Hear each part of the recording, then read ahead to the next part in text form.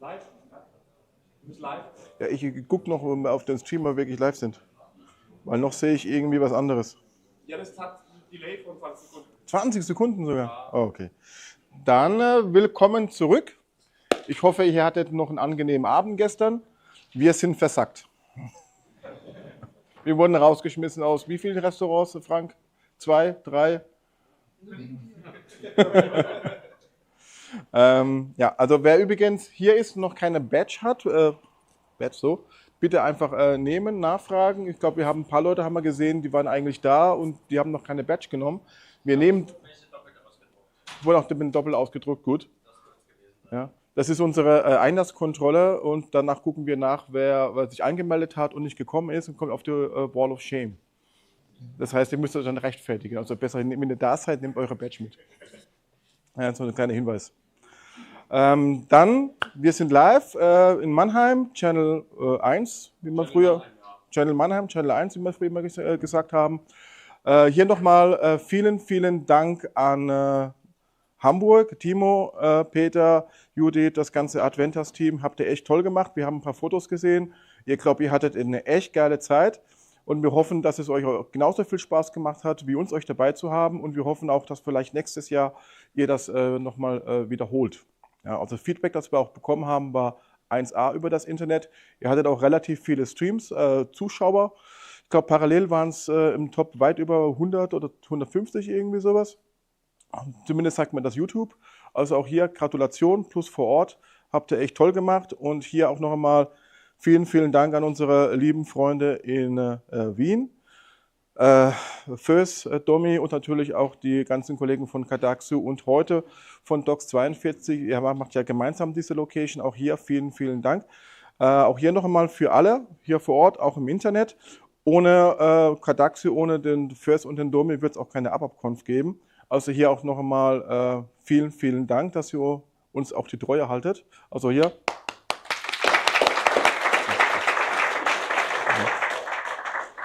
Und aber natürlich auch hier, also das Publikum ist einfach wahnsinnig. Super toll, dass ihr auch alle da seid. Ich weiß jetzt gar nicht mehr, wer versteht eigentlich gerade kein Wort, was ich sage. So. Man muss immer richtig fragen. Nee, man muss ja immer nur richtig fragen. Dann kann man, es ging keine Hand hoch, das passt ja. So, don't worry, I'm going to switch to English soon. Und ja, also auch ihr seid super, dass ihr alle da seid, dass ihr auch die Zeit genommen habt. Immer mit der Ruhe, ja. Erstmal das Publikum hier befriedigen und sagen, wie gut sie doch sind und wie gut sie auch mitmachen. War auch super tolle Interaktion, muss man auch wirklich mal sagen. Also man merkt schon, wenn man vor Ort ist, man kann auch mal Fragen stellen mit den ganzen Leuten, finde ich eigentlich auch super. Bedeutet allerdings auch unsere lieben Sprecher, die müssen auch manchmal dann nochmal ihr Wissen auch nicht nur PowerPoints zeigen und in der Demo, sondern auch in Fragen beantworten. Aber man merkt, die sind auch wirklich fit. Ja, die machen das auch wirklich. Und da muss ich auch wirklich sagen, wir sind echt stolz, Sprecher zu haben, die auch wirklich ihr Metier auch wirklich beherrschen. Ja, und das merkt man auch so bei der SAP, die kommen immer zu zweit oder zu dritt. Ich habe keine Ahnung, warum unsere Non-SAP-Sprecher kommen irgendwie alleine und rocken das Ganze. Und bei der SAP kommt er zu dritt. Was ist denn los? Warum? Aber ja, wie gesagt, also kurzer Aufruf noch einmal an alle, wenn ihr mal ein Sprecher sein wollt, einfach mal versuchen. Was kann schon schief gehen? Im schlimmsten Falle hat man sich mal hingesetzt und hat einfach mal so einen Titel für einen Vortrag sich ausgedacht. Das ist nichts Schlimmes, das ist einfach, muss man auch wirklich mal sagen, das hilft auch für die professionelle Entwicklung, die man eigentlich auch will. Also macht's einfach mal. Mehr als abgelehnt geht eigentlich nicht. So, now back to English. So everybody, welcome back. I hope you had a nice evening event. We went to bed very early, right, Frank? Yeah, we were like in.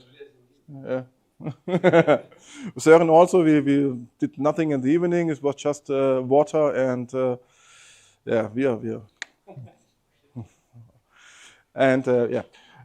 Also, thank you again to Hamburg for yesterday. It was really a nice event. What we have seen from the internet, from the YouTube statistic and so on, it really was huge success, and it seems like also the topics we were hosting were really, really well received from the audience. So we hope to have you back maybe next year also again. Very thank you, and we hope you enjoyed it as well as much as we did. And again, many thanks to the team from Adventas, Peter, Timo, Judith, and everybody else. And also to the speakers and the audience at Hamburg. Was really nice to see that so many people showed up. And also back to Vienna. Many thanks also yesterday for the Domi First and the Kadaxu and Docs 42 team for hosting this event in Vienna, and also for today. And just a reminder for everybody,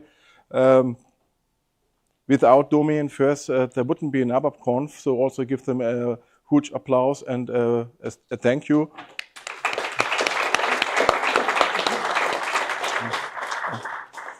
I hope the applause actually comes over the microphone. There is some movement. Wait a minute.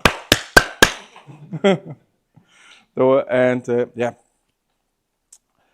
I realized in the agenda it's 30 minutes for the welcome, and I didn't prepare anything.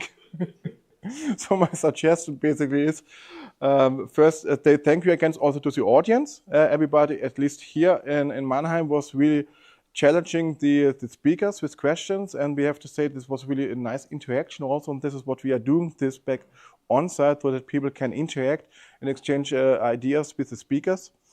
And then I have to say it's very interesting to see that our non-SAP speakers are working this alone mostly, and the SAP people are coming like to two or three people.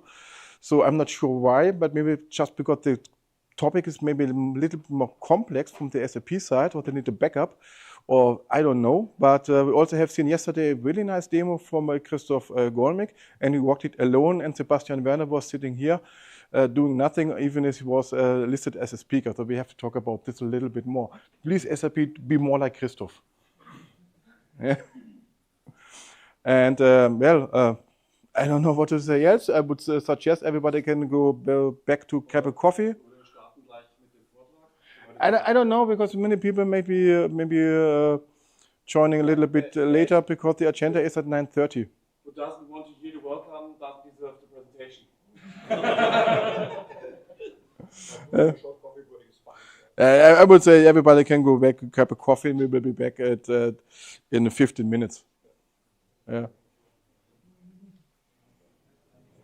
And I want to find out the guy that did the agenda.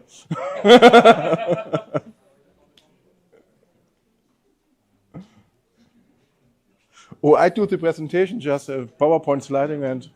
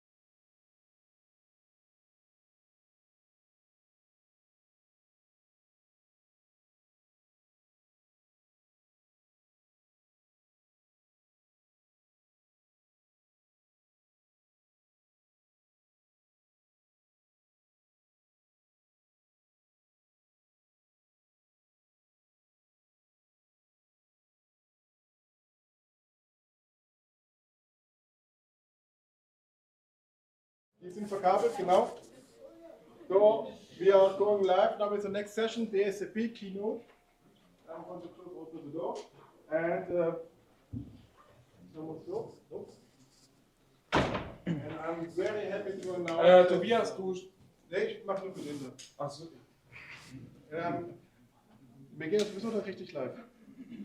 I'm happy to announce that we managed to have a SAP keynote from Fabian and with Boris. Boris is also a long-time supporter for ABAPConf since the very first edition. So also very nice to see that people are coming back as a speaker. So you see we have a big friendship with the SAP team. We are not evil. And I'm very, very excited to hear about the ABAP strategy and the artificial intelligence part in here. So I hand over to Boris and we are going live. Wir sind live. We are live. We are live. So, good morning from my side as well to the second keynote, I assume. We had yesterday a keynote as well. Perfect. So, today it's about the ABAP strategy towards ABAP Cloud Development accelerated by ABAP AI. My name is Boris Gebhardt, and fortunately I will be joined by Fabian Fellhauer, our big ABAP Cloud expert. You will see that in a second. I want to raise the bar a little bit for you. And the main topic, you will see that in a second, will be really to show you, and that already leads to the agenda, what is the general ABAP strategy we have, what kind of impact do we have about ABAP in the SAP ecosystem. And after this overview, we will directly go over to ABAP Cloud. That will be the main topic because that's how you as an ABAP developer will work in the future. Concerning ABAP development. That's how you develop modern ABAP application. That's why it's so important to do all the upskilling of all the ABAP developers, which we have worldwide, to this new development model. And it's not a small change, it's really a big change. More or less everything changes. The tooling, the programming model, everything more or less. And then most likely the ABAP AI part will be the most interesting topic for you because it's so new and everybody talks about AI. And here the main theme will be you as an ABAP developer, how can you use and benefit from AI to be more effective, to integrate AI in your own ABAP applications for your end users. And additionally, concerning code transformation, we all know we are in the middle of a big transformation from ECC, from the classic ERP systems to S/4HANA. A lot of effort is in there concerning custom code transformation as an example. And of course, there's a big hope that AI may help to automate parts of that at least. Okay, so these are the main topics which we will handle. So let's directly jump into the first part, ABAP impact and strategy. And as a warm-up, I use the last survey which has been taken in the SAP ecosystem. You perhaps know that that's done annually. So the ecosystem of SAP, the developer community, is asked regularly, what kind of programming language are you using day by day, which kind of tools and all that stuff. And the result is, to be honest, as each and every year, we see the ABAP is leading here. So the SAP ecosystem is dominated by ABAP developers, let's say it like that. So guys like you. That's the first thing. And that more or less relies directly to the numbers which we normally see. So it's a little bit hard to calculate, but our estimation is that we have roughly 2 million ABAP developers worldwide who are actively working in customer systems as a partner or whatsoever in all these hundreds of thousands of SAP systems worldwide. And that leads to the second angle, more or less, of ABAP, and that's the ABAP platform, the foundation of all the ERP systems worldwide. And the ABAP is more or less the rock-solid foundation of all these ABAP systems. And that's why now I want to show you our main stakeholders and how we deliver our new ABAP features, like a new CDS feature, a new debugger feature, whatsoever, to all these stakeholders. So on the left, the gray part, you see the classic ERP based on NetWeaver, application server ABAP, including CRM, SRM, or NetWeaver-based applications like BW, PI, or whatsoever. That's based, of course, on ABAP, on NetWeaver. First of all, it's clear. Here we focus on patches, on support, on maintenance.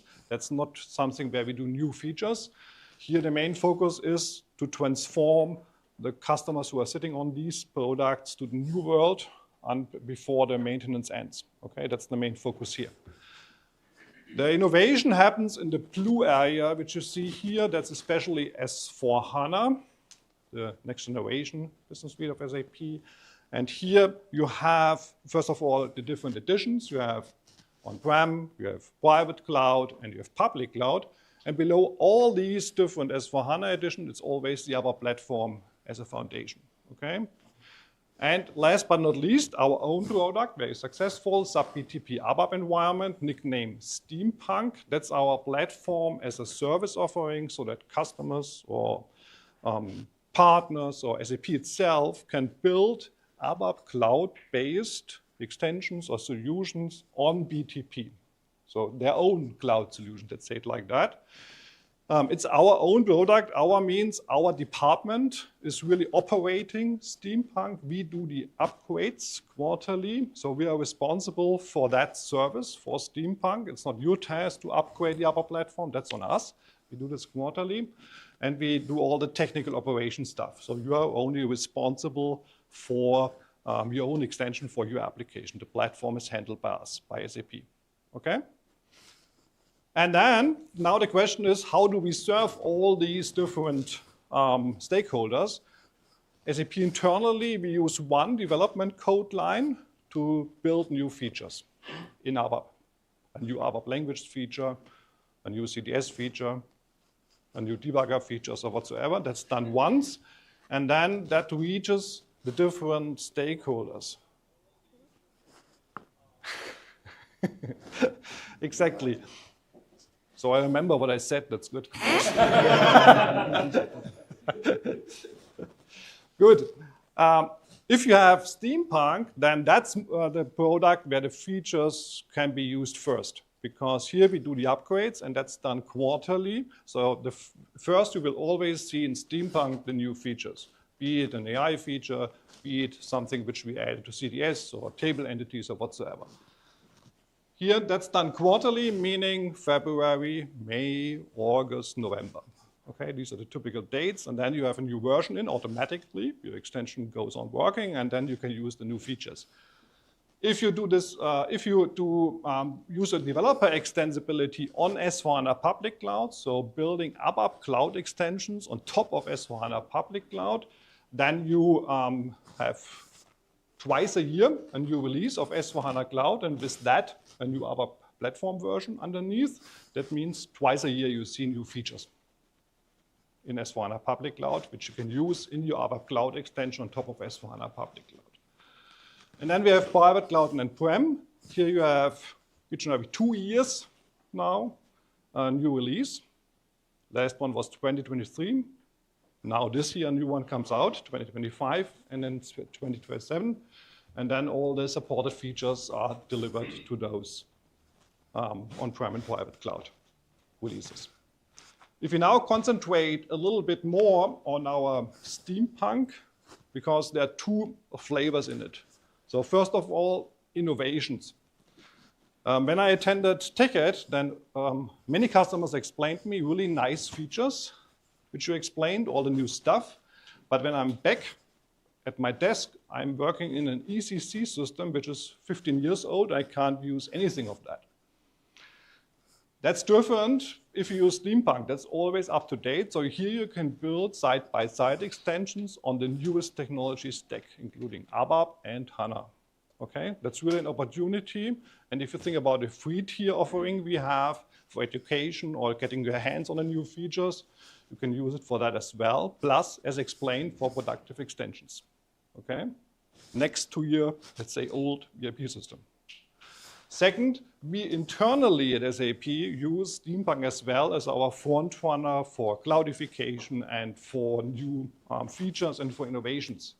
You see here in the middle our Steampunk stack, and we started 2018 with Steampunk. That was more or less the release date, the first release date.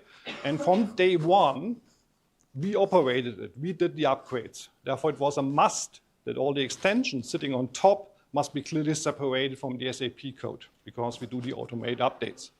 So only SAP APIs must be used, only extension points, and so on. So that was more or less the birth of ABAP Cloud, the cloud-ready ABAP development model. Not because we want to somehow invent something new, it was just a given, seeing that we do automate updates on Steampunk, okay? And ABAP Cloud Development Model means, first of all, upgrade stable, as explained. Additionally, we restricted the ABAP language so that you can only use ABAP statements which do not conflict with our own SAP operation. So no longer you can use open dataset to access the file system. There's not the possibility to directly access the operating system because that's our task to do the operation stuff for Steampunk. So we restricted the ABAP language to the stuff which makes sense in the cloud environment, okay? And last but not least, we restricted the available frameworks and UI technologies. We have just quite some history in ABAP, 40 years to be precise, and we collected a lot of frameworks and UI variants. And here in ABAP Cloud, we restricted it to the most modern and S4 relevant variants. So no longer SAP GUI, no longer BSP, no longer WebDynPro from an UI perspective, but we focus on web-based Fiori applications, okay? Because we have to cloud enable all that, we have to secure all that, we have to support all that, and that's why we want to streamline the ABAP Cloud Development Model to the cloud-ready, most modern technologies in the ABAP stack. And as explained here, that's exactly what is used in our SAP internal development in S4 as well. So they use web to build new Fiori apps. That's the mainstream, let's say it like that, internally, and hopefully soon externally as well. Additionally, what we do in Steampunk is that we use, let's say, state-of-the-art cloud technologies underneath our ABAP systems. So we build on Kubernetes to scale and to operate our application servers. And that makes it possible that we are able to operate all these, and we have really many of those Steampunk systems with a really small operation team because everything's automated, standardized, and so on. But that reflects directly to ABAP Cloud because since ABAP application servers go up, go down, just because we scale, your application must be able to cope with that. You must be aware that the application server may vanish, go away, and comes again if the load increases, okay? So you must be resilient, you must be able to restart more or less, or to go on with your application. So these are new capabilities which you need in a cloud environment, which is part of the ABAP Cloud Development Model. And all that has been matured since 2018, and after the maturing with all the partner and extensions using ABAP Cloud, 2022, we found out now we are mature enough and we provide the same in S/4HANA. So that was more or less the birth, that ABAP Cloud is available in S/4HANA as well. And that now leads exactly to all the details about ABAP Cloud, and you will see me again when the AI part comes up. All right, so thanks for the handover, Boris. So talking about ABAP Cloud, the question is always how can you benefit from ABAP Cloud and what's behind it actually. So Boris already gave us a great introduction, right, what the motivation behind of ABAP Cloud is. So also looking now to you, so who of you has already built some productive applications with ABAP Cloud? Who has done that? Okay, there are plenty. Good, about half of the people within that room. So talking about ABAP Cloud is exactly what also Boris just mentioned, right? So when we are talking about cloud technologies with our ABAP Cloud Development Model, including also the RESTful Application Programming Model, we provide cloud-ready, cloud-native capabilities. No, capabilities, also referring to the keynote yesterday, great, out of the box, right? So you have possibilities to build your application in a cloud-ready way, so it can also be operated in cloud environments, talking about Steampunk, so the SAP BTP ABAP environment, but also, of course, the S/4HANA Public Cloud Edition. Also, Boris mentioned the clear separation of custom coding, right, and SAP coding. So meaning that you only are allowed to consume publicly released APIs. And this is because, of course, we want to make sure that we are able to deliver the latest innovations day by day or month by month to you as developers. So meaning that we need to be in a state where we can do system updates whenever we want to, right? And this we can only ensure if you as application developers, you do not have any efforts to adopt a new version, a new cloud delivery version of our steampunk operating model. And with that, we also need to force you, unfortunately, also to stick to those publicly released APIs, which of course, again, are kept stable by SAP. The great thing is the same ecosystem, those same functionalities are of course also available to you as application developers. So meaning if you are in the role of a partner development or maybe also as a large customer and you're building your own APIs for other departments or software components, you are also allowed to make use of exactly those concepts of ABAP Cloud to be able to release publicly released APIs for your customers or for your internal or departments. So we are providing a cloud-ready development model, not only for you, but also for our internal developments and also for partners, customers, for everybody. So we have a unified development model where we deliver our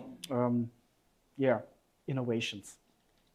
And of course, also the term clean core is up to every mind, right? So by using the ABAP Cloud Development Model, we of course also ensure that you are clean core by default. So meaning if you build new applications within your S/4HANA stack, either on-premise or private cloud, by using ABAP Cloud, we make sure that also in those environments, you're only allowed to make use of those publicly released APIs. And with that, you're automatically also clean core compliant.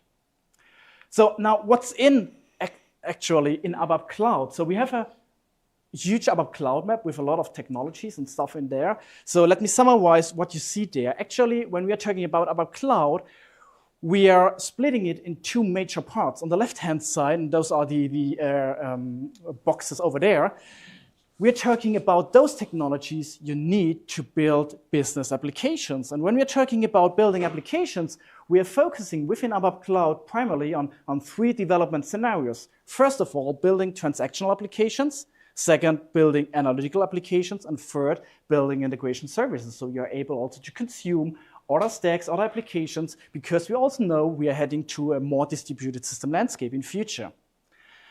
And there we have technologies in place to define your data model, like CDS. So for core data services, you're able to define your data model of your business application. You can add some behavior to it to, for example, also make fields mandatory in the UI to expose all those things to UI or data services, and then also, of course, to generate Fiori applications out of it.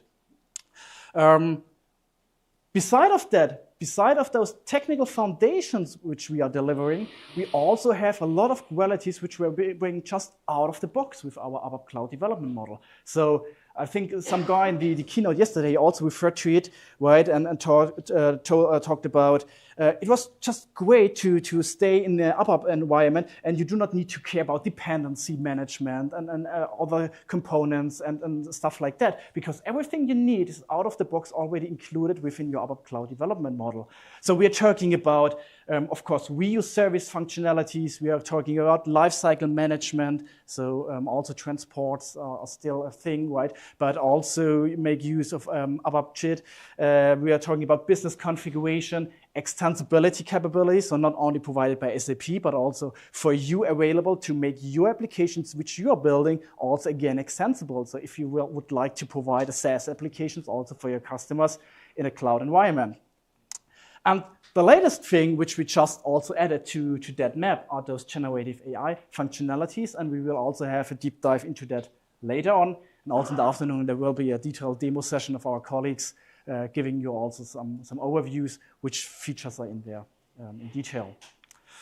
So talking about ABAP Cloud, it's important to understand that ABAP Cloud is not only available in public cloud edition, so talking about S/4HANA public cloud or talking about SAP BTP ABAP environment, but ABAP Cloud can already be used today in on-premise and private cloud edition. So meaning independently in which environment you are, so S4 or private on-prem or public cloud, you can make use of the ABAP Cloud Development Model to already be now prepared for running your applications in a real public cloud environment. So you are able to develop your applications within the ABAP Cloud Development Model, even on-premise. So make use of that and also prepare your applications to be really also future-proof. What are now those different extensibility strategies which we have, right? This is something customers usually asking for, right? So what should I do if I now move from ECC to S/4HANA? I have now some old applications in there, some old extensions.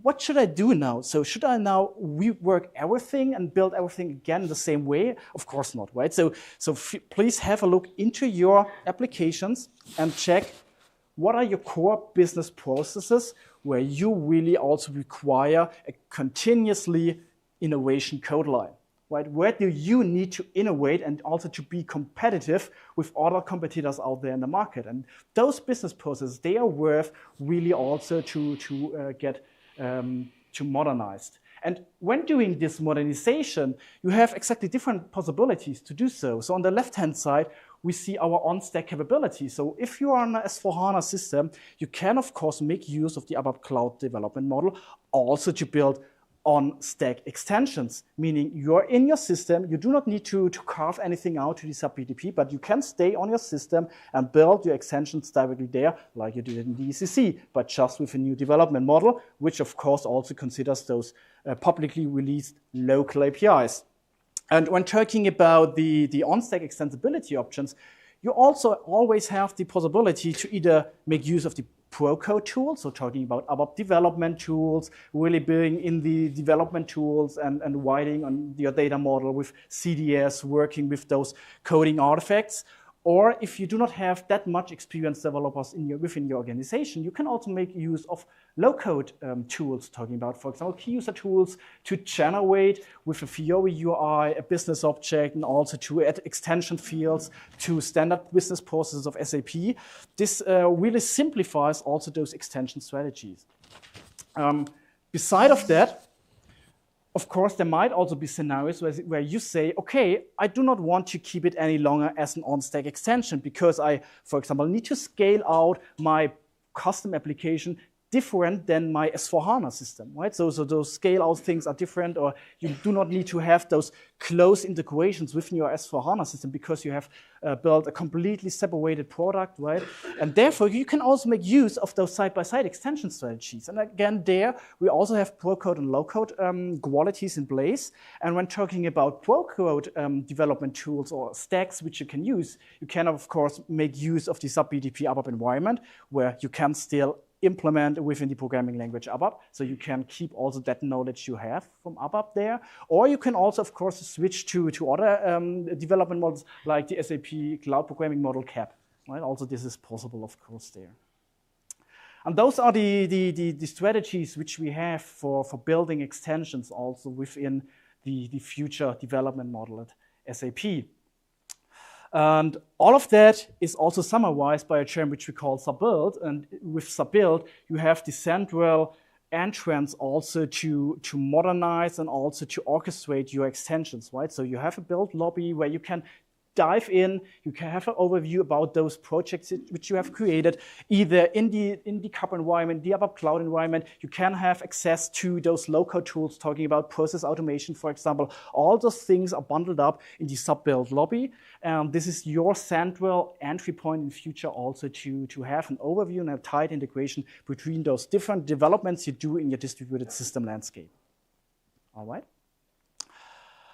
And having said that and having that in mind, we are also often talking about a strategy, especially the strategy of the ABAP Cloud Development Model. And customers asking me, okay, we now have the ABAP Cloud Development Model in place. Where are we heading to? So what are the plans also, the further plans for ABAP Cloud? Can I rely on that, or should I now use CAP or something else? What is the recommendation of SAP on that? And what I would like to also give you a kind of overview is, so I could, of course, when I talk about strategy, I could talk about technologies and stuff like that for an hour. But when talking about strategy, it's often also about talking about uncertainties. And I would like to make you think of the last business challenges you have faced recently, right? So it might be that there was a sudden market shift in your business. Maybe you did an acquisition and needed to incorporate integrations or other IT departments into your business processes. And I would also make you to think about your developers, which are kind of that way, and also in the maintaining legacy implementations and also visiting the TechEd, right? And receiving all those new innovations, but they're coming back home and realizing, oh, I still need to do those maintenance activities. And I'm, as a developer, not able really to do those to access those innovations. And the third thing I also would like to make you think of is also the feeling you have to think about, how can I, as somebody who is responsible for architecture within your development organization or also for development, how can we stay competitive in a way that we really also make sure that we have efficient business processes in place which supports our business? And also this was something Tobias referred yesterday to. We really need to make sure that you as customers are able to find a development model which really supports your business, because this is what we want to do as a developer, right? We are not developing stuff because it's cool or fancy and we can make use of the latest technology. No, it's because we really want to support the business. And when talking about those uncertainties, we have 3 major investment areas which we are also heading to in the next years. And this is, of course, first of all, we as ABAP are reliable. So we are not only reliable right now, we were also reliable in the past years, right? So most of you already had some business processes running on ABAP for the past decades, and we're still continuing this journey, right? So the same developers are still active in our organization, now also implementing the ABAP Cloud Development model. And when talking about reliable, we are also talking about cloud quality. So with the ABAP Cloud Development model, we are really ensuring that we grant cloud-native qualities out of the box. So I'm talking about supportability, testability, extensibility, scalability, resilience. So I could go on for that most probably half an hour. Well, not half an hour, maybe 5 minutes or something like that. But anyway, so all those qualities are granted out of the box, and you do not need to care, or you should not care about those stuff, because this is just intrinsic included within the development model. And this is what we're aiming for, what we are really focusing on, right? To provide you a business development model to where you can really also focus on implementing business logic.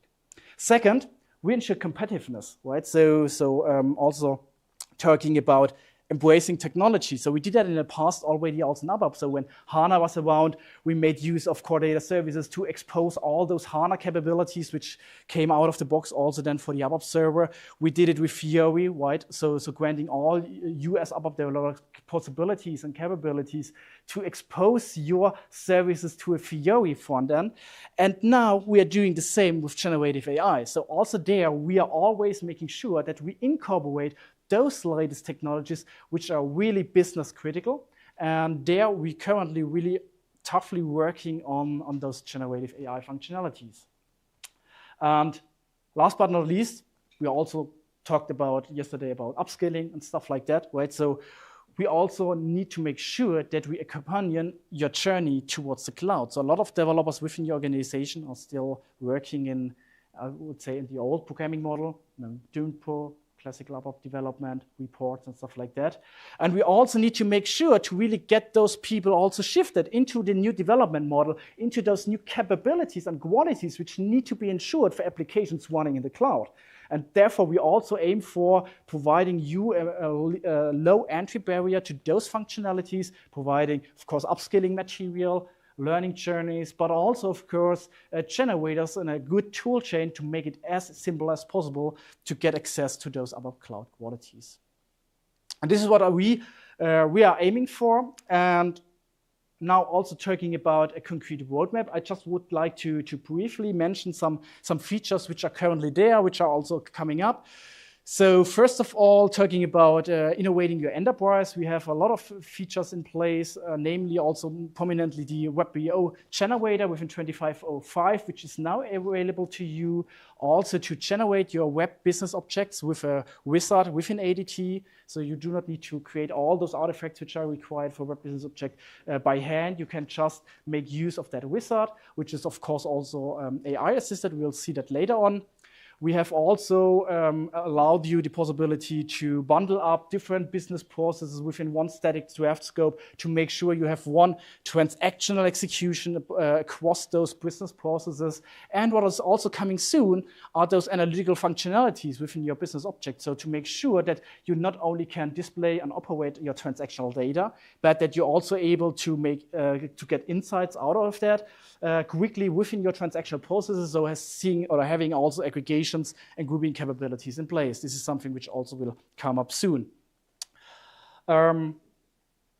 Next, I would also like to mention what we are doing for boosting your development efficiency or your business user efficiency. So also, which is very prominently shown today, also for my colleagues, are those Joule developer capabilities for web, which really assist you also in the AI development.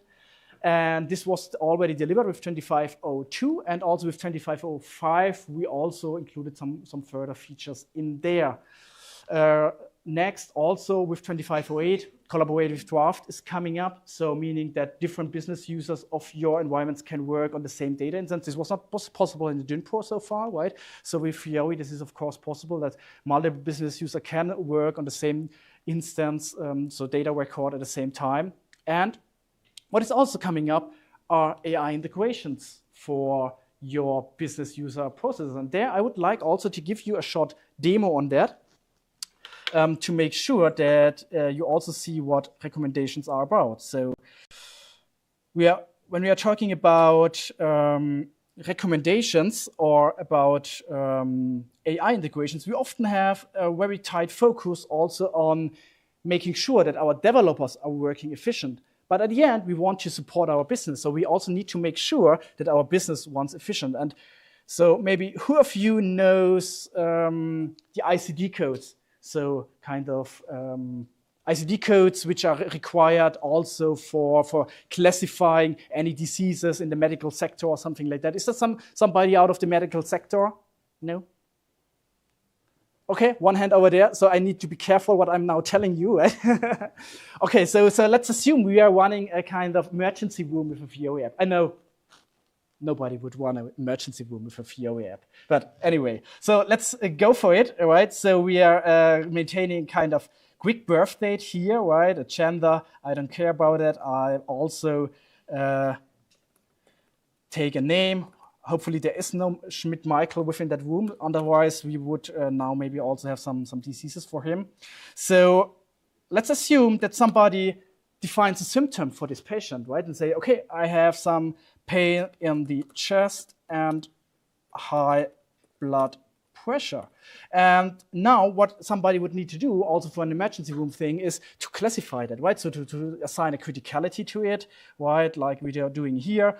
Criticality, is it emergency, not urgent or something like that? Maybe also a man flu, so man is maybe dying. But we are taking it as an emergency and also the diagnosis. We need to search all those ICD codes to find the heart stroke, right? So, or the heart attack. So when I'm searching for heart, I'm not finding that. So I'm going into the Fiori UI, I'm switching to contains, search something for heart over there. And I will now click on the go button, see the heart attack. And there we are. We can create a data record and we are good. It takes some time.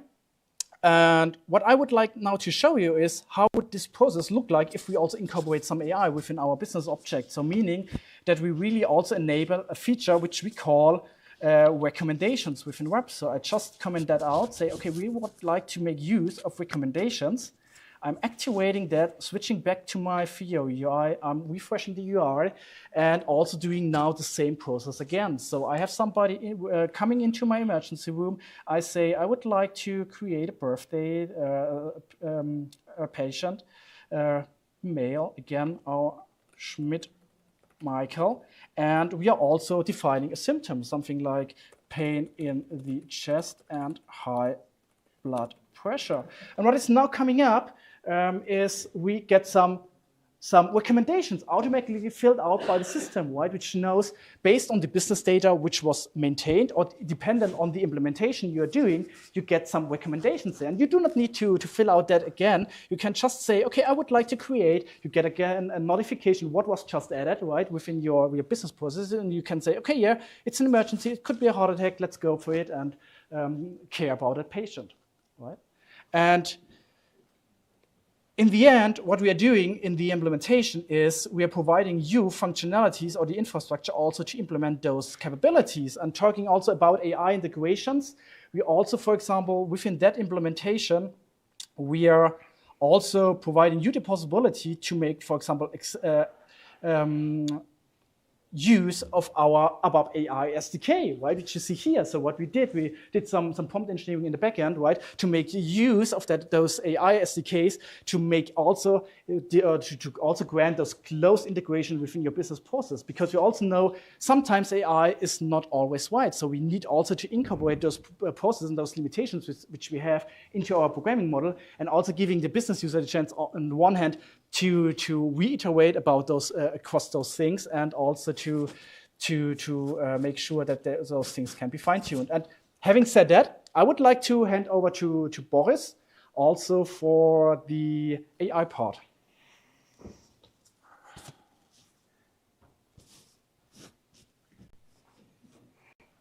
Clicker.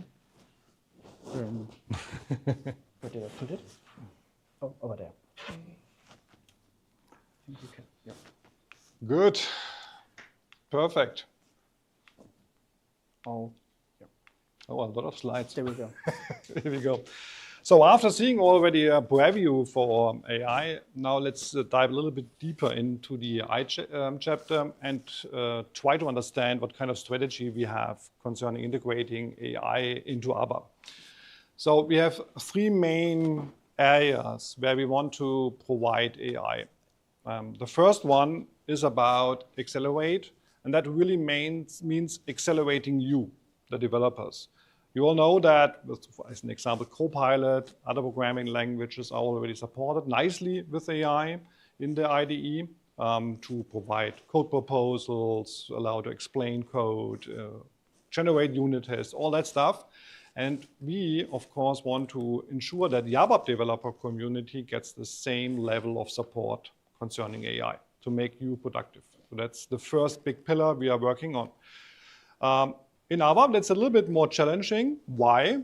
Because there's not really much ABAP code out there which can be used by any kind of AI. Okay, there's not much public code available, as you notice from other programming languages.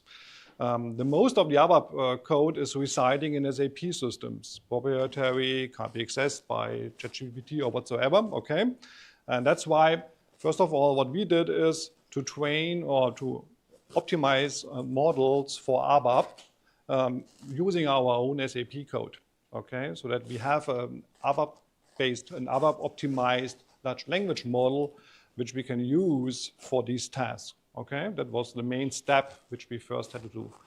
Second topic is empower, and that has already been seen in the demo, which you have seen. You build your own custom ABAP applications and you want to use AI in your application for your end users, okay? And we provide an SDK and embed this technology into ABAP so that you can benefit from AI and bring AI functionality to your end users in an ABAP way, meaning, of course, it's integrated in the IDE, of course, lifecycle management is no issue, of course, there's troubleshooting available and all that stuff, so in an enterprise-ready way. As we did it for HANA, with CDS, with AMDP, now AI is the next topic, okay? And last but not least, and that's the most urgent topic at the moment, we all know that we are in a big transformation from the classical ERP now to S4 and Clean Core and all that, and a lot of custom code must be adapted.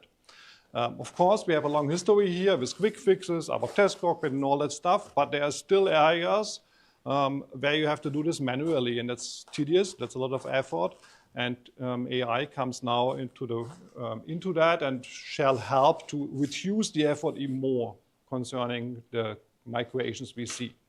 And since we have the end of maintenance in front of us, it's urgent that we provide this functionality soon. Okay, so that's why it's urgent.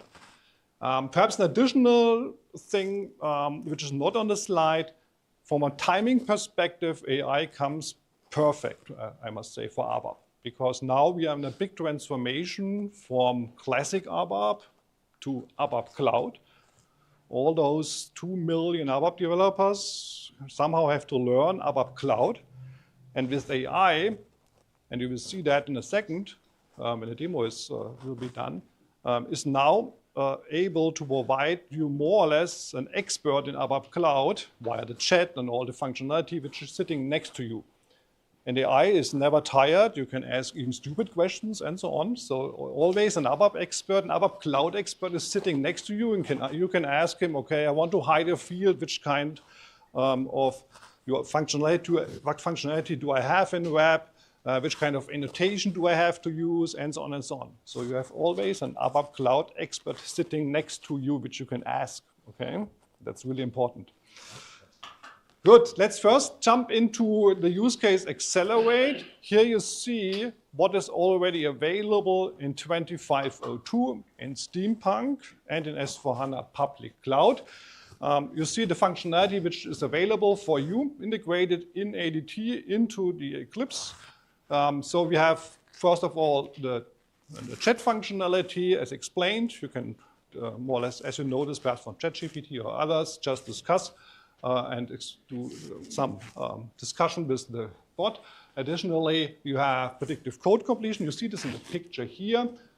So when you type, you get already a recommendation what kind of code you may want to add next. So that's not the classic code completion, which you know, where you just get more or less a hint about the next statement, so the ABAP statement, or which method you want to call. AI is really analyzing the context, more or less the complete class, and tries to figure out what you want to type next, okay? And that's really powerful. Of course, it's not so brilliant if you have an empty class, okay? But if there's already something in, a lot of methods are in, and so on, then it's really helpful. Additionally, you can use a comment or something like that explaining, I will never learn how to use regex, therefore please explain me how I can do a regex which checks if the date format is correct in that variable, and then underneath you will directly see the recommendation, the code, which shall be used, okay? Additionally, in ABAP it's common that you have to handle code which hasn't been written by somebody else. Okay, perhaps a consultant or whatsoever. And you have no idea what this code is doing.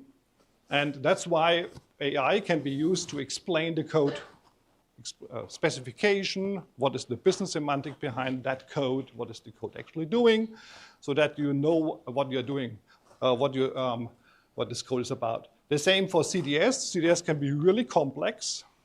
That's why it's so important that you have a guide explaining you what this CDS view is actually doing. And last but not least, unit test generation. Perhaps you notice that it's possible already without AI to generate this more or less a stub for unit test, the empty test class, let's say it like that, with some asserts in. With ABAP unit test generation, the productive code is analyzed, and then you get more or less a pre-filled test class which already provides some unit tests which contain already some logic, okay? It's not completely magic, so if you have untestable code, there's no magic that somehow AI now makes this testable and you have brilliant unit tests afterwards, okay? So be realistic, but it's much more than the stub which we had before, okay? Availability concerning the products, you see this underneath. Today you can use it in Steampunk, you can use it in S/4HANA Public Cloud, so ABAP Cloud Development on stack, and with the upcoming release 2025, you can use it in the private cloud as well. The next use case, before that's really important.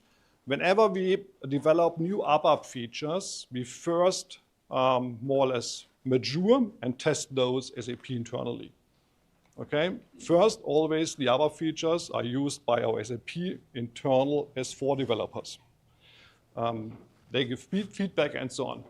And we did the same for the AI features, and the test results with our SAP internal colleagues was really nice. You see here the UX could have been, was evaluated, ease of use, how likely will you recommend it. So to be brutally honest, we don't always get these numbers like that. Let's say it like that. Not all features are so much like, let's say it like that. So we really see something like 80% that they recommend the feature. So it really is beneficial for their day-by-day work. That should motivate you.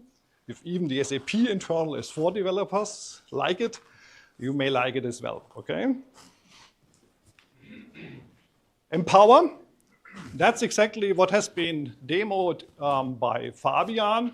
He has shown you our ABAP AI SDK powered by intelligent scenario lifecycle management. So names, that's really one of our major things at SAP, which we know how to do it. So it's a really long name for an SDK.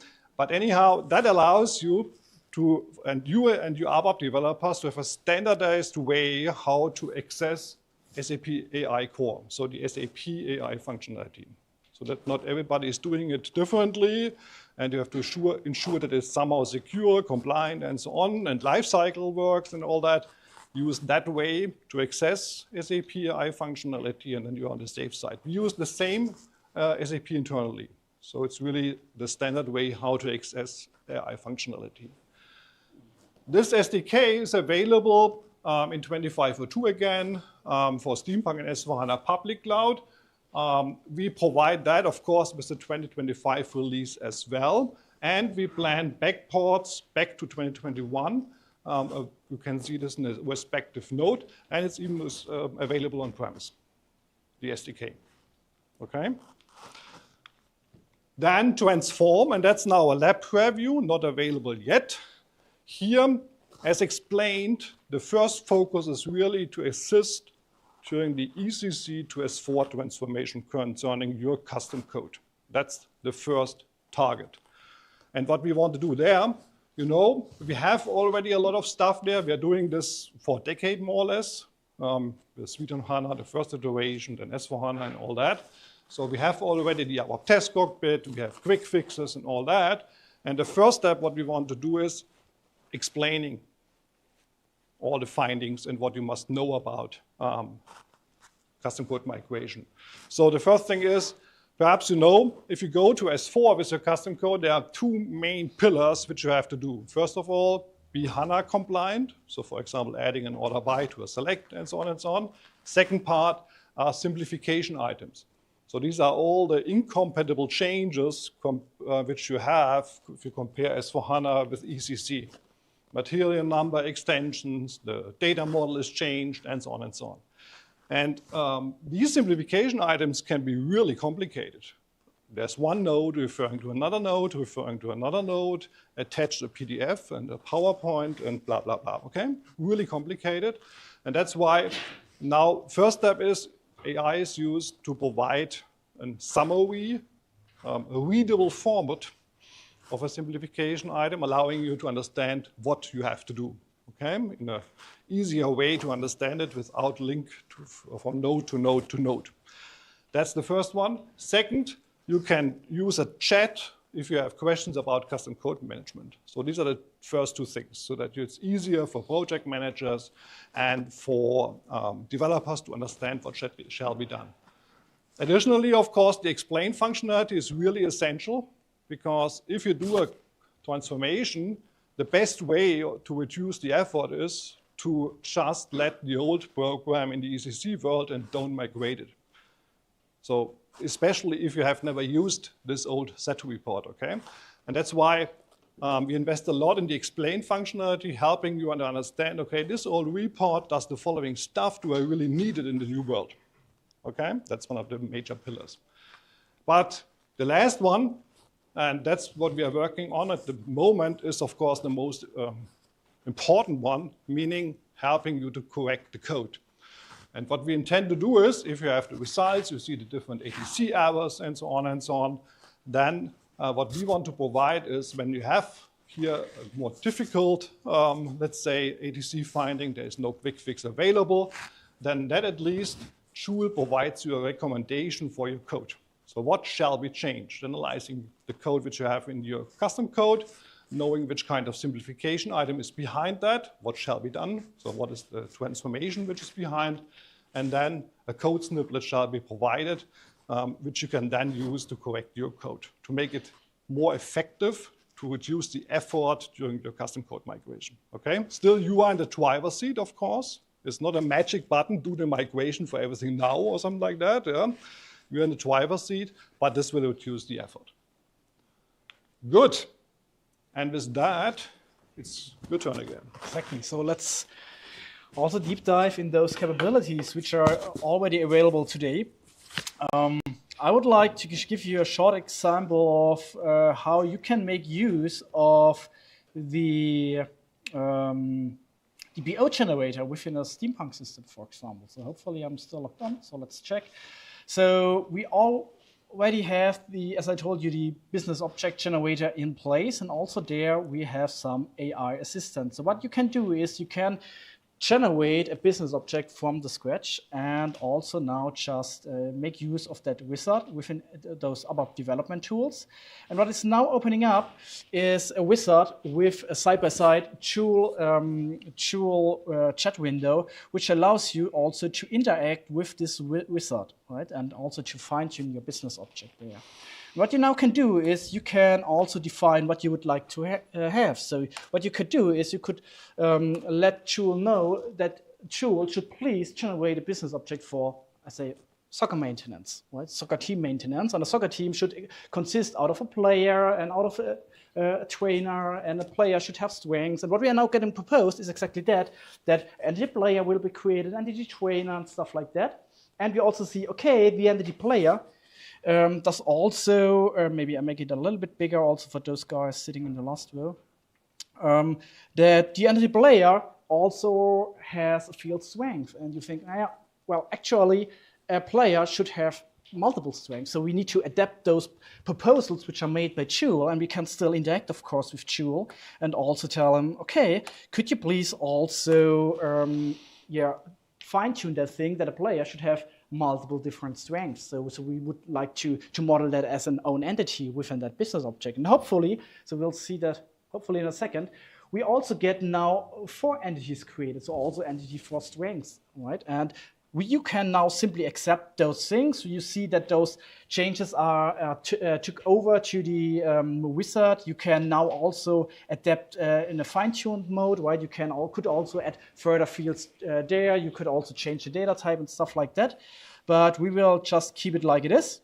Click on next. Also see then those objects which are generated for having a one-time ready business application. I can also select the transport request and now generate those things. Please have a note to this small bar on the wider lower corner. So things are now generated as mentioned also in the wizard. What you also can do in parallel, of course, is you can make use of those Joule functionalities and also explain things like a CDS view. So we also have integrated Joule not only as a chat window, but you have also access to those capabilities within the context menu. So you can access a CDS view and also say, okay, could you please explain me the icon with CDS view? And you will then see in a second that you also get an explanation of the purpose of the CDS view. So what is the purpose of this particular CDS view? So it also knows the context of transactional interfaces, transactional queries, and stuff like that. And you will also get a kind of overview what business questions can be addressed with CDS views, recommendations, how to use it. And you could also deep dive then to dedicated fields and also get them explained. In parallel, our object was now generated. We can open that one up. Also the service binding, so it's the most upper thing which is then also exposed. I will publish also that service so we can access it in a second. And we will see that those functionalities that we now have then also a one-time ready business object in place end-to-end, right, with really less effort. So I did not code any line of ABAP yet. It's still ABAP. Once it is published, we will also have a look into how get we further with that. So when we see that the business object is available, we will also, of course, enhance those functionalities, for example, by adding further validations. And we will see that in a second. So opening up the soccer team, we are now also able to define all those fields. We can maintain the soccer team in the end.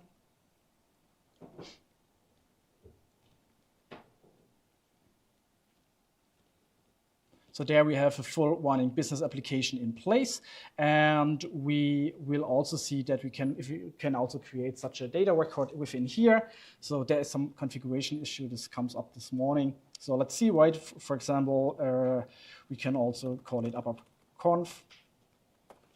We can create it, save it, and everything. We are fine.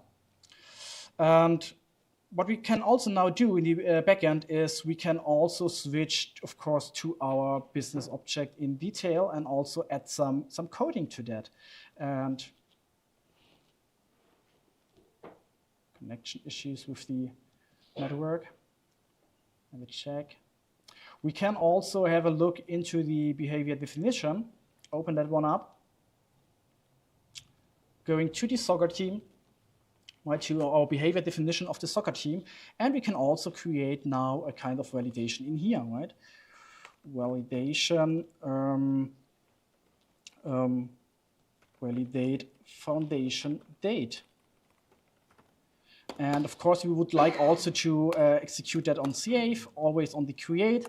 And what we now can also do is we can activate the behavior definition. We get a quick fix also proposed to generate the validation within here. So a method will be generated within the behavior pool, which is giving us the implementation hook for this validation.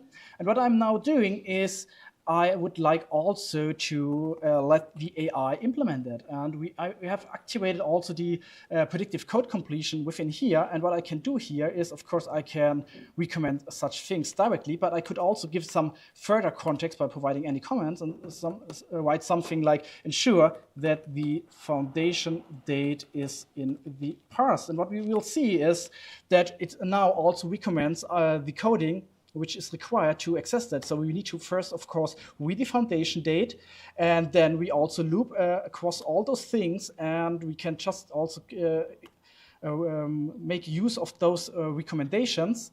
And of course, also as it is not perfect, we still need maybe to adapt something. So we can also, of course, refer to the soccer team creation. Search for the soccer business object, can make use of the soccer team within here, and I do not need to have that thing in place. And of course, we also would make maybe use of our own message class. So I think I have something also in place. I think it's that one, and I can also just make that one in place. Invalid foundation date. There is already some message also. Foundation date in future. And what we also see is it recommends something which is no longer valid in ABAP Cloud. So it can also make use of the Joule functionality to ask, okay, what's the successor in ABAP Cloud for C-datum? And what we will then also see that the relevant thing will be provided maybe for the ABAP. So sometimes we need to fine-tune, of course, also our prompt, because he now also proposed the CDS pendant for that, right? In ABAP coding. And hopefully he will also then shortly provide us the relevant class. No, he will not. So unfortunately, not today. Also, those things are getting better. So technically, we are still redirecting also to some third-party providers, LM providers in the background. But with the upcoming upgrades, we also will have our own models with our own rec service integration in place, which even makes that much more better. Having that also activated, we also now see in the Fiori UI, if we now also create a new record, that of course also the validation should work. So if I create a new one, I can now also choose a foundation date in the future. And if I would like to save it now, I should also a message should come up which says foundation date is not in the past. And I have now really incorporated those functionality without even really knowing those details of EML and those syntactical specifics of that. And having said that, we are finished also with our demo. I would like to switch back to the presentation shortly also to give you a kind of glimpse what is also available, what are the takeaways. So, of course, we talked about ABAP Cloud, We talked about generative AI, so make sure also to check out those additional information which we have available there. I think those slides will also be shared afterwards. And also what I would like to refer to are those certifications which are in place. So especially when talking about extensibility and how to do on-stack extensions, feel free to check out also those learning journeys and to really also get upskilled in this new development model. And with that, I'll also would like to close. So thank you very much also for your attendance. And I think we are pretty on time, so we need to make some room for the next speaker. But if there are any questions left, of course, we can also meet outside. And thank you very much.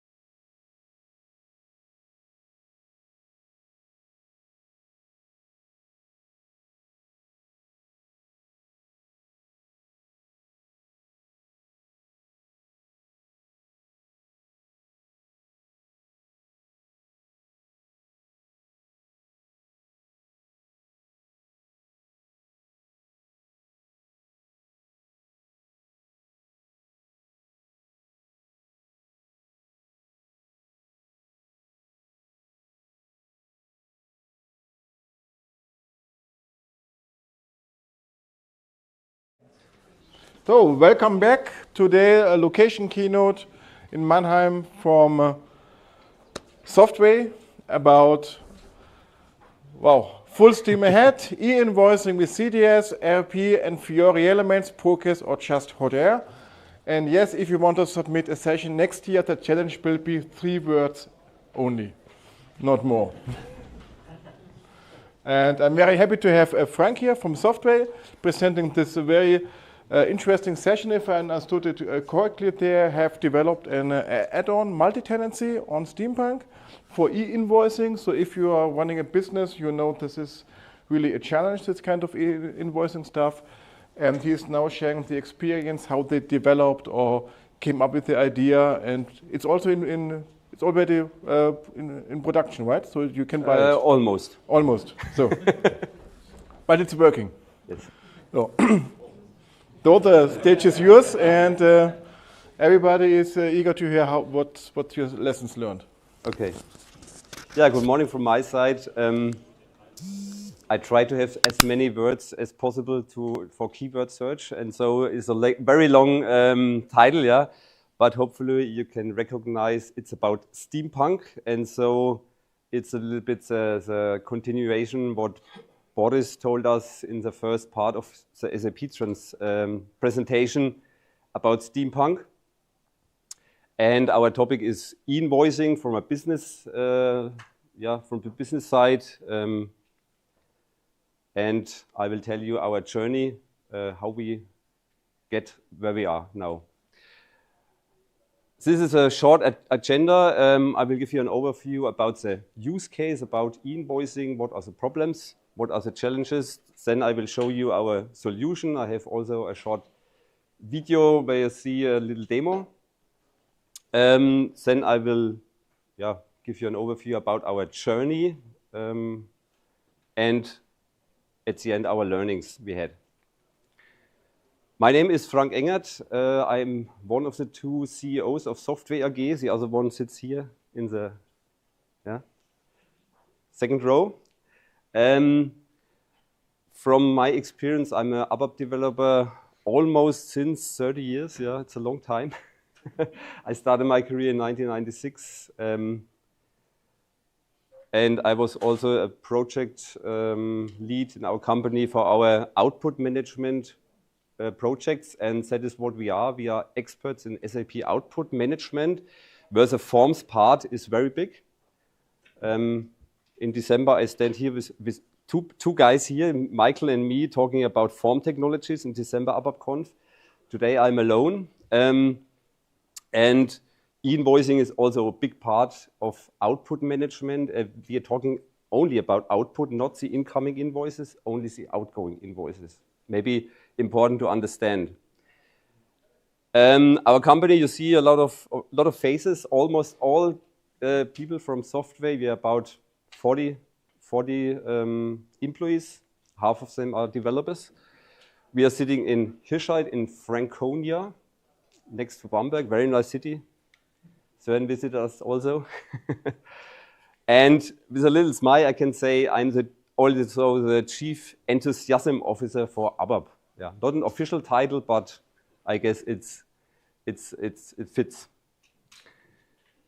So what is our use case? I told you about e-invoicing, but it's a global topic.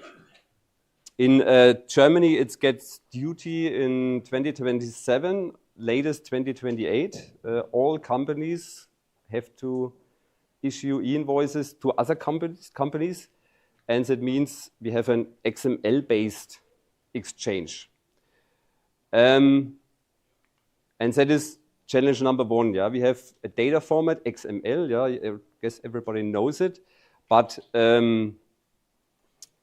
also in the EU, European Union, we have different flavors, let's say like this. Have a look to Italy. You see the XML tags are in Italian, yeah? In Poland, it's Polish. Here, this is the issue date, yeah? Faktura datum. And the French guys decided for English, yeah? I don't know why. but it's English. And in Germany, it's also English. So easy, I guess, for us developers to read, to analyze if there are some errors. But also in Germany, that's the next challenge. We have two other flavors. One is X-Rechnung. It's called X-Rechnung. Yeah? Deutsche Bahn, for example, accepts only X-Rechnung. That's only in XML, and we have the Zugpferd format. Very nice word.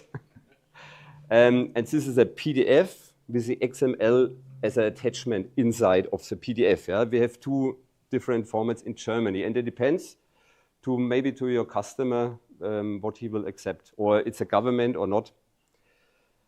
The second challenge is transmission channels. So, for example, email. Yeah, very easy. I guess everybody knows SAP system can send emails natively, and in Germany is also accepted. So if you have the Deutsche Bahn again as customer, you can send them an email to a special email address, and then everything is fine.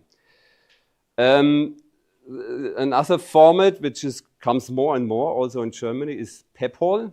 That's let's say something like a handy network, a mobile phone network. You have a number to identify each company, but an SAP system don't speak PEPAL natively. So we have a problem there, and it's in Germany. It's also it comes more and more. Deutsche Bahn has also a PEPAL ID. You can send the invoice to. In Belgium, which comes on the 1st of January next year, they have also PEPAL, and other countries as well, all over the world. It's maybe the favorite transmission channel we will see, but you never know.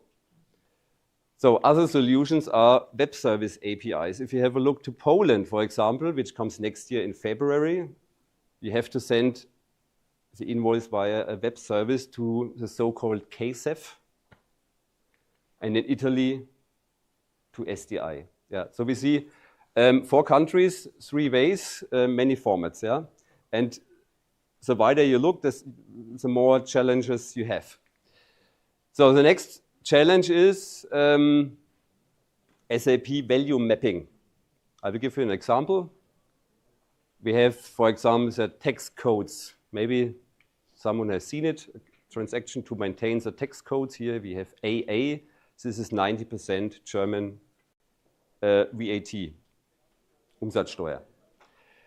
AA doesn't matter outside of SAP, and if you have a look to the XML, we have to map it to S, which means standard rate. For example, if you have here 0% no tax, you have to map it to E, which means exempt from tax. Yeah? So we have here a mapping, easy to understand, I guess. So what is now our solution? And I already mentioned it. We as a partner developed a solution on Steampunk, which is called the Global E-invoice Cloud.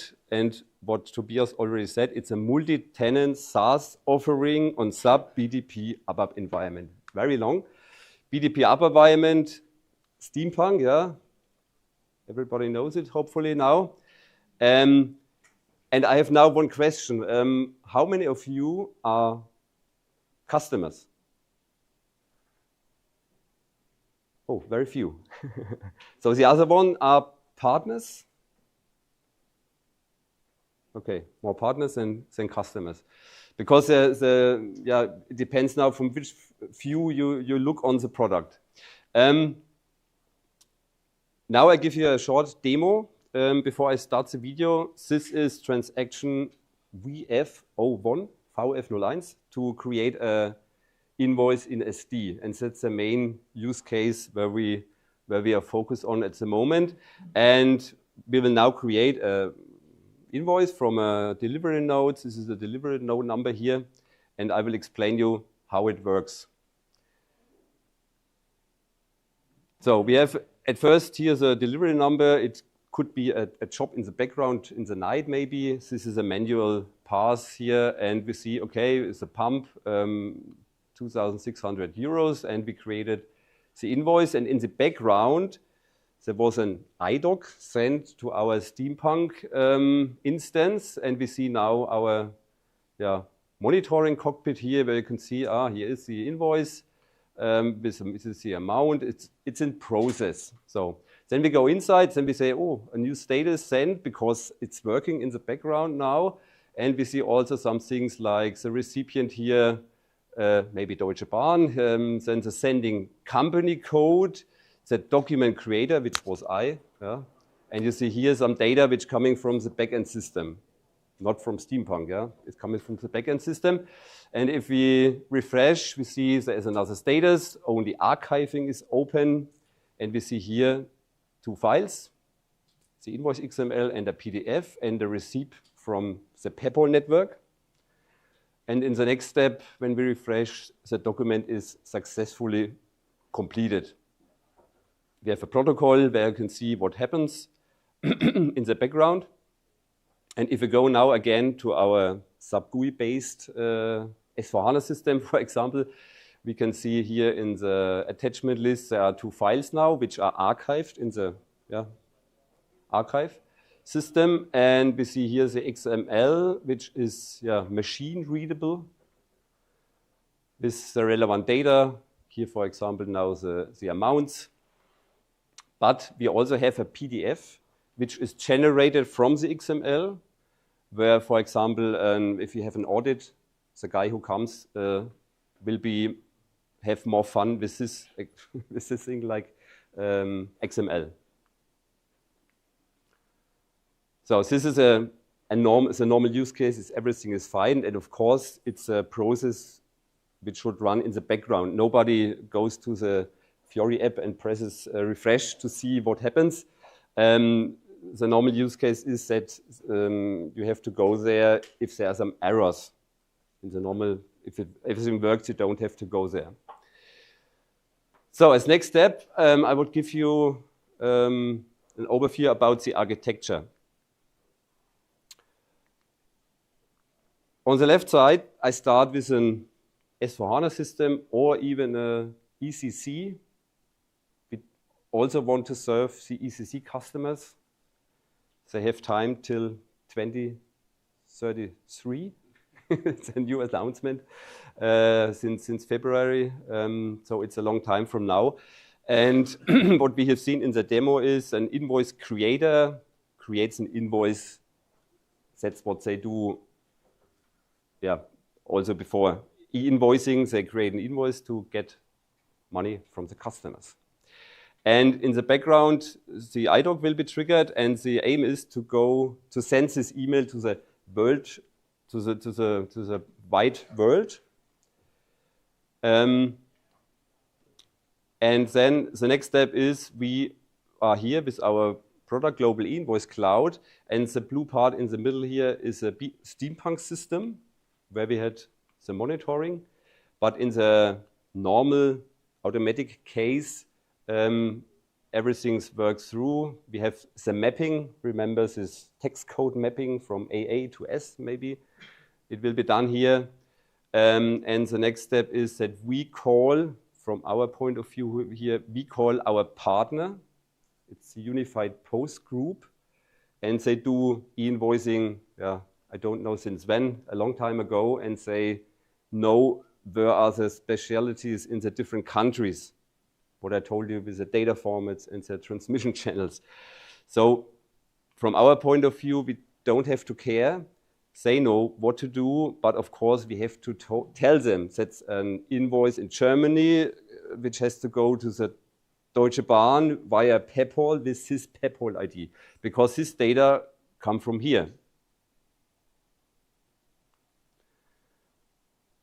So after the conversion, the invoice will be sent to the invoice recipient, and the last step we saw is here, step 5. We archive this generated or sent XML and also this PDF. We archive it in the system of the customer. And here, of course, this arrow is important, and what you also see, of course, you need the cloud connector to connect an on-premise S/4HANA system to the steampunk environment here. So the arrows here means that the invoice creator can have a look to the monitoring, but normally he will go there if there is an error. He gets an email maybe, error occurred, have a look. And what we also have is another role, let's say a key user, who can do also mapping here, who can see all invoices of all company codes. The normal invoice creator should also only see his company code invoices maybe. So we have a role concept here. So what we did is, of course, we had to use the tool CDS, RAP Fiori Elements, which comes a little bit later now in the demo or in the presentation. This text is only if you want to make a photo, yes. That's what I explained, hopefully, to you. So this is the architecture. I will give you a short overview about the other, or the UI. And you see here on the left side, we have a Fiori Launchpad here with a monitoring app. We use a custom business configuration. In old world, it was SM30. I guess everybody knows it. And we have also, we use the analytics capabilities to have here a nice overview of what happens in the system. So I come back later to this with a little bit more technique, just to see. Here we have the monitoring we saw in the demo.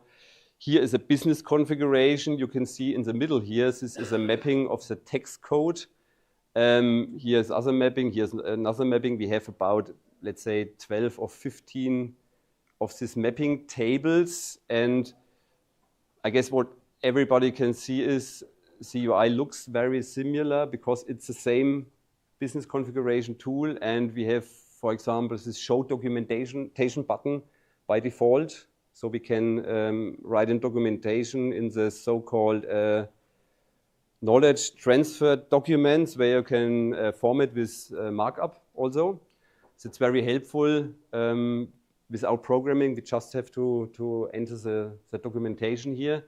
And what is also very helpful out of the box is change logs, where you can see who has changed what, when, from old value to new value. I guess we know it from the old customizing change log.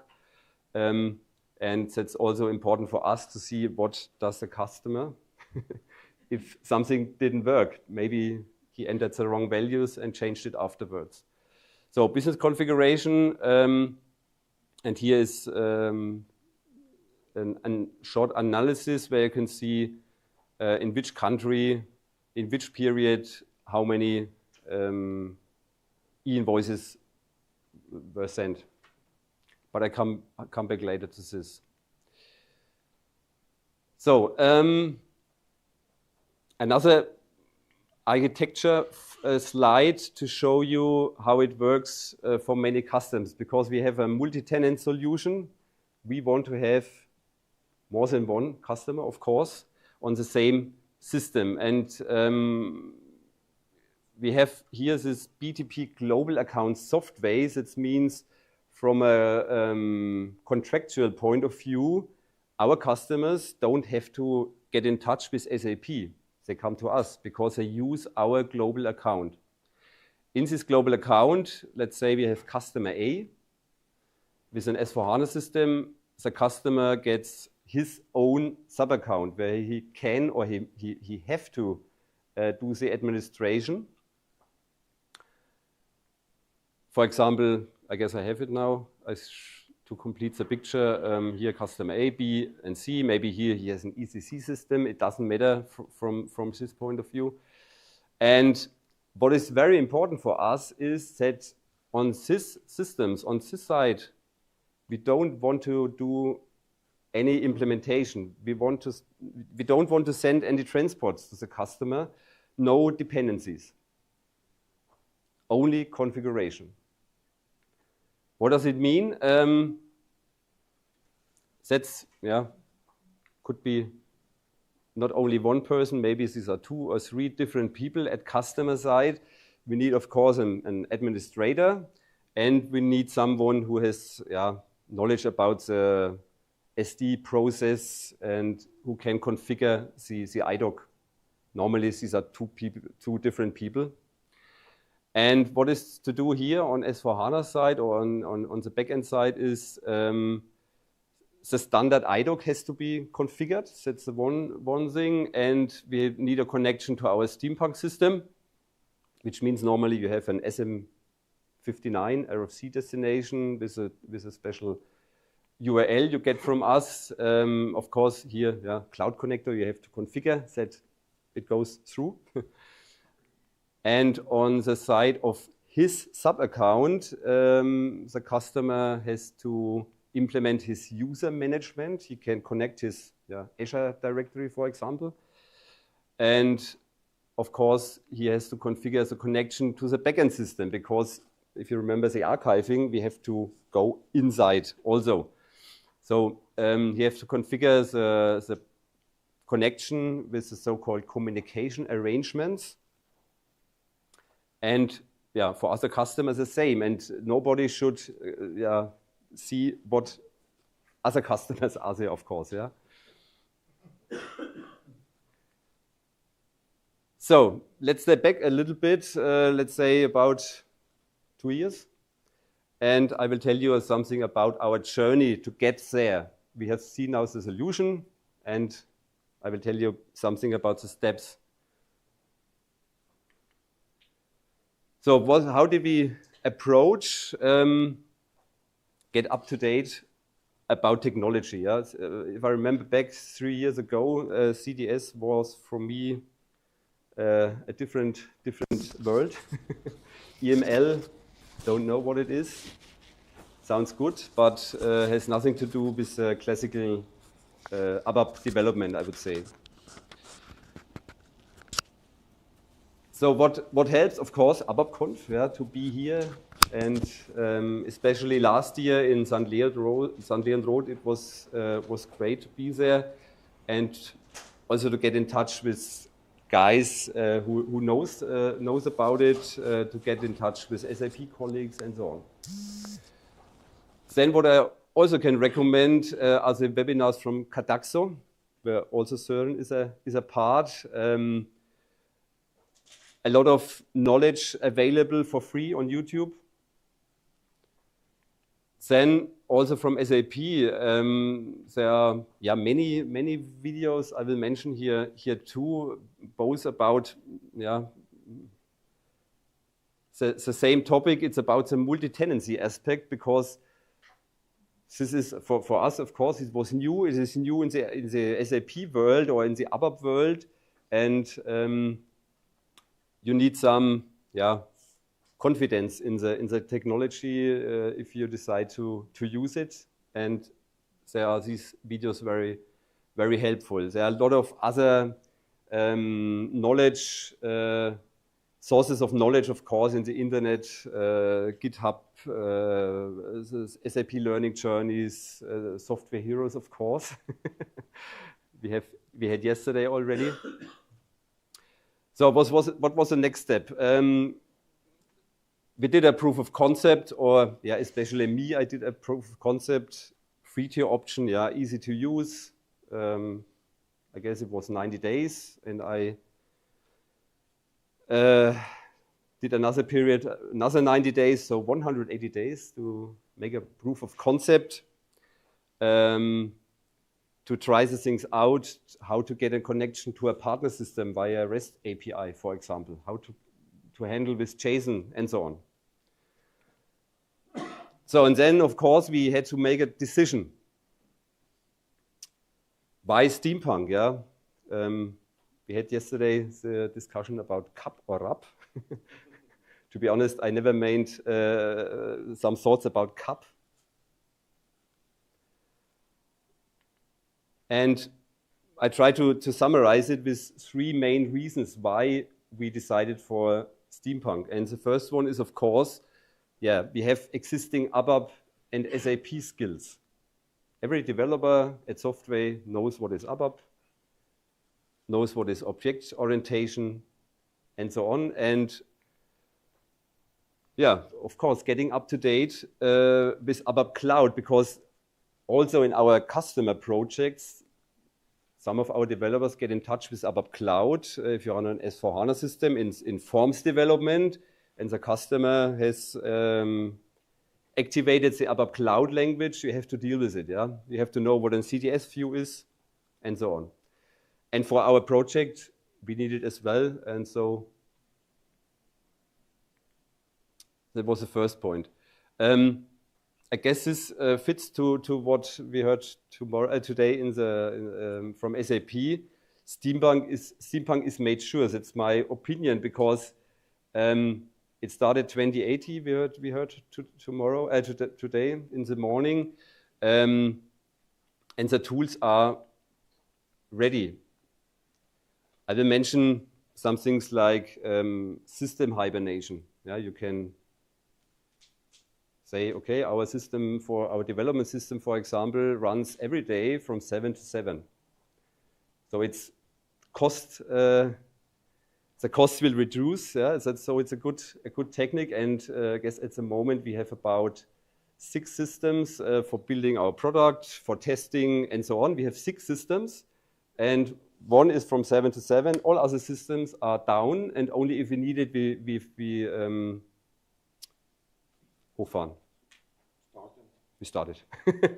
We started. And so it reduces the costs, which is very, very positive for us. Then we had yesterday a discussion about the so-called pre-upgrade. So it means we heard in Steampunk you have every 3 months a new release. The next one is in August. And I guess about 3 weeks before, you can make a pre-upgrade to check if everything works. Because if you have a productive environment, yeah, you have to be careful, of course. So, and the third reason was the multi-tenancy part. What I showed before in the slides with this BTP sub-account handling and the well-known client handling. And this is, I guess, a little bit funny that 30 years ago, we already have this Symant, the client, and now it lives as a tenant. I think it's funny, yeah. So then after the decision, of course, the question was how to get knowledge, enter new ABAP world. Yeah? And here I hand over to Søren. Yeah. Hello. Some words from my side according to this topic. We already discussed yesterday the complete upskilling and learning journey, the problems multiple people of you have and will have. Frank also told us that he switched from the old world, or that they moved with their solution, or built their solution exclusively on the BTP ABAP Cloud. And for the BTP ABAP Cloud, yeah, you need to know all the BTP ABAP stuff with CDS and RAP. And so they asked us to give them a training to help them to move to the new technology stack. And yeah, with some training and consultancy, we started first to get a skill set overview of the people and common problems that we have or that we see on different customer sites, especially for partners there who are developing products. Who is a product developer? Product partner? And from which release your product is starting? Yeah, but ECC 702, 731. And so the problem is for the most ABAP developers that are, yeah, like Frank and his colleagues, are working with their own product development. They have a very low release that the solution can run on every customer side. So you don't use ABAP 740 or 750 in your product because you want to reach as much customers as possible. And so they are not very in touch or very comfortable with the CDS stuff, with the new modern ABAP statements and RAP completely away. Then you also have different personalities in the company or in the product development team. You have the web developers, you have the guys that are more Backend? no, the backend, but also in the fachliche Ecke. Business. Yeah, the business, the more business-oriented people. And so if you decide to start a learning journey, then you have to look at all these aspects. Where's the technology, where they're starting from, what skill set they have, what kind of stuff they want to do in the future. And based on this information, we talk to them, okay, and recognize, okay, a little more refreshing from modern ABAP is needed. Okay, CDS know-how is needed, and also RAP and Fiori Elements. Do you want to do high sophisticated UIs with freestyle UI 5? No, okay. Some learning map we don't have to teach them.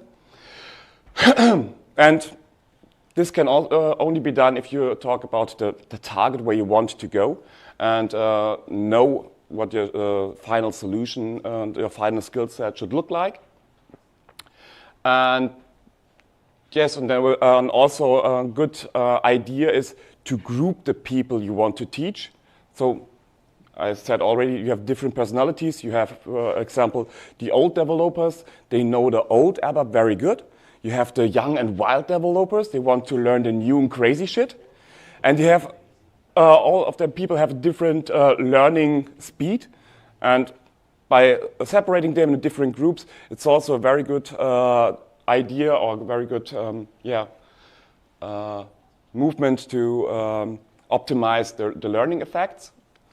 And after doing some trainings and to level the people up, the next part is, okay, after training, nice one, you have to start working with. And it's also a very common problem. A lot of people visit training or do an online course and never touch it in the real life. And then 1 year later, 2 years later, when the final release upgrade is done and you have the new S/4HANA release where you can theoretically work code with RAP, then you have all forgotten what you have saw the last 2 years. It's also a common problem I had in the past. 10 years ago, I wanted to learn WebDim Pro. There was one tutorial I did 3 times, so every 1 year again. Or also UI5. I don't know how I often implemented the Hello World, but not further. And then if you're in the real world and you're doing the real job and we have the real problems, then it's also very comfortable to have one in your environment with some know-how, with expertise, and then also to talk to them and get the information, the help when you need them. So we also then offered them a one-to-one training or some Sprechstunden. Huh? Side-by-side coaching. Side-by-side coaching, thank you. And then we also offer them side-by-side coaching so that to be sure that all the people in the company get the information they need for building this cool product. Yeah. So. And here you see the second group. So we divided it in two groups. We had the first group was a bigger group. Everybody has to know about Eclipse, ADT, and CDS. That was Jörg's part, I guess 5 days. And the second part versus photo is from in the second part with RAP development and Fiori Elements. And this is also the project team which started the development. And yeah, I guess you can see half men and women. Also nice.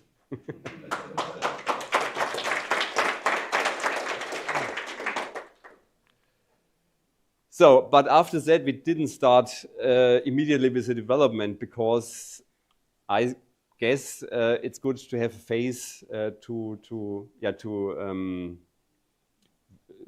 what you learned you have to do. But normally it's the first time you did it. After the training, it's not 100%. So I guess it was about 6 weeks. We had a proof of concept phase where every developer has chosen a case from the learning journey, SAP, for example, to make of these courses to get more confidence in ABAP Cloud Development. And after that, we started really with the development. And the first thing was, of course, to create the data model. So it means database tables. And we have some tables. And here, Søren comes again.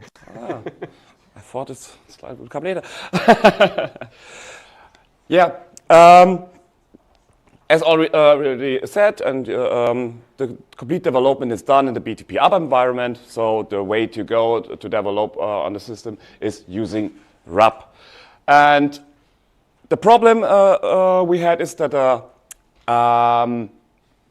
the invoice object is a little bit more complex one. It's not like the S flight that you have one flight and one booking, or perhaps some food on the flight.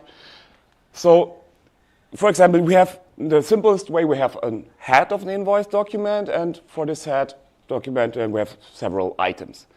So, but it gets more and more complex. For example, we have the Incoterms. Okay, this is information, separate table defined on the header level.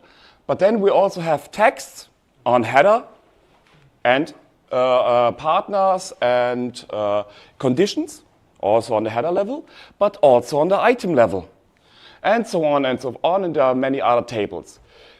And if you then have to develop a RAP object for this, then it's a little bit more complicated, because in total we had 26 tables for one object.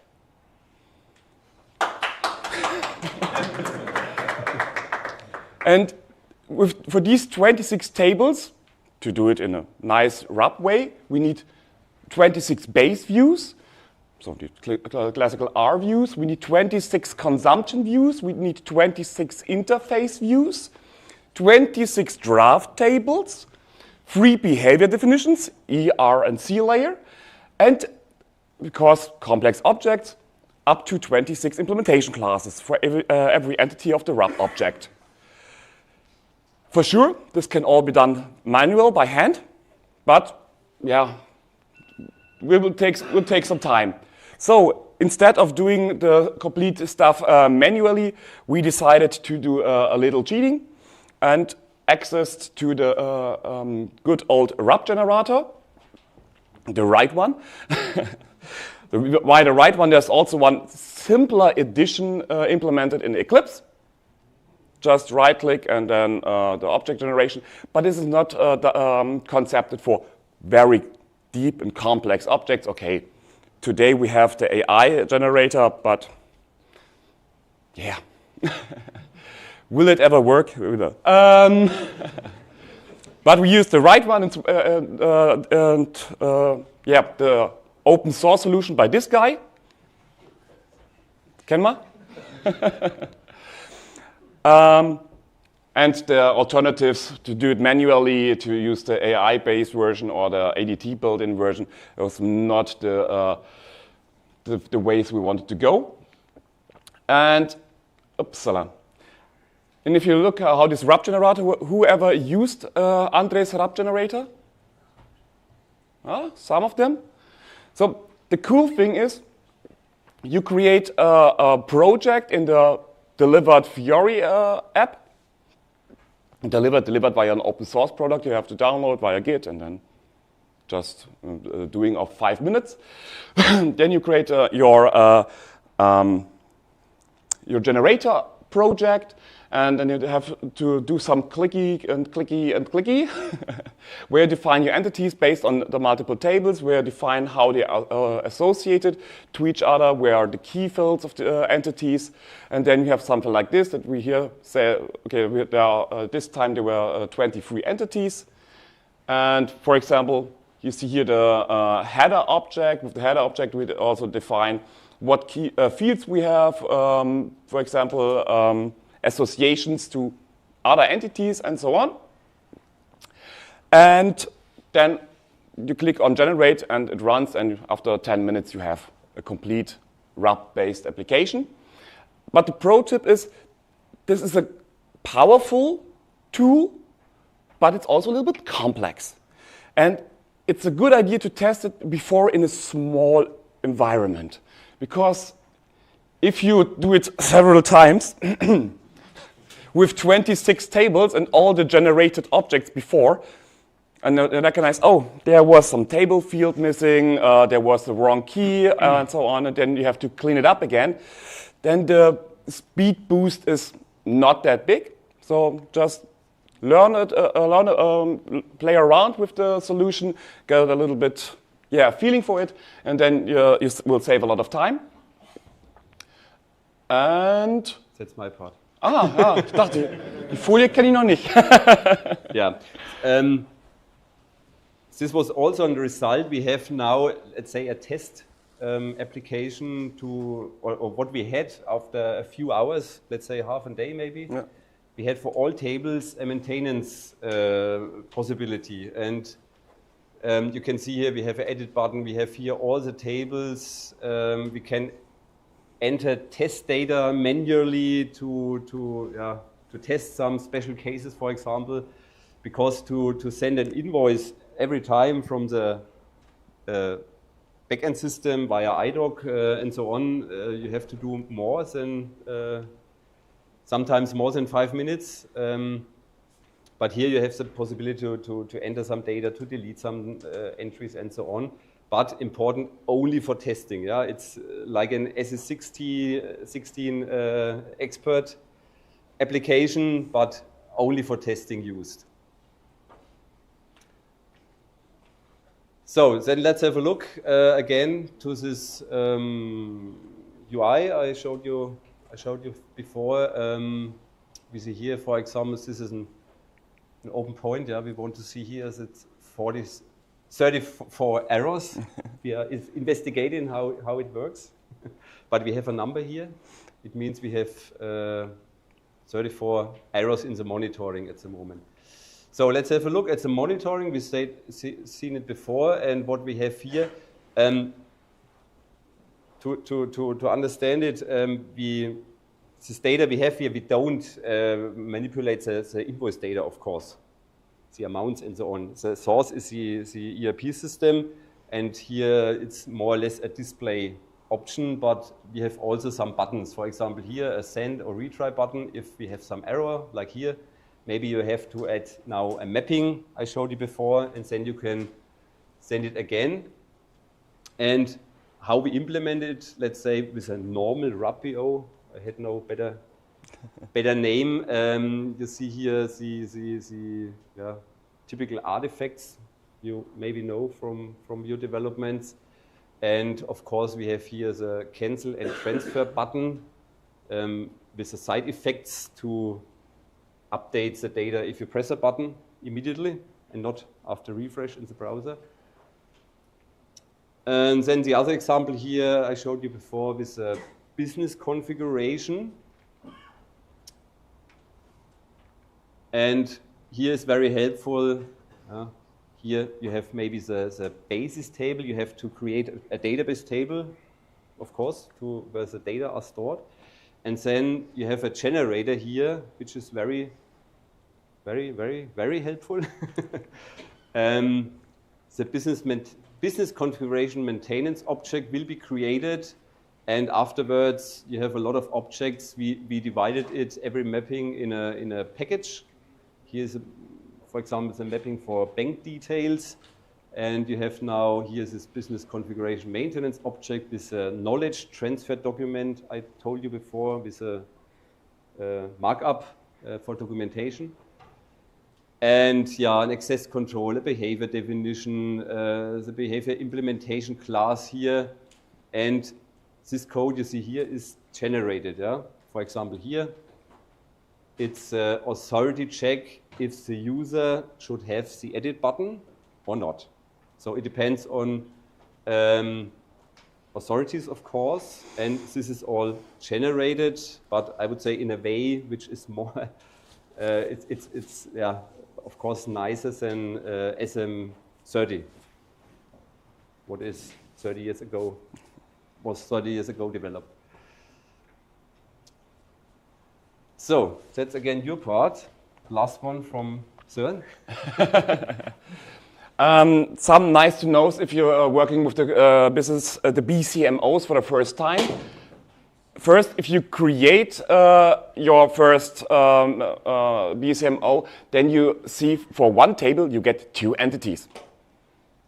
Complex to understand if you never worked with, but very easy after some time thinking about. There will also be, every time, the business object will have a separate singleton root entity. And this singleton root entity is for locking the complete customizing. So, for example, SM30, you go to the customizing for table, you click on the edit button, and the complete entities, or the complete, every line, all lines are locked for other users. And this is here done via this, some kind of virtual object on top of it, the singleton entity. And another nice information, I think I saw it on LinkedIn some months ago, the discussion about the flexibility of customizing in ABAP Cloud. And there was some guy talking about that you can't adapt it. That's voilà. That's a complete error because the SAP standard only generates the objects, and then you have generated objects in your namespace. You just can update and change them, and like every wrap object, and enhance them with your own business logic. And as I heard from an anonymous source at SAP, for the moment there is no idea, no way to regenerate the BCMO if you change, for example, the table fields. As you know from SM30. SM30, you add a new table in your a new column in your table. Then you have to completely regenerate the the old table view controls, and all your custom coding is then done. And because we don't have any regeneration possibility for the BCMO, then okay, you have just your classes, you have your behavior definitions, just add your own validations, determinations, however you want it, and you are safe and you are also upgrade stable in this case. Perhaps in future there will be other possibility with with extension concepts or something like this, but not for now. Yes. Everything told? Yeah. Thanks. Enjoy. Okay, thanks, Søren. Now, the last UI I will show you again is this analysis part. And we don't need here any data warehouse system or something like this. This is embedded in Steampunk, and it's very flexible because you can also make here some conditional formatting, like maybe you know it in Excel. I guess I said if the number is bigger than 10, then make it green, for example. You can make it via customizing. And how we get this? There's only also a generator. And I guess the most important thing here is that the data category of the CDS view has to be a cube. And then you have to define this, what maybe takes you half an hour or 2 hours, maybe it's something like that. And the rest does this generation. So you right click and so on. You have the generator. Here's a multi-dimension analysis app generator.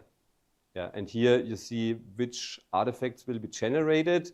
In the next screen, you see the names. This was only a test with set namespace, and this was also a problem with the release 2502. We have a namespace at Software, a partner namespace, and the wizard didn't work with it. But SAP told us it's not working at the moment. We'll come with 2505.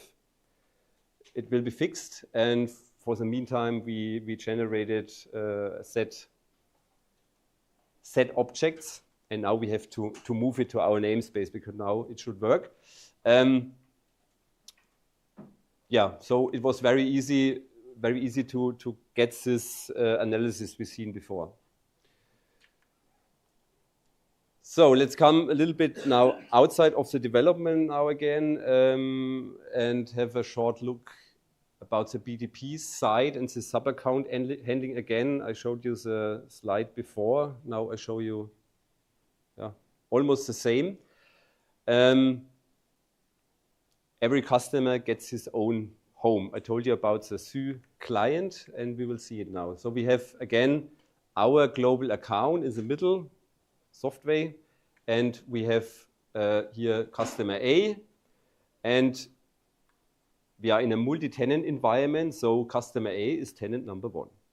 And he gets an own client, yeah, what we know from data isolation from the beginning of R3. Maybe he has a client 438, and if you get another client, customer B, or another customer, he gets his own client, maybe 439, and the next one 440.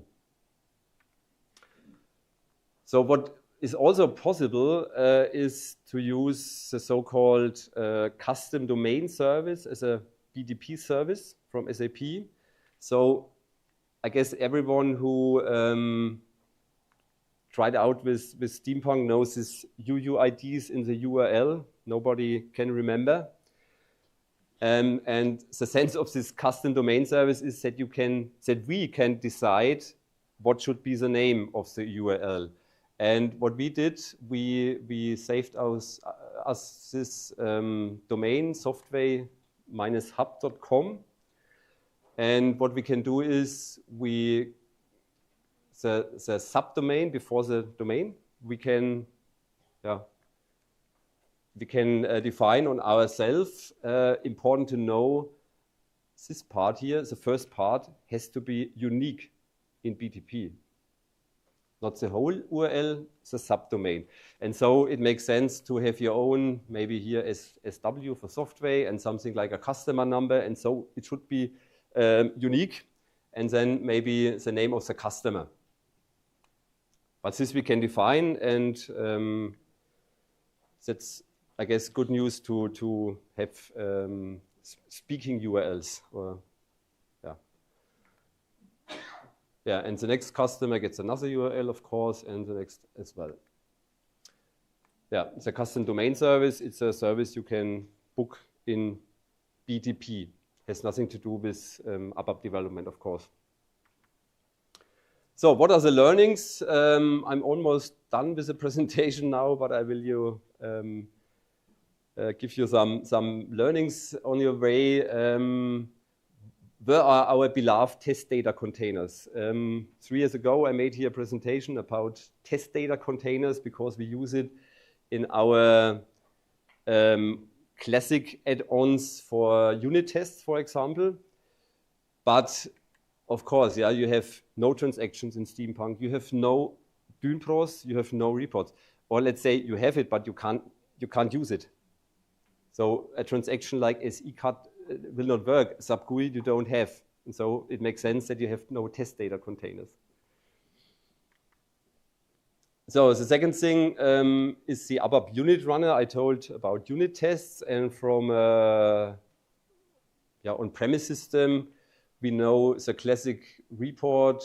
Here's the name you can use to run it every night. What we are doing in our older development systems, to check if every unit test is green.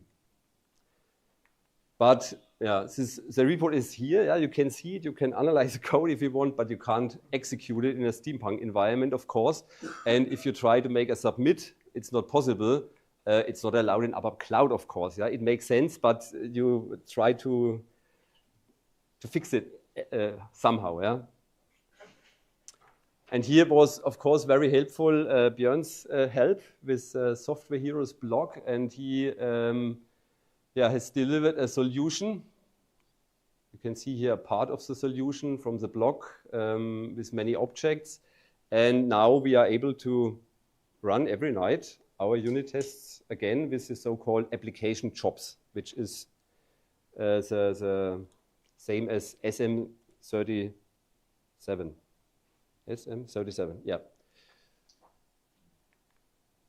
So other technologies I didn't show you before. I told you application jobs we use, application log, SBAL from the old word, business catalogs, which has to do with the authorization concepts. So there changes a lot of things, I would say. You don't have an SU01 to create a user and PFCG to gives the authorization. You have to use other tools. Some of them, like the business catalog, are Eclipse artifacts, but on the other hand, like user management and role management are Fiori-based apps you have to handle with. And very important for the communication back to the backend and to our partner are the communication scenarios, inbound and outbound services, like in the old world, SICF, for example. Yeah, SAP support, I would say is really good at this part. We made some messages and we get a reaction in hours, and also the solution came very quickly. And that's not what I am expecting normally from the SAP support. I know other cases, but in this case, I would say it's very good, the support. Yeah, and last but not least, I will tell you something about our companions, I don't know in English. What I told you before, Jörg and Søren, with their support in training and the side-by-side coaching. Then I guess Gregor Wolf will also, most of you will know him. He supported us and supports us with all this BTP stuff like sub-account handling, user administration, and so on. Very helpful. And yeah, of course, Björn, when I search for a problem, every time I come to the software heroes and there is almost a solution. Yeah, and in the end, I will make two teasers. We have a podcast. Who of you knows this podcast? Please hand up. Yeah, Michael and me are doing this podcast, and we had, I guess it was in March, an episode with Sascha Wendt from Unified Post about this topic I told you now. And we have many other episodes about output management, forms technologies, and so on. Yeah, and the last teaser is the BTP ABAP Roundtable. Who knows this format? Oh, not so much. It's monthly, and the next one is here on the 25th of June. And I will be the guest at this session to show a similar presentation, but in this case it's going more about the sub-account handling and customer onboarding and system connections and so on, not the RAP part of the demonstration. Yeah, and that's it. Thanks for attention.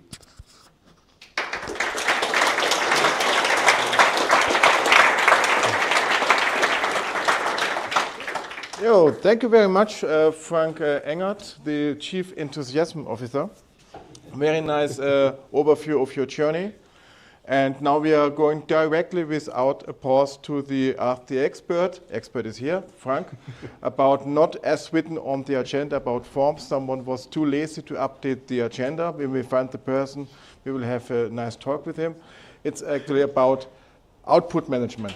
So ask the expert about output management. So has anyone questions about output management, or did someone prepare a question about subscript? Wow. It's a hard break now. But e-invoicing is also output management, so maybe some questions here. We have questions. Ich muss nur noch hinlaufen.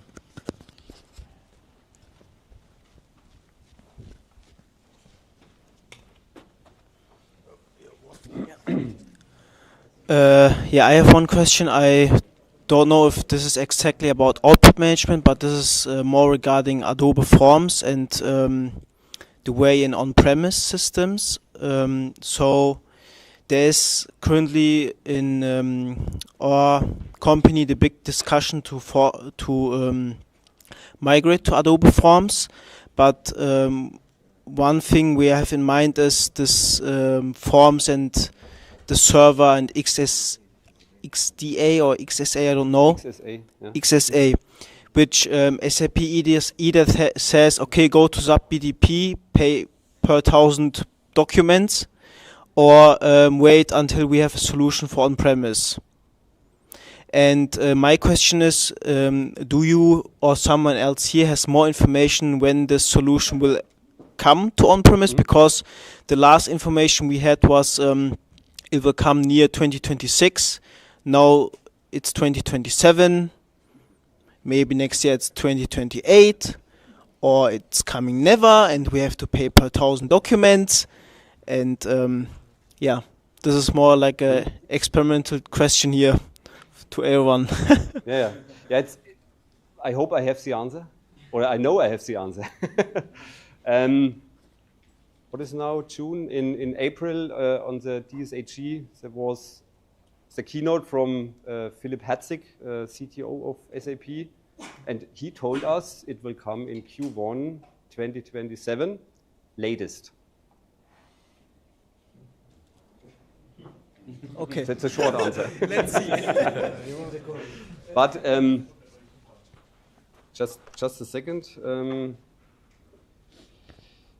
I have prepared a little presentation. You have prepared a little presentation about a question you were not informed before. This presentation. What's going on? This is some kind of scam? Maybe I can answer some questions before they occur with this presentation. Yes, my experience with the with the new usage of the new output management with BRF Plus and the new Adobe Forms with OData interface instead of classical ABAP interface is not so really good usable on-premise or private cloud system because it's not usable in all areas. So, for example, delivery nodes are not affected for it. What is the recommendation about using new output management and forms in on-premise or private cloud edition? Yeah, that's a not so easy to answer question, and I'm not from SAP. I can't recommend what SAP will do. From my point of view, you have to divide it. You have some applications in S/4HANA which were newly created, like the service module, for example, and say you have no other chance to use the new output control. You don't have NAST. I guess NAST will, most of you, tell something. It's the Nachrichtensteuerung, or called message control. In other areas like SD, which are used almost every company, also SAP has a recommendation you don't have to touch it because there are a lot of condition entries. For example, you all have to move to BRF Plus if you want to change the output control, the output logic, let's say like this, yeah. And I come back to both questions because I created, it was the idea of Søren, yeah. I created a playlist on Spotify. You can enter here where we have episode 20. It's about, it is from Monday. We published it on Monday. It's about the topic with the ADS on HANA XSA. It's unfortunately in German. But with help of AI, you can yeah, maybe. somehow translate it. Maybe, and there we give information about this presentation, which was on DSAG Technology Days in April. And the other question, maybe we can answer with this episode number 11 from last year, where we told about the new output control versus NAST. What are the recommendations maybe? Because one big thing for me is at the moment, output control has no native connection to Archive Link. There's no Archive Link implementation. And I guess this is a big lag at the moment. And most of the time when I tell this our customers, they say, okay, I stay with NAST. Where possible, yeah. But you have to know you have new modules like services, or I guess the Ausschreibungsmodule in MM. You don't have other chances. You have to use a new output control. Hi, Frank. So I was about to ask a question, but you just already mentioned that the archive link connection is not there in output management, because we are facing a similar challenge there. Because earlier with NAST, we were able to automatically attach the document, the printed document to the document, and it was in the repository, whether it's an open text or something. But similar thing we are not able to achieve without any custom development in output management. So I thought you might have some solution, but you just said there is no archive link connection with output management, right? So what was the question? If we have a solution for this lack of... Yeah. No, not at the moment. Yes, okay, thanks.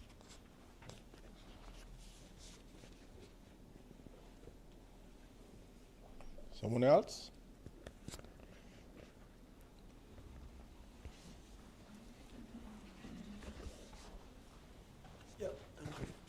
Thanks, Frank, for the presentation. So my two questions. First is regarding the performance. Were there some performance issues regarding the data volume for a single customer, or different customers are processing in parallel? And second, is integration suite, the event mesh, involved in this process or not? So that's my question. Yeah. You mean our invoicing solution? Event mesh, no. We at the moment we rely on the IDOC we get, and that's all. And performance tests are still outstanding. Yeah. We have to do it. Okay. Let's do it. Thanks. But at the moment we don't have any issues with the performance.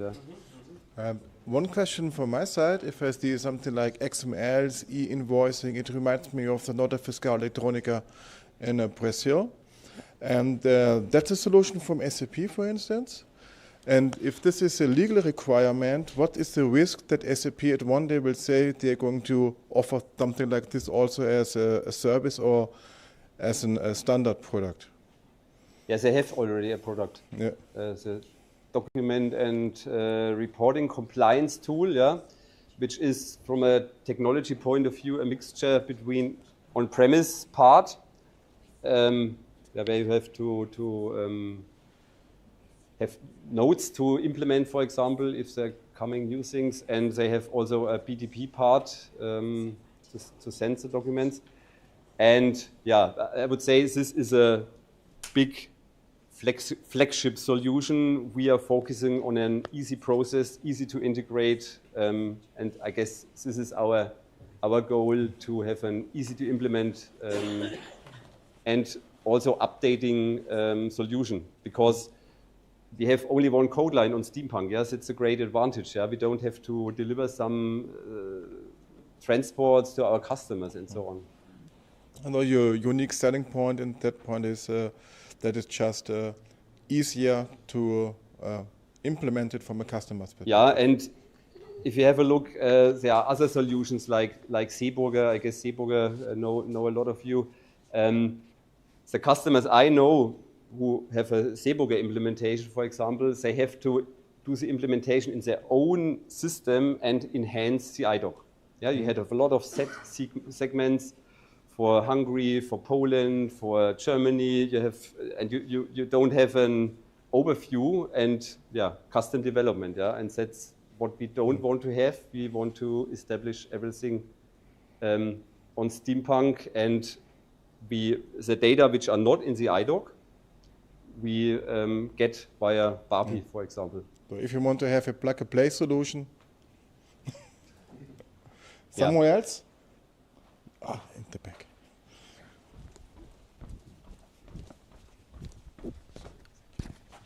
So if I may ask about this e-invoicing solution. So you mentioned that you sent out iDocs, but to the best of my knowledge, Steampunk does not process iDocs by default. Is there some middleware involved? No. The middleware we implemented, so we get an iDoc XML and we deserialize it, or how is the right word? So we make, from the XML, we fill our structures, our tables we saw with a RUB generator, and that's all, yeah. So we receive an XML which includes the invoice data. Okay, no middleware and no integration suite or other add-ons you need. Someone else? Don't be shy. Ah.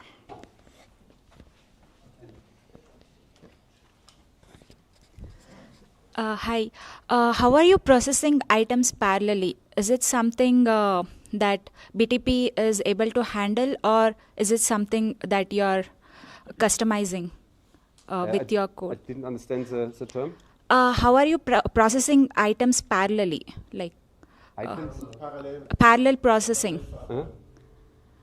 Yeah, what means parallel?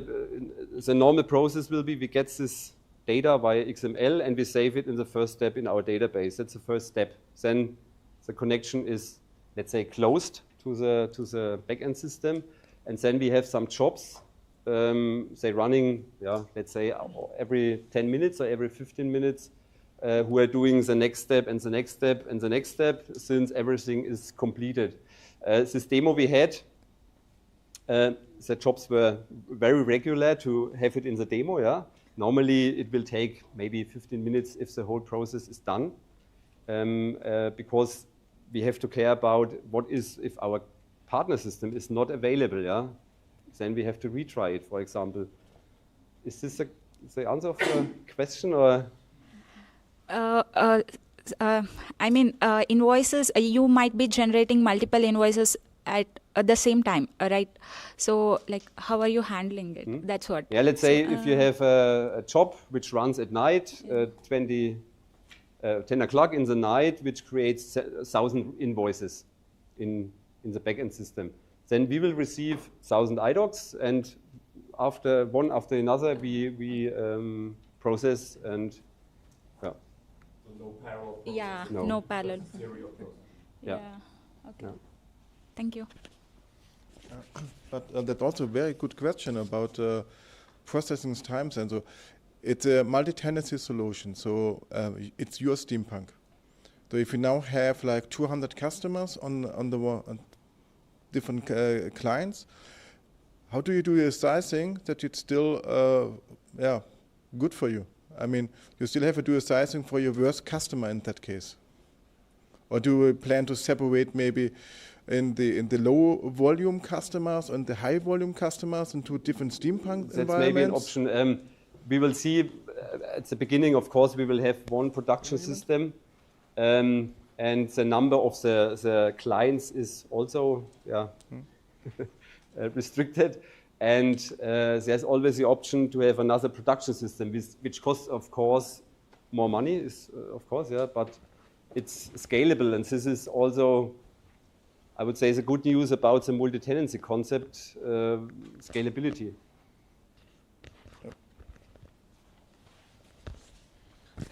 So I saw you sending an iDocs from a customer system to e-invoice. So if there is a encryption requirement from a customer, so how do you handle those encryption? Is it being handled right now in your solution? You mean so invoice has a pricing. Sorry. Do you mean how we encrypt the XML? Yeah, how you encrypt the XML and send it back to your BTP environment? We don't send it back to the. I'm not sure if I understood you right. Yeah. So some of the customers has, you know, requirement of not showing the details what required. So they generally encrypt the message of XML and send it to probably e-invoice, and you can decrypt and process accordingly and send it to your, you know, legal entities or whatever legal systems. I don't know at the moment, to be honest. Okay. But I will take this question with me. Yeah.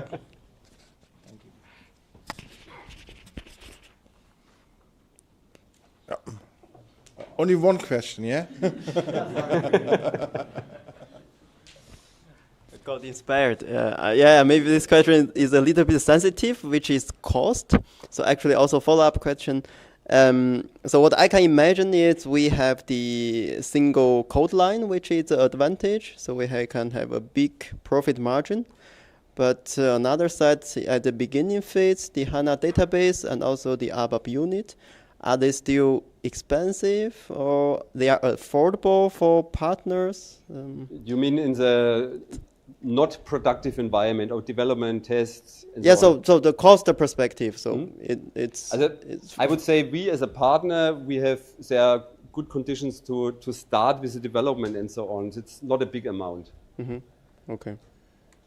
But you have to be partner to get these conditions, yeah. Okay, thanks.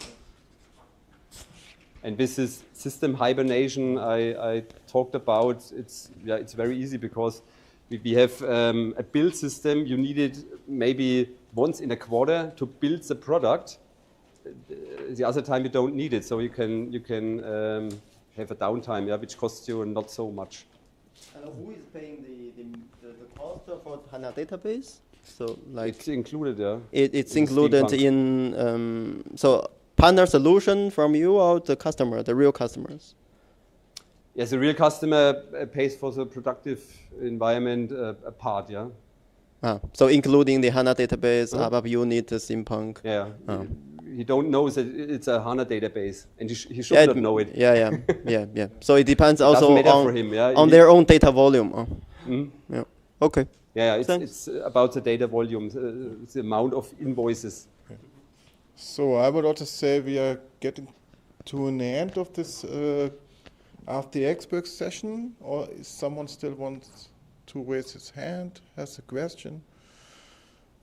Because I would also say very nice presentation, and we really have an expert here, but I think it was not about output management, it was more about multi-tenancy. So maybe the next time you should ask Frank Jensch, is he here?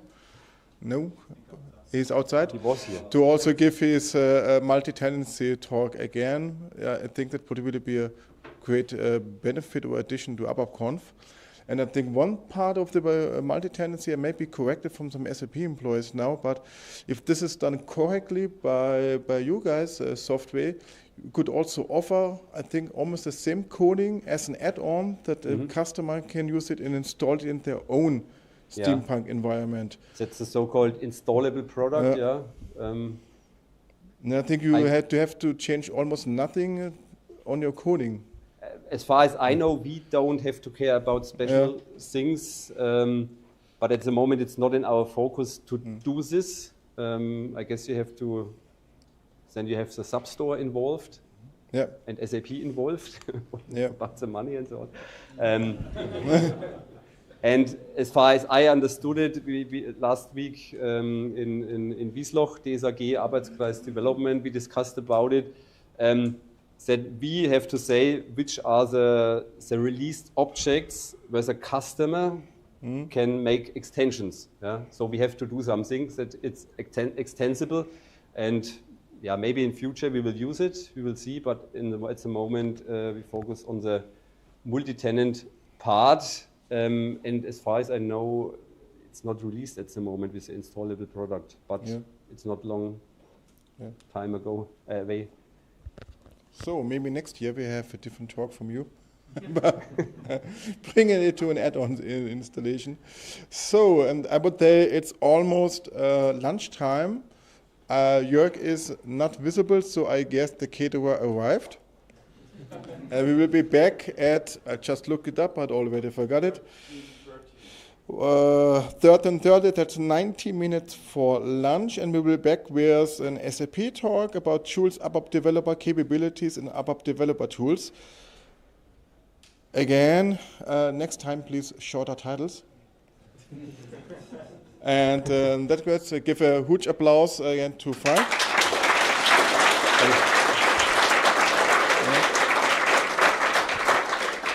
Also to Søren, he was also speaking a little bit.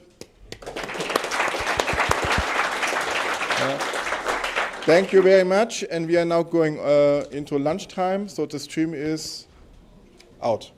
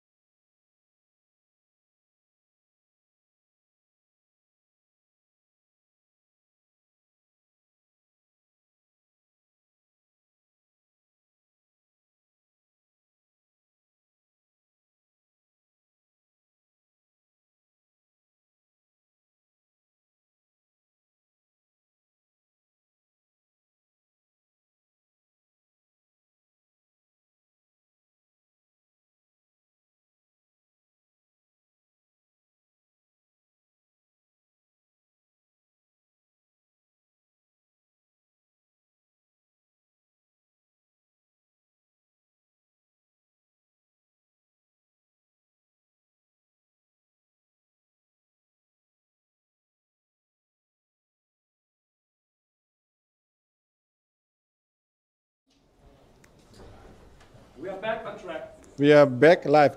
So, hello everybody, back from lunch. I hope you had a good lunch and nice discussions with other people. At least I talked to a lot of you, and the feedback I gained so far is really good. So, thank you very much.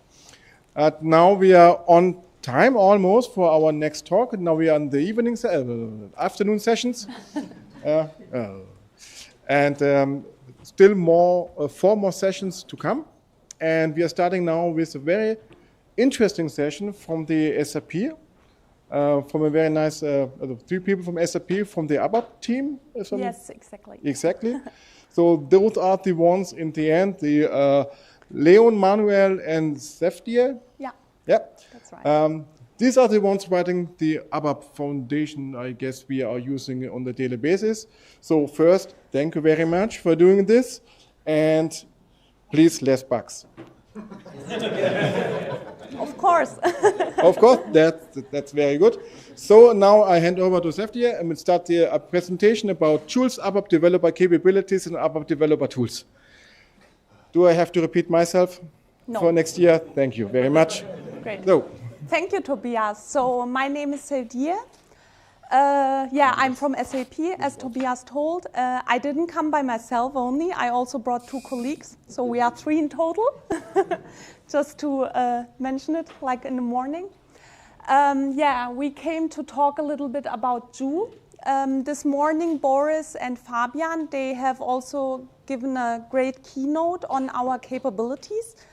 And here we actually want to have a deeper dive into it. This is the agenda for today. We have 1 hour. We really try to fit everything in. Actually, I think Boris showed it. He showed Joule, the Joule chat. And with that, one very important, so for me, very important implementation is Code Explain. Here I want to give you a deeper technical look into it. And the second part is code prediction, and here Manuel will give us a short session on it. And as a last part, Leon will focus on the context injection. One obstacle that, that is present in the topic of AI, like retrieving the right context. So this being said, let me just start with Code Explain. What is Code Explain? I think it's easy to get. So Code Explain is responsible for explaining code. And for our use case, it is explaining ABAP code. Here I would directly like to start with a demo. So I think, no.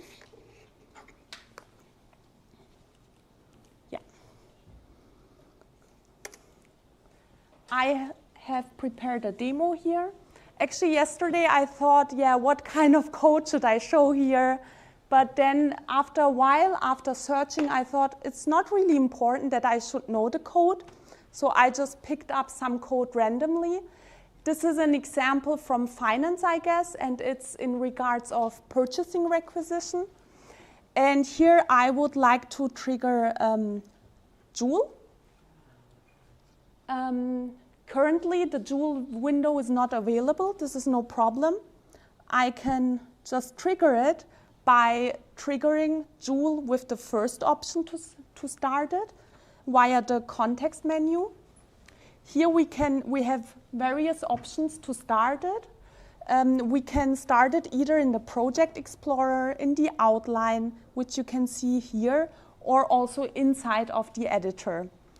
And inside the Project Explorer, when we select that specific class, we have here this option. I hope it's readable on the screen here. We have the option for Joule and then the option for Explain. When I click here now, some process gets started, and the Joule view is getting opened automatically. I will just move it here. And as you can see, now it calculates and prints out some response. So what have I started and triggered here? I have triggered the generic structure for explanations and triggered it on this class. I don't know what this class is doing, but it is giving me a very detailed explanation. So first of all, it briefly tells me what this class is doing. So it is a utility class designed for handling common operations related to purchase requisitions or requests. So other than that, it gives me information on the data declaration, and it gives a summary on each method that is declared here in this class. So this is a very nice overview to get, especially if you don't know the ABAP code which is there, if you have a foreign class, for example. But yeah, this is a Joule chat, so you can also ask specific questions. And there we have this user input option. And here you can also trigger your, trigger the code explain. Here we can trigger it, and maybe we can just select a specific method. And yeah, maybe I just choose this method here. Let me just make it like this. And yeah.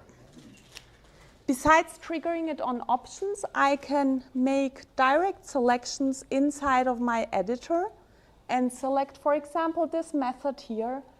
And here I have a very short description on what this method is doing. It tells me that it fetches the company code currency for the provided PR item. Okay, but yeah, not much of an information. What I can ask is, what is the fetching process in this method? And then I hope I get a more detailed explanation. And here we go. So it just tells me in more detail what this method is responsible for, and gives me also aspects of the technical part. So yeah, one very important thing to mention here is you can see this /explain. This is very important because you can also trigger your requests in Joule, also on ABAP code, without this /explain action, and this would lead to a response which was generated by our generic explanation, like a fallback explanation. Why am I mentioning this? We just got a lot of feedback that especially this response here, the structured response and detailed response, was different, and the customers didn't receive this response. And the reason was because they kind of forgot to turn on this explain action, and then they weren't that satisfied with the answer. So always, when you want to use a code explain, always keep in mind to turn it on. I think for future, we are also planning to kind of have it turned on automatically. If you trigger it via the context menu, it will be. But if you start from scratch inside the chat, then it might be that you just forget it. So yeah, that's one part of the demo. Not sure how the timing is. Maybe I just continue with the rest of the presentation. Okay. So, why did I tell you that this action is so important to be selected? Actually, what makes Joule so special is that we have different handlers for different objects to get the best outcome on our responses. And here what's happening, if you start your request on ABAP code and trigger code explain, Joule first of all gets this request. And then it redirects it to our ABAP code handler. I just called it like that on the slide. So, and in the back end, what's happening is that we receive the input code and we also receive the user input, so the request that you're typing in, and then we start to process it. So first of all, we do some deeper code analysis, and then we enrich it with context. And after that, we build up our prompt. And in the end, we send it to the large language model. And then, yeah, we just get our large language model request. Actually, I turned that. You didn't turn it off. Okay. Yeah, so maybe we shouldn't join the daily Scrum. Yeah, so that's how the process looks like on a very high level. I mean, there is a little bit deeper stuff going on, but I think that's enough for this session here. Yeah, other than that, I wanted to talk about the quality of our responses. I mean, yeah, the explanation that I showed you might be very good for you, but it might not be good for you. You might not like it because it's too long or too short or whatsoever, not detailed enough. So this is very hard to measure because, yeah, an explanation might be very subjective, how you perceive it. And there we also had some obstacles on measuring the explanations. And there are various benchmarking methods and metrics. And one of it that I just wanted to show here is using large language models as a judge. Did anyone hear about this before? Or is it very new? Okay. So what is it about? Large language models as a judge is basically we are using another large language model to judge the explanations. So how should the large language model judge the explanations? That's also, yeah, a little bit hard. Yeah, we could either provide a golden answer that we write for every code snippet, we write the best explanation, or we just define some criteria. How did we do it? We defined some criteria. So we asked our experts on specific code snippets to provide us criteria to check on this specific code. And this we did on a bigger set of code, and then we started to measuring against it. So we used another large language model, which took the code snippet. It took the automatically generated explanations, and then it analyzed both of it and ran it against the criteria that we have defined. And in the end, it evaluated it. And here I just wanted to show you the benchmark run for 3 different models. And yeah, the 81.05% is currently the one model that we are using. This is also an ongoing process, so we are trying to improve the models, we are working on it, and we are also extending our benchmark process. But just as an insight. Yeah, so actually that's it from my side. We have 2 more topics. But what should be your key takeaways? So Joule talks ABAP and it likes ABAP. So whenever you see especially foreign code, use Joule. So you can really use it to get support in understanding it and in understanding the first high-level parts. And yeah, it will save you a lot of time. And if you have very specific questions on ABAP or on the code, you can also go for it. So just try it out, I would say. So with that, thank you very much, and I will hand over to Manuel. Okay. Sehr schön.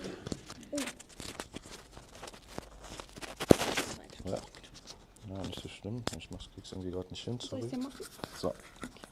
Hab's.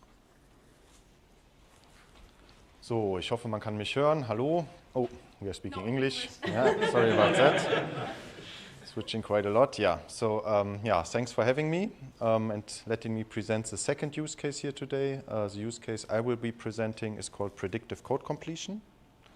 Most of you probably know code completion, what we sometimes also call the classical code completion. That's in ADT, for example, control space is the hotkey to trigger it, or at least the default hotkey. And what that will usually help you with is predicting a single identifier or a single keyword, right? So something like, yeah, what method should I use? What statement should I start, or something like that. Here, the term predictive is added, and this basically means that, yeah, we use some AI capabilities to not only predict a single identifier or look it up more precisely in the classical case, but here we really want to predict whole statements. I'll start with a demo. I want to briefly give you a little bit of context. Just, oh, louder. Okay, so I'm going to start with a demo, but I'm briefly going to give you a short overview over the feature, how it is integrated into ADT. So that's what you need to consume this feature is ABAP Developer Tools. What you see here is basically the toolbar, and the important icon is highlighted, right? The only one you'll ever need again, of course. And this one icon, when you have that switched on, then basically Joule is code suggestions are automatically displayed in your ABAP editor, right? That means whenever you stop typing, and I'll show it shortly, a suggestion will be generated in the background and displayed to you in your code editor, all right? The alternative is given here in the red text on top, would be the hotkey with this Alt-J as default hotkey, where J is for Joule. Yeah? There's some prerequisites, of course. You need an ADT that's less than 1 year old, I would say, approximately. But ideally, of course, you always have an up-to-date ADT. And you will need a back-end system that has been enabled for this feature, which might be the more challenging part. Yeah, and it only works currently it works in ABAP classes, programs, and interfaces. Okay? And what will happen when you see this, basically, is that you will get your code suggestion displayed, as you see here on the bottom of the slide, as what is called ghost text, so this light gray text, yeah, which you can then accept or decline in your editor. So let me go here to my first example. This is just a normal class. I'll maybe remove this because right now I don't need to chat, then it's easier to see more code. So what I want to basically do is I want to start writing here a class that somehow helps me with some JSON task, and I might want to have some method that's called data to JSON. And the first thing I would want the model to do here is basically suggest to me what the input is. Oh, sorry, data. Don't want data. I want a method that converts data into the JSON format. And yeah, as I said, whenever I stop typing, so I now have this button on at the top there. You might see it very small. It will use the context it has here. And as you can see here, of course, so far it has very little context. So it doesn't yet know very much about what I want to do. So all it has to go on here currently is the name of the class and the name of the method. And what it's suggesting here now, as you can see, it's importing basically the importing and returning parameter and their types, which kind of seems reasonable, so I'm going to accept it. In general, for predictive code completion, you have 4 options. You either accept the whole suggestion, that's via tab. You decline the whole exception, that's via escape. Or you accept it word by word or line by line. The hotkeys are given here in this small bar that you see. Okay? So I'm going to accept this. And then, as you all know, now I could basically use a quick fix, for example, to generate the skeleton for the implementation. But what I can also do is basically I go into the class here. And once again, as soon as I stop typing, we'll get a suggestion of how to implement this method, right? And that's helpful here because I always forget which exact API I need to use to convert to JSON, right? So that's all it has to go on right now. And then again, you can accept with tab. Yeah, the formatting here I don't think is too nice, so maybe I want to fix it a little bit, but that's of course then up to you. And what you will notice is that when you work with it for a little bit, so if you're already in a class that has some content, it will match the style you're having. So it will, for example, if you use Hungarian notation, which is still used by quite some ABAP developers, then it will also use Hungarian notation. All right, that's just inherent to this large language modeling task that this usually works very well. Now what I've shown here is basically implementing a global class. We can of course also then use it in any include that we want to use it in. So now here I switch to the test class include, and here now it's not triggering in and of itself because I haven't typed anything, so I'm going to trigger it manually. Then we'll basically see first it's only proposing very little, because it's very little context. But that's because here I actually briefly activate this, so that it basically knows about the thing I have in my first tab. I go back to the test classes, I trigger it again, and now it's not yet continuing, interestingly. So now I'm basically telling it, okay, I want a local test class, and then it can, of course, let's say, help you in avoiding too much typing, right? That's the other thing. So one thing is reminding you or giving you ideas about which APIs you might want to use next.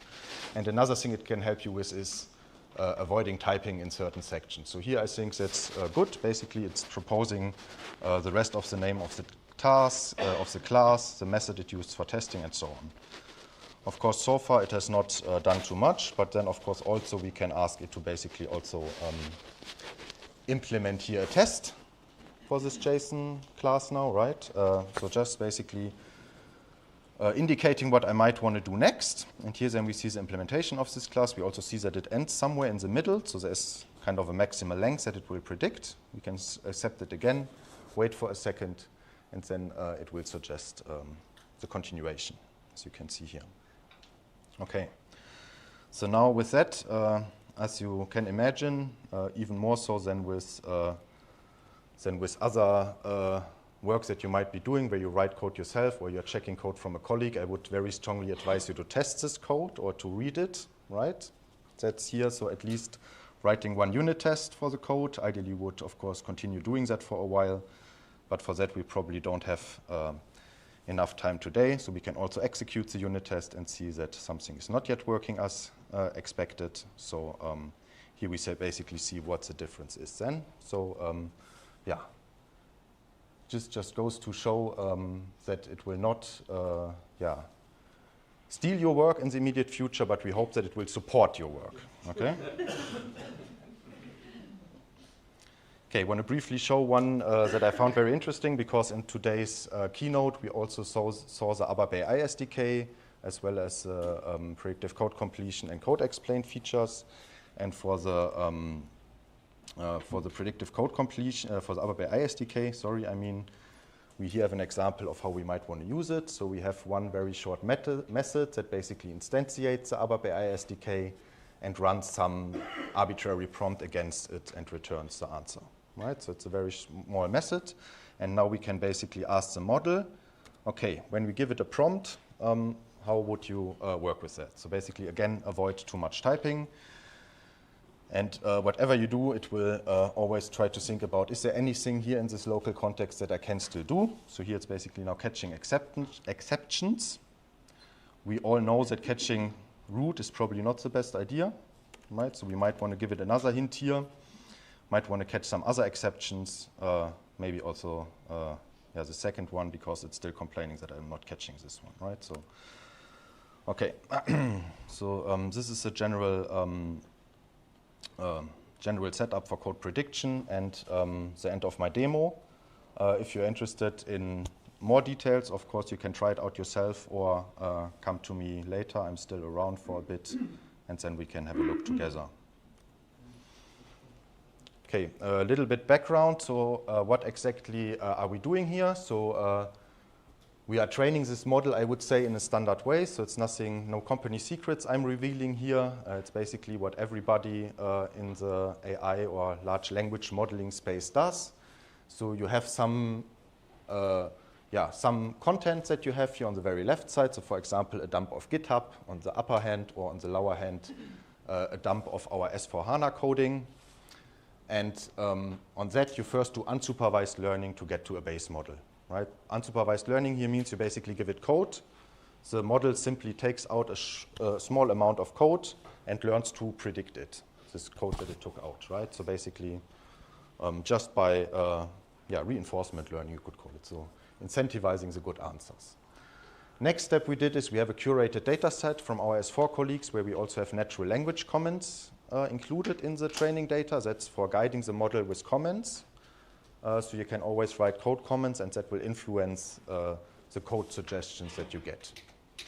And ongoing last part is then preference alignment, usually, where we want to use either pairs of responses or simple sum up, sums down, so some sort of usage feedback from our users, right? And we are collecting this data internally so far. For externally, there's of course a lot of contracts involved, and people might not want it, then we're also not going to do it. Okay, so most important thing for this use case to be useful is of course a good quality code suggestion. That's clear to everybody, I assume, right? And that's why we took a lot of, or spent a lot of effort to also measure how good a code suggestion is, right? Here we have a little bit of an advantage over the code explain use case because we have some, let's say, harder metrics that we can use, right? It's very difficult to judge a natural language explanation. For code, there's also, of course, some stylistic elements that we can't measure in all details, but there are some things that are very clear. Here's the first thing. When the code is inserted, it should pass the syntax check, right? So it should be correct ABAP syntax. That's the first part. Here we see, for example, answers or code suggestion of 2 models to a very simple task that's taken from a standard benchmark. So it's called human eval, is the benchmark called. We translated that to ABAP and then see how well does it work. And here we can see the one model on the right side makes a syntax error by using a wrong keyword. Okay? And that, of course, then we see model B gets 0 points, model 1 gets 1 point for this. And then we do this, of course, for a lot of examples. We all know that correct syntax alone is usually not enough. So we have a second metric that is about the semantics of the code. This is called unit test success rate. So for all of these code snippets where we test the model on, we also have some unit tests written that test the standard cases. And then we can see here, for example, again, model A, model B. Model B passes all the unit tests with the code it is trying to insert. Model A doesn't. It fails one unit test. And that is, yeah. Then, of course, model B would, in the end, probably be chosen in the end by our quality gates, right? So. This is just now to give a short overview over the history. So what we see in blue in the background is a performance on human ABAP eval, or human eval, the benchmark. The benchmark is given down here. So that's like not an SAP site. That's like an open source published data set with papers and so on. Standard benchmark for code generation. So for Python, we can see that this is already almost saturated, so it's by now at 99.4% using the new OpenAI 01 model, right? In ABAP, we are not quite there yet. So in ABAP, the orange bars I put in front are the values where we are in ABAP. So you can see here, May 25, so not too long ago, for example, we were slightly above 80% on this benchmark for ABAP code, right? And of course, as with all other use cases, our goal is to improve ever more. And then last point from my side is, of course, this human eval. The feedback, but always it's a very algorithmic benchmark. So it's something like sorting strings, adding numbers, right? Something that might not be your standard task in an ERP system. So that's why we then also contacted our S4 developers, asked them for providing examples that they think would be valuable, that the model can suggest good code in, right? And that are then here the other categories. So we have categories like categories including natural language instructions, a lot of examples from private and public cloud. Oh, I forgot the S4 here. So you see I'm a developer, I'm not very good at branding. Yeah, and ABAP v5, RAP, so basically, and that's of course something us in the explain use case, we are constantly improving and updating. And on the left side, I just wanted to show that we of course test a lot of models. We are always looking to choose the best model for the performance. We have one additional requirement apart from good code suggestions here, because we want to display you a suggestion within seconds, not within minutes. So we have the requirement of latency in the seconds area, right? Ideally sub-second. And with that, I'm done with my presentation, and I will hand over to... We have one more slide. Oh, yeah, the summary slide. You're right, okay. Yeah, so of course, try it out now. So I said it's available. I think Boris and Fabian very nicely displayed this morning what you need to do to get it, so which kind of product it's already in, where it's coming in, right? So of course, we will not deliver features, these features into ECC. Then in general, for any AI project, there's two messages I think that are paramount. Data is key and quality assessment is key, right? Because having an AI is good, but if the AI tells you rubbish, it's not useful to you, right? And we hope that we are on a good way there to gradually improve on the mid, short, and long term. Okay, with that, I hand over to Leon for context injection.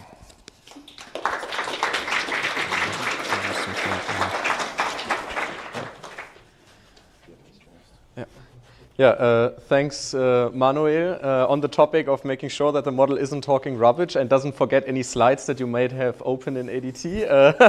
Let's talk about the topic of context injection, and that's basically what it's about. It's about making sure that the model knows everything it needs to know in order to give you a high quality and very precise code prediction according to the query that you actually fired to the model. So this topic in general, or the problem in general, consists of three kind of primary, let's say, pillars or problem statements. We have, of course, very complex development environments where we develop our code objects, or in general our code. They are very large, they are very complex. When we develop objects, we usually use many, many different dependencies, or we might want to use another class that is only available globally or in the next package or in the same package where we are. And we, of course, have to make sure that our model somehow knows in which environment it actually currently performs in and what you might have added to your custom system or what your application in general is about. Now, if we have very, very large classes or many, many dependencies, we get a little bit of a problem that our prompts and our input in general might get very, very large. And if this happens, we run into model limitations. Like many, many models, especially LLMs, are usually constrained on the input size. So we cannot just pass any arbitrary length of input to the actual model because we will then run out of memory on our hardware, or actually the model can't process it any further, where we might then, of course, lose appropriate information that might actually be very relevant to the model because it might contain, for example, another method that we actually want to call in our current point of our implementation. And of course, if we send long texts, our network traffic increases, the model processing time increases, and this would also increase our latency quite a bit. So that's also another point why we actually want to try and avoid that. In addition to that, we all know SAP systems are usually quite special. So we can't just train a model on an ABAP application server. That would be a very interesting experience, probably. So we need to somehow bridge the gap between the training infrastructure, where we train our models, which usually is based on a Python technology stack, and the inference time, where you actually then ask the model something, which is then the inference time, which, of course, runs on the ABAP application server. And when we develop this context injection library or pipeline, which then also collects all the context and stuff, we of course want to make sure that we don't have to do this twice, because that would be a lot of work and there are many, many possibilities for bugs. So that's one thing that we want to avoid. So how do we do context injection? There are three key time steps, let's say.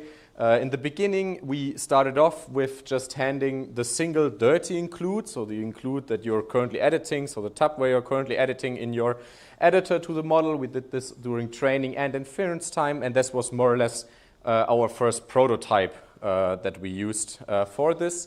And this has evolved now, where we are on a point where we are actually building the whole source as it is seen by the ABAP compiler, so it is way more complete. It includes all the tabs that are local to your class, like the test classes, the local implementations, and so on. So it has a broader context, at least about the class that you're actually currently implementing in. And what we also added so far is that it can also know the interface which you're trying to implement in an ABAP class, for example. During training time, it is a bit more tricky to actually get that to work properly. So we have a POC for that currently ongoing, where we are experimenting around with that. That is also due to the fact that during training, the models are much more limited, because during training, a lot more memory and hardware is actually needed to process requests, let's say. And yeah, that's what is currently actively in the works. And then in the future, we are also working on several other approaches which give the context injection algorithm much more power over the context where it is actually performing in. So we are working on a way to dynamically infer which context of the whole ABAP system and your local surroundings is relevant for the current code query that you actually send, so where you want to predict something. And then, because we have these model limitations, we will take this very large amount of context and actually minimize it properly so that it can fit within the model's limitation, the model's limited input length, based on the context budget that the model actually allows to do. So we are trying to make sure that the model only gets the context that it actually needs, which is relevant for your current code query, and not something that is completely unrelated to that, which just may lay in the same package, for example, out of coincidence or something like that. And of course, we want to unify our solution, which we use during inference, so on the ABAP server, and during training. That is something we are also actively working on. So what is then suitable context for our models? As I hinted to earlier, the suitable context in a way that is very primitive or very easy to think about is, of course, everything that's local to your current code object that you're developing, like neighboring objects in the same package, your unit tests. Something that may be related to it maybe in the current transport you're using. Of course, also syntax errors. If you have a problem in your code, you're trying to fix it by using the code completion, it should know about the syntax error it's trying to fix. So that's something. Often we also, of course, have different objects open. This may also be a great hint for the model to what might be relevant. Where are your current objects used? Might all be relevant to know about the actual users or use objects of the current code object you're trying to develop. And of course, it needs to know about the tables and data types and stuff you're using during your implementation in order to make sure that it actually uses the correct identifiers and uses your other variables in your code, for example, correctly. So we are then processing this in our context injection library, and then are putting out a context-enhanced prompt, which we then actually send to the model itself, which then hopefully yields a high quality and precise prediction to the current code problem that you're actually having. And last but not least, let's take a closer look at how we are unifying inference and training times and the processing of the context that we have. As I said earlier, we use a Python technology stack for training, and then we of course have our ABAP SAP stack during the inference time, so where you actually come in as a user. And we are developing this context injection library, let's call it, as a part of the SAP kernel, so in a low-level language, which also allows us to actually expose it using dynamic libraries, for example, using the Rust PyO3 crate to Python, so we can then import it at our training infrastructure and use the same logic without having to implement it twice during training time. And on the SAP kernel, it will be exposed through a ABAP wrapper, which then calls the appropriate kernel method, and so on. And of course, we have on both sides different data sources. So on the training side, we are using local sources, and on the ABAP side, we are, of course, fetching the dependencies directly from the database and out of the ABAP system. Yeah, so that concludes the more or less technical overview of context injection. So what is important to take away here in this short presentation about context injection? We have several technical challenges. Primarily, of course, our complex development environments, the model limitations, and of course the distinct and independent technology stacks of both inference and training time. And it is hard to identify suitable contexts using algorithms, so this is still in active development, and and we make fast development iterations possible through the unified architecture in the SAP kernel, so we don't have to do it twice, and we can efficiently benchmark it without having too much overhead. Yeah, and this concludes our presentation about Joule ABAP capabilities for developers. Yeah, I hope I didn't rush hard through it. So, yeah. Oh, for sure we will have enough questions.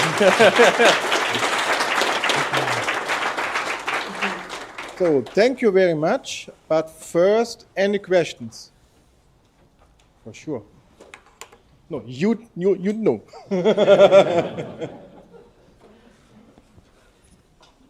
Very nice presentation. Thank you for that. Regarding this code explain. Can you talk a little bit louder? Sorry. No. That's for YouTube. Okay. Regarding this code explain, where you showed that you can select the method, get some explanation. How does it really work in terms of I have a method? Normally, as a practice, we modularize the method. Not the whole logic is in one method. We put a part of the logic in the, let's say, the main, and then there is another class with another method which has the actual selection logic maybe. So the code is usually split into multiple classes and methods. And when I do this explain, does it kind of traverse through the entire hierarchy to understand the context and then bring out the information, or how does this work? So actually, this is also part of this context that has also Leon tried to explain on the example of code prediction. Yeah. But we are also retrieving context. That's why I showed you this one slide where I showed you what's happening in the back end or in the background. We are retrieving context. We are also trying to include everything to get you the best explanation and the best answer. But it's still ongoing. We are still improving our product. So we are also trying to include all the hierarchies you're talking about. Okay. It might be for some examples still that it's not giving you the desired response, but it will be in future. But yeah, it's already including a quite very good context. But yeah, I think it can be improved still. So the goal in future is it drill down. Yeah, the entire exactly. Object tree. It will really try to capture everything that's possible inside of this development environment, so to say. Okay. Thank you. Yeah, you're welcome.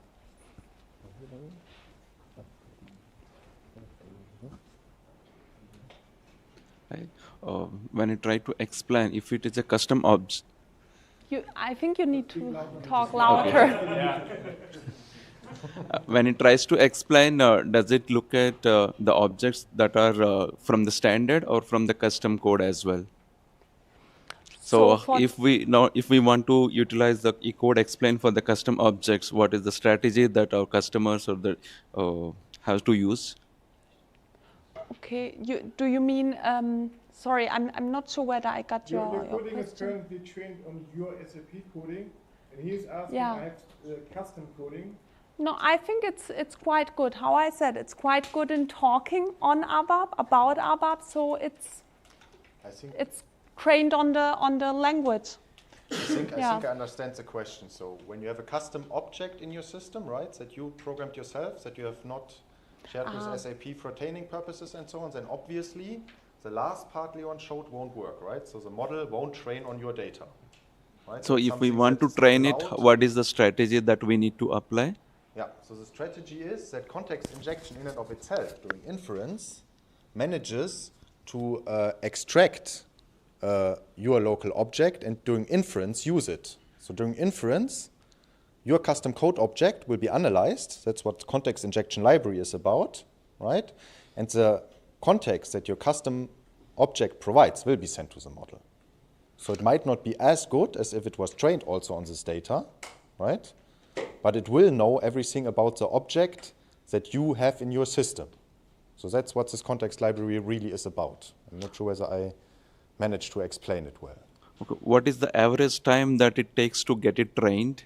So why? Because for the custom development that we do, so every month we keep creating new objects, and we cannot expect the tool to know that what we have developed yesterday, right? So maybe we need to plan it for once in a month or twice in a month to train it. But does it quick enough? Well, at the moment, we don't train on any customer code. And that's also something that is not really desirable from a ML perspective, that we want to train on everyone's custom code, right? So if we would need to train a model for every customer and so on, then we would probably need more power than the power grid can provide. And we also need more hardware than anyone can buy. No, so it's not about SAP to train it, but when we would like to use Joule for our development purpose, if it helps only SAP standard, it's not fully sufficient. So definitely the customer landscape, we have huge developments, those also need to be trained. Okay, they don't necessarily need to be trained. That's the thing about it. So if we train a model, we want that it to have it performing well on any ABAP code. It doesn't matter if it's from SAP, if it's from a customer, and so on. And this is exactly also where context injection and the problem of context injection comes in, because the problem of context injection exactly describes that. We want to retrieve as many context from your local SAP system, from your local code object, to make the model aware of what's available in your environment and what you're actually developed, what you used, what you developed a week ago, and tell the model that in this context so that the model can then, I will use the word attend here, but take it with a grain of salt, attend to it during its processing. So it essentially, in quotation marks, reads the code that you have written. Doesn't matter if it was a week ago or a month ago, it reads the code that was written that is related to the current code object that you are developing, and then based on that information, it calculates the code prediction that might be useful for you during your implementation. So this works all on the fly, and there's no need for training or anything on your custom data if the model is well trained from the beginning. And the same goes for code explain, of course. So to also give you an example here, right, just to make it more concrete, a very concrete example. So if you develop a local class, you have created a few data elements, a few CDS views, whatever. Then you have your cursor somewhere and you want a code prediction or you want a code explanation. Then the model will be sent these files that you created, right? CDS views, data elements, behavior definitions, whatever you might use, a data table, metadata for a table in the database and so on. That is sent to the model so that it can give you a suggestion even though it has not seen your data during training. And if you want SAP to train on your data, then I think you can sign an agreement in one of your contracts, right, that we can use your data for model improvement, and then we would use it. But if you don't want that, we don't do it, and that's, I think, also one thing that's very important for us at SAP, that we treat your data with respect. Definitely, I would not expect to use one customer data to the others. When it predicts the next sentence, so definitely I have already created one CDS view or the wrap service. From that wrap service, I would like to get it used. For example, you are creating a travel application. So if it is a travel application, definitely I expect the tool to know that your demo understood travel app or I understood travel. We'll cut it here. We have other questions also. You can afterwards get in a personal discussion, because this is an interesting topic. Because also if a customer, for instance, has his own framework, it would be nice to know how much we can tune it to also have this embedded or a different LLM model trained. Maybe my question goes in the same direction, because on the one hand, you talked at length was the technical surroundings of an object, but there are semantic objects. There are semantic things that are surrounding an object. Let's say number ranges that are meant specifically for some purposes or something. Am I able to provide the LLM with the knowledge to say, well, the number range from to is a specific kind of business partner, or a number range from to is a specific, are all the screws I have in my company and so on. So do I have somewhere to put the basics, the customizing, maybe some customizing that's not in the tables but is known within the company somewhere, so that the LLM can provide me with the correct, with the correct code even for this specific purposes? I mean, if it is stored somewhere in the system, we hope that we find it during our processing of the context, of course. But what you can also do is you can create a comment above your cursor, basically, and then write into the comment, of course, every semantic information that the model should take into account, and then kind of instruct it to do something, or to remember something, or to use something especially for that. So for example, if you want to define a number range, you can of course also write into that comment that numbers from that number 1 is customer X, number 2 is customer Z. That is something that you can also do. So the model will take these NLP instructions into account. So it's not possible that I put, let's say, a node, an environment somewhere that I can say, okay, my screws are from number 1000 to number 10,000, and I don't have to put it in every class again as a comment. No, but when I put the, when I write the message, get screw numbers or get amount of screws in my company, that it looks up the environment information and says, okay, based on this information, that's the basic information for every code that is written within this company, I give you a help on the code? Yeah, so I would say, for example, what Explain is already doing, it's using, for example, the knowledge transfer documents, for example, right? So you can imagine that if you have, for example, a very central data element where you have number ranges associated, then you would write into the knowledge transfer document of that element, of that development object, you would write your information, and then it would find it automatically. Currently, we do not have any option to basically specify it manually. But if that's something that we get as a user request very often, then of course that's something that's very trivial to add even, right? It's basically just, okay, some sort of the prompt that we send to the model is reserved for your special instruction.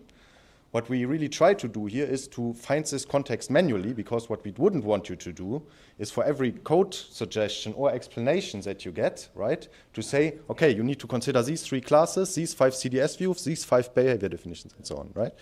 So I think, I mean, if that's a requirement that you have, then let us know, and then we will try to make it happen. I think that's not a very difficult requirement. Yeah. Maybe it's also important to mention that this is a very specific customer request. So I think here we should, but that's what. To 10 customers, each of them have different part of numbers and so on. That's not. Yeah, but that's very good. That's how Manuel had meant it. So if you have that request, and if we get it many times, then it makes sense to implement this as well and to also consider it. But if it's only like few customers that are telling we need this, then we really need to also evaluate whether it makes sense to implement this as well and take it as a user requirement. So, yeah, thank you. I have received 2 questions from the internet. Yeah, the internet called me. Like the office. And the first one, the model you use at the end is an LLM model, or what kind of model do you train? Because the question was, you are investing a lot of effort to train your model. Is it based on an LLM, and what happens if the new LLM comes out? For example, you use, do you use an LLM, or how? Yeah, of course we are using LLMs, and what we are always keeping an eye on and also try to do is that we always benchmark the newest LLMs that we can actually use from a licensing perspective and so on, of course, on our data, and then benchmark them, of course, on our benchmarking data sets, and then select always, or try to always select the best model for our use cases that we presented here. So yeah, we are keeping an eye on LLM development and of course always trying to pick the best candidate and the latest one. So and if then tomorrow or whatever ChatGPT 5.0 comes out and you recognize it's the latest and greatest and you want to move to this, do you have to train your model new or? Yes. I mean, we have to train the GPT-5. I mean, what we basically do is we take models and we train them further, right? So what I showed in the slide is we have some base models, like think of standard LLMs. You mentioned one, right? We train them further using our ABAP code. So now when you say, of course, if we have a GPT, whatever, 15 or something that can already write ABAP code perfectly, then there's nothing we need to do. We just take the OpenAI model, integrate it, and have done. Easiest way, right? If we take this newest model and we see, oh, it doesn't write ABAP as good as our current model, then we might train it with ABAP code and get a better model than the current one we have, or we might get a worse model than we currently have, right? So I think the most important part, and that's why we stressed it in our presentation, is for any AI use case you have, try to find the best metrics you can measure and try to improve these metrics that you measure and measure them on an as broad scope as possible, right? So lots of different examples, basically. And that's what we try to do, and we are very open to any model as long as licensing works, because that's, of course, important for some people in SAP. And another question was, will we be able, or are we able to feed the context window with own naming conventions, guidelines, or default settings? For example, you said, okay, if I have a class with 1,000 lines, I add the 20th method, and I'm using Hungarian notation. The new method will also have Hungarian notation, wonderful. But if I start from scratch with a new class, is there any default settings, naming conventions that the customer or the end user can? So I think that's very similar to the question we had in the back right there, and I think it's something we don't have yet, but it's easy to integrate. So if that's something people want, then let us or let your SAP contacts know, and then we will have it in the next release. And of course, if we again think about the fact of context injection, it is also possible to infer, for example, coding style from objects provided in the context. So if you create a new class and then use code completion in there, it might look at the description that you provided for the class to infer what the class might do or something like that. And then it will search for related objects and stuff. And if these, of course, follow a specific coding style, then the model can also infer from that coding style what style it should apply in your new class. And one last question that was originally for Boris, but Boris had no Q&A time. Will it be possible to add your own AI environment to the ABAP AI SDK, or are you restricted to the BTP AI Hub? Something you can answer? Fabian? Will it be possible to add your own AI environment to the ABAP AI SDK, or are you restricted to the BTP AI Hub? So as I know, as of today, all those AI models need to be hosted via AI Core, so you're restricted to those AI models which are exposed in the AI Core and also orchestrated by SAP. So to bring in your own AI models is, as far as I know, not possible today for those AI SDKs which we support. Okay. So. No. Yeah, whatever. You need the BTP and you need your model in that BTP. You need AI. If there are further questions, we will be also outside. Exactly. They are not running away, at least for the on-site people. You can still talk to them. Thank you very much for taking your time. And I have to say this was one of the reasons where having 3 people actually presenting makes sense, because this topic is definitely not so easy for one person. So thank you very much. And finally, we also have names and faces behind ABAP. So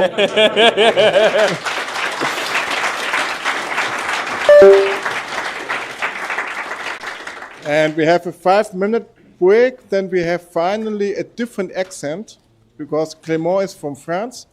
So finally we are getting rid of the German accent and getting a little bit more international.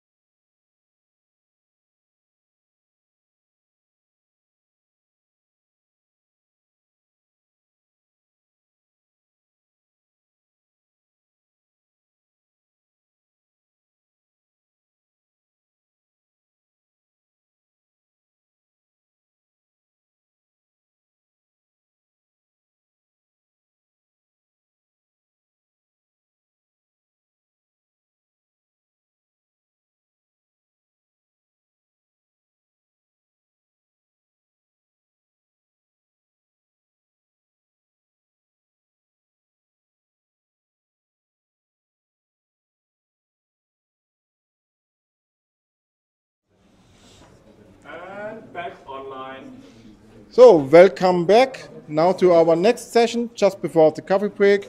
This time with Clément, talking about extending an API via Steampunk, just to make it a little bit shorter. So you see, shorter title, speaker.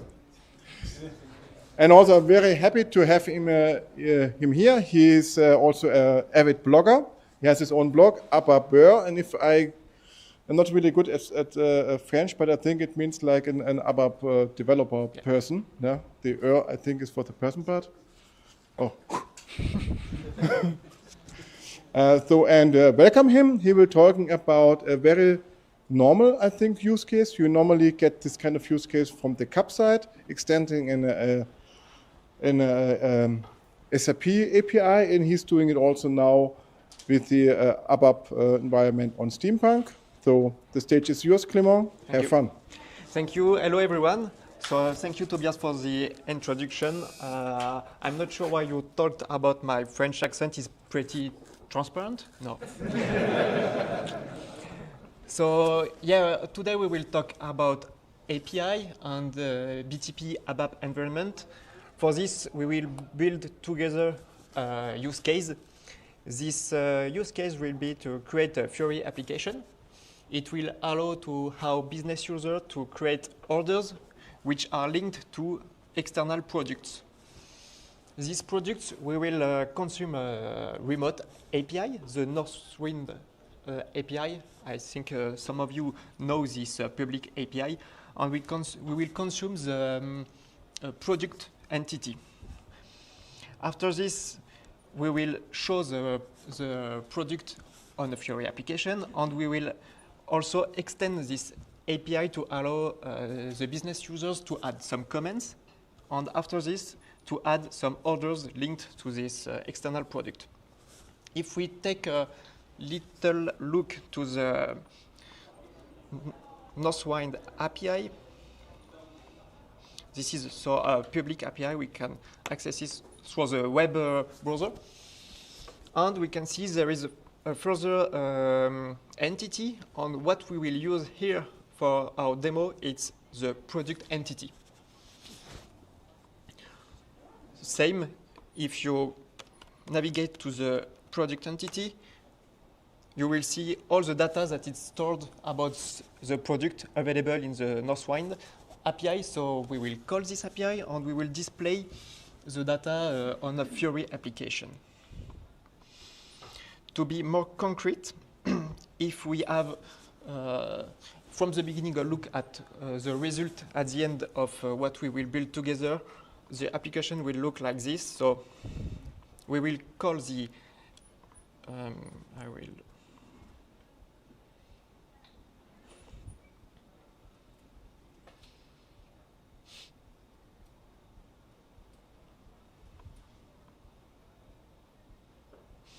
So here, this is the data available in the public API, the remote API, and we are displaying it, and what we will add is the possibility to add a comment. This comment will be persisted in our own database. Here, for example, I can create my own comment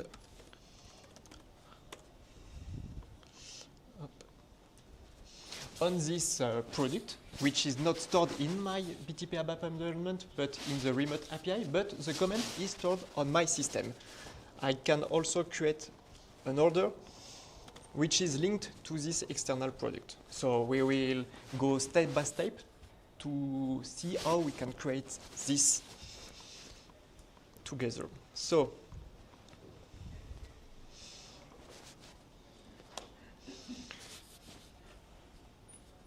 what I was saying is first we will take an external system. Here it's the Northwind system, but it can also be your ECC system, your S4 system. You just need a remote API, and we will build a remote client proxy. This remote client proxy will allow you to consume easily the external system, and then on top of this, we will create a CDS custom entity, which will call the remote client proxy to get the data from the remote API. After this, we will create the database information to persist our own data that we will add. And we will create on top of this all the elements needed for the Fiori application that we will create. So we will create a wrap object, and this wrap object will exchange with the remote API. So here the Northwind API, it's just giving us the read possibility, but imagine that you could also update the description of the product or something like this, delete some products. It will be also possible to add this possibility in the wrap object. But just for now, we will read the information of the product and add our own data on the BTP ABAP environment. So we will have 4 steps. First, the proxy creation, the consumption and the presentation in a Fiori app, and we will add first the comment and then the composition to an order entity. First step, so the proxy creation with the service consumption model. The objective is to consume the product service of the Northwind API. For this, we will create the proxy. We will use a service available in the BTP ABAP environment, the service consumption model. And with this, we will call the API. It's really easy and standardized way to call API. So maybe I will zoom. The first step here.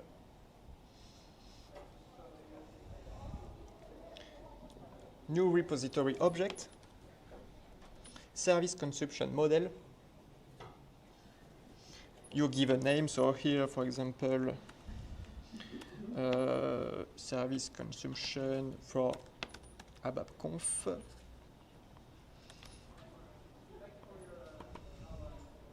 It's a no data service. And what asks the system is the service metadata file. So we can find the metadata here.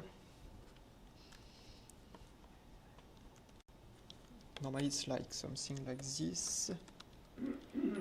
Metadata. So you just have to download the metadata and put it on the system.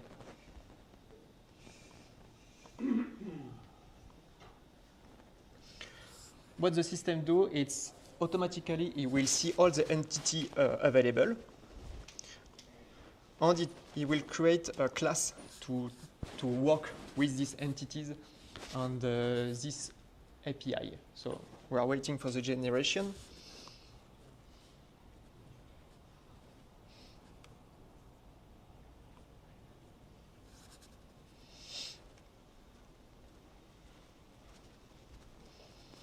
Once it's done, the service consumption model is created, and you have here on the right some example that explain you how to call the service consumption model with a client proxy.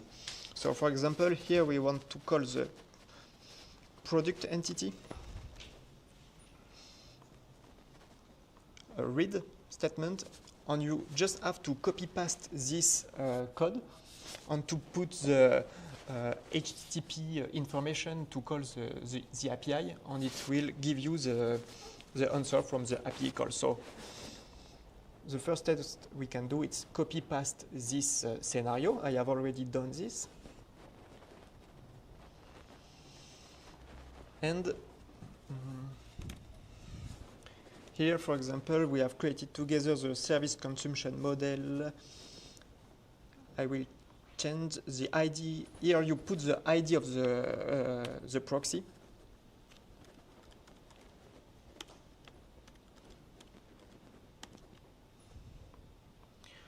Okay.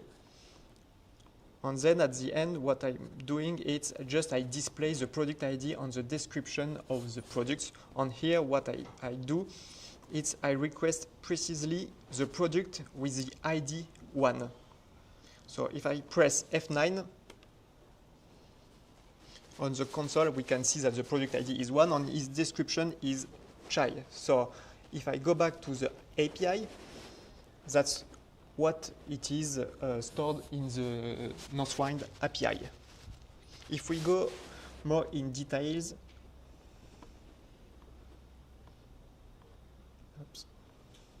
on debug,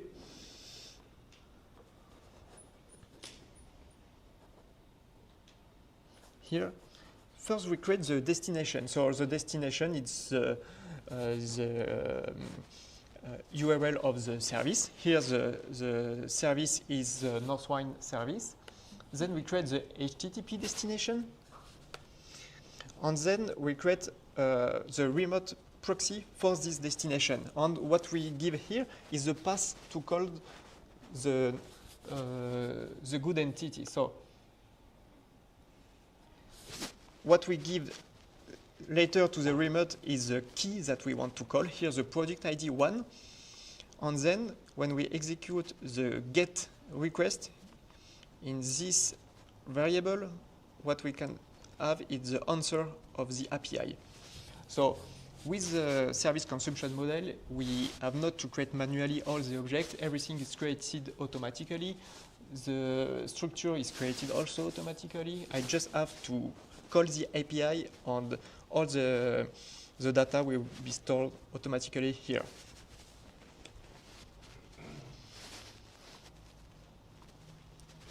That's the first part.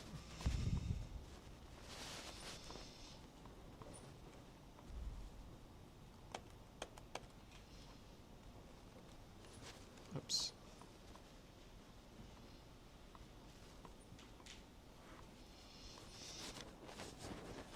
Then, on top of this consumption model on remote proxy, we want to create a wrap object. So we will need a CDS entity. And this CDS entity will be used to display the products available on the Northwind API on a Fiori application. So the objective is simple, it's to display the products. And for this, we will create the entity, the CDS entity, and this CDS entity will call the API on the fly when we will call it. I think it will be more clear like this. So we have all your external system. It will be called by the remote client proxy. The data that will be retrieved by this proxy will be stored in the custom entity. And we will create the service binding on top of this custom entity to display the data on the Fiori application.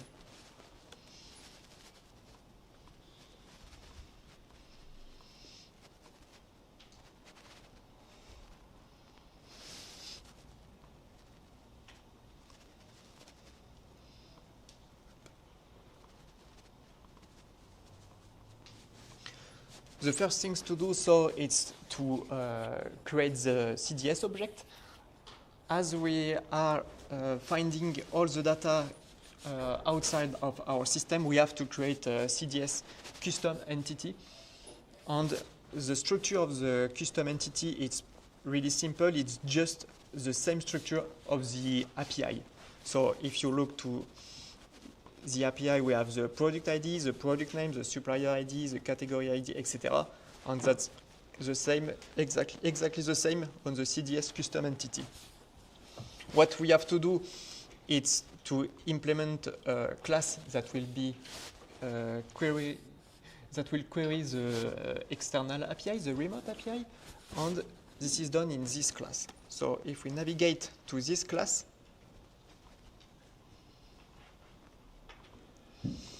what we can see is that first, as it's a query for a wrap application, we have to implement this interface. And in this interface, we have one method that is the select method. On this select method, we will again call the remote proxy that we have created. And with this remote proxy, we will have all the data needed to be displayed in the Fiori application.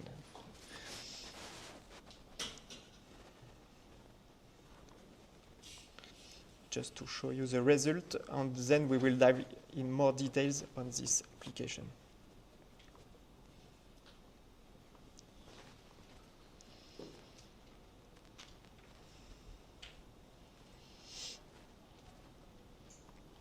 So here, this is the first part.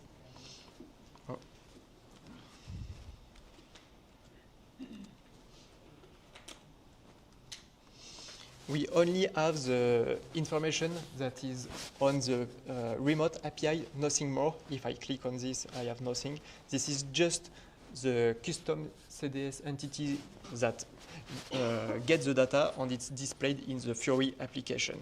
So now, if we go in debug to see more precisely what's done,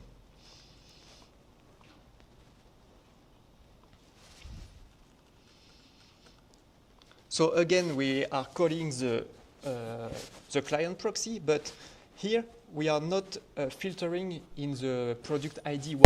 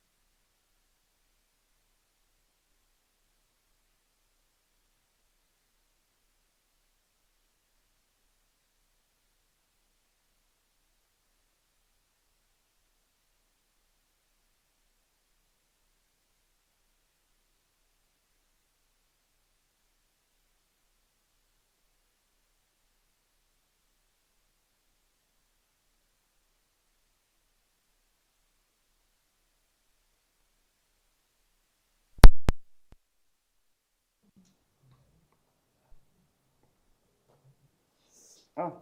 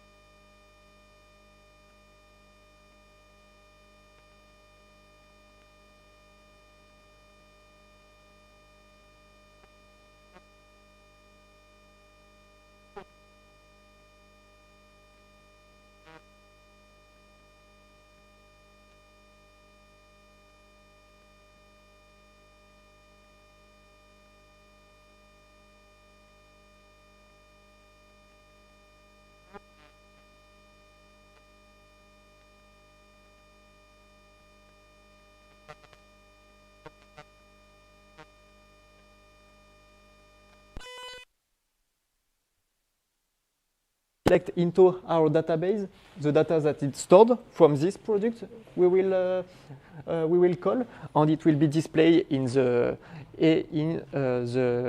Fiori application.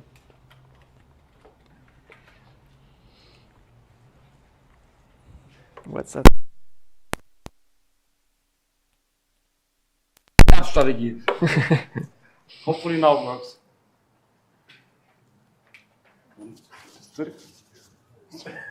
Okay.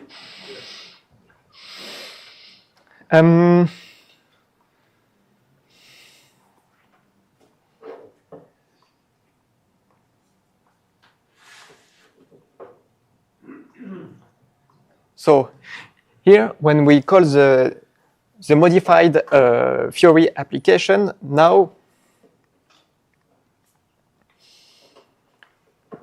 we will have the comment that is added here, but we still have to implement the behavior logic to be able to persist the data in our database. So that's what we'll do, creating the wrap object. So on top of this root custom entity, we have to create the behavior definition.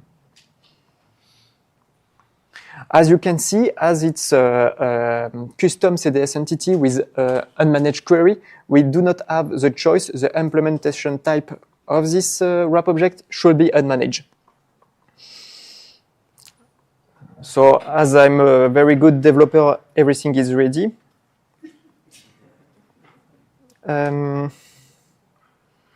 Here. So what we do in this behavior definition, it is really simple. We just allow the user to do update, and the update is only allowed on the comment field because we do not have the possibility on our side to change all the other fields. They are stored outside of our system on the remote API. So every other fields than the comment field are on read-only. So we can navigate to the class, the implementation class of the behavior.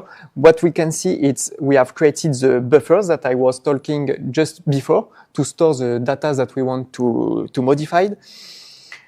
And we implement manually the update method. So we will loop on the entities that we want to change, and we will store the comment that has been given by the user and put it on the buffer. Then, when all validations are good and all data is determined, the wrap framework will automatically call the save sequence, and we will go in the save method, and then we will persist the data in the table we have created just before. So, for the example here, I will add a comment.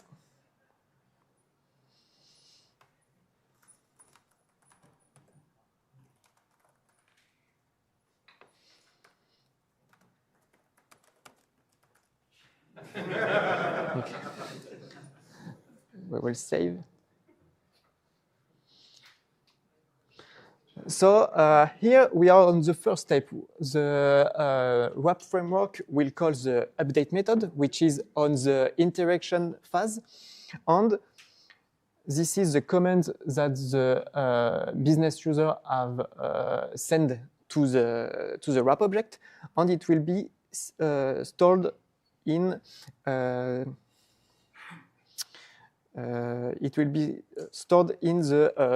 buffer variable. Then, after this, when everything is good and validated, the wrap framework will call the save method automatically, and what we will do is just loop at the buffer where the data is stored, and we will persist the table.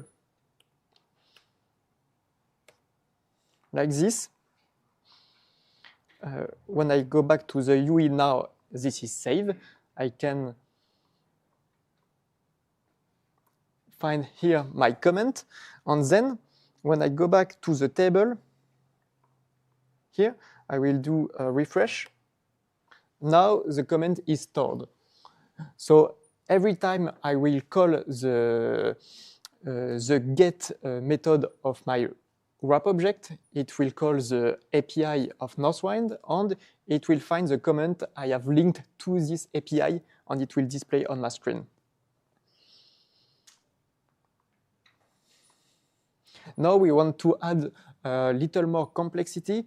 We want to give the opportunity to the user to create some orders linked to these products. So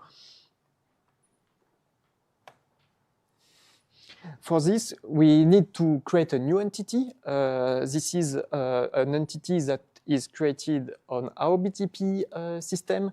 The data is also stored in our BTP system. And the thing we have to do is create a composition between the product entity and the order entity. At the end, this is the final schema. We will have the root custom entity, which represents the products. On all the orders, we can have many orders linked to one product. We will create a composition link between these two entities and store the orders on our own database.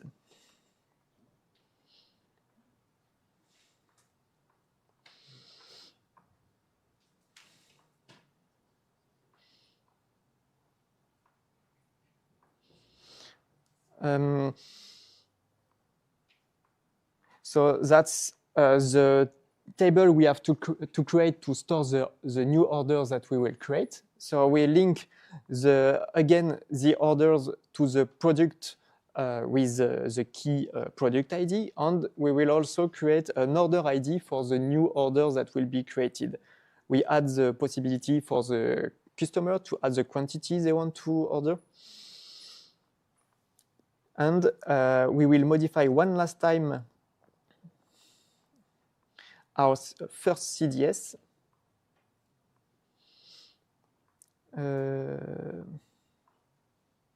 Core data services. And what we do here is we create the composition to the order entity that we will create.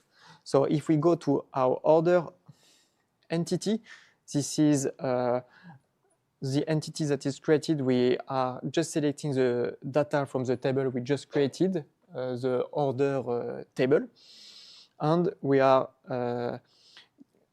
taking the product ID, order ID, and the quantity, and we do the link to the product.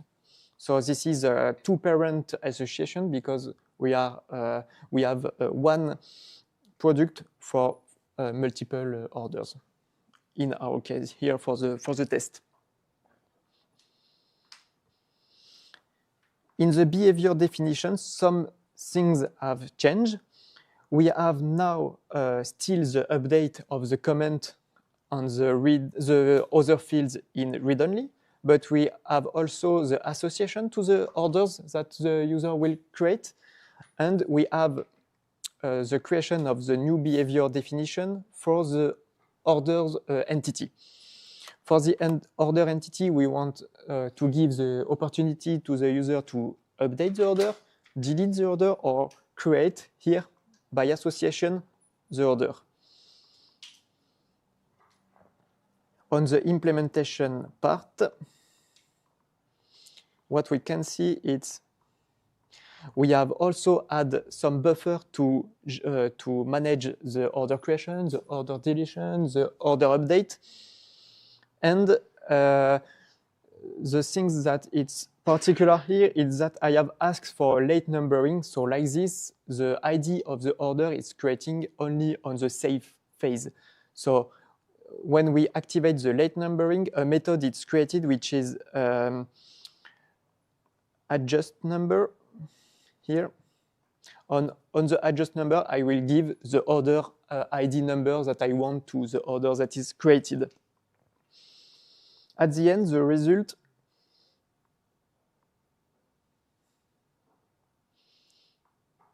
is here.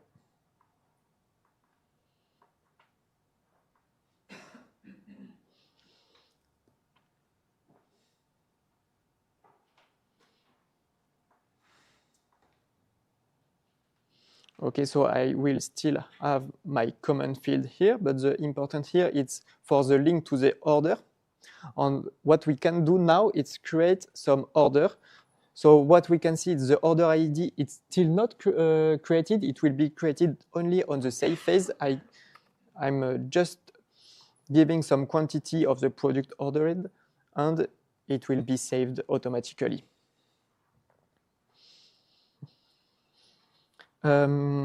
If we go in details one last time in the code,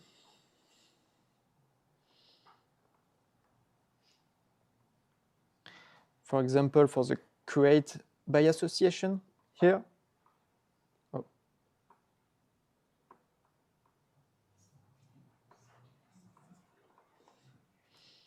Okay. For example, if I take this, I will create a new one. We can, for the last inspection, try to see what's happening in the Fiori application. So we will create with the quantity. We will create a new order. So what we can see here, it's on the payload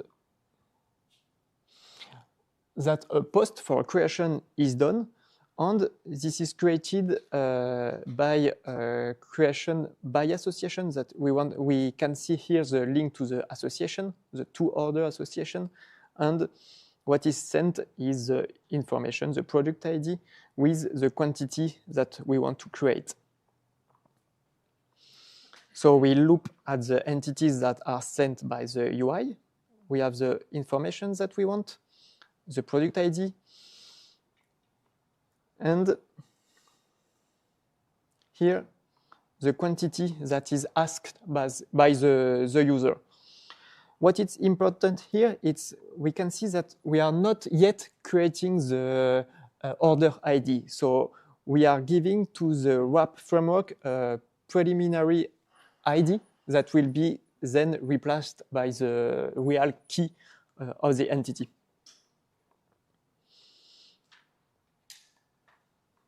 Here on the adjust number, so we are on the save phase.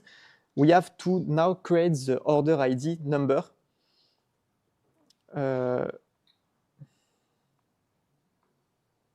Okay, here. What we do is we loop on all the created orders, and we can see that there is no order ID created. So what our job is here, it's to create the order ID, yes, and to put it on the mapped structure just to let the wrap framework know that we have created the order ID. And at the end, here, the order ID is also persisted in our database. So if I go to the database I have created for the orders, here, and I display the, not this one,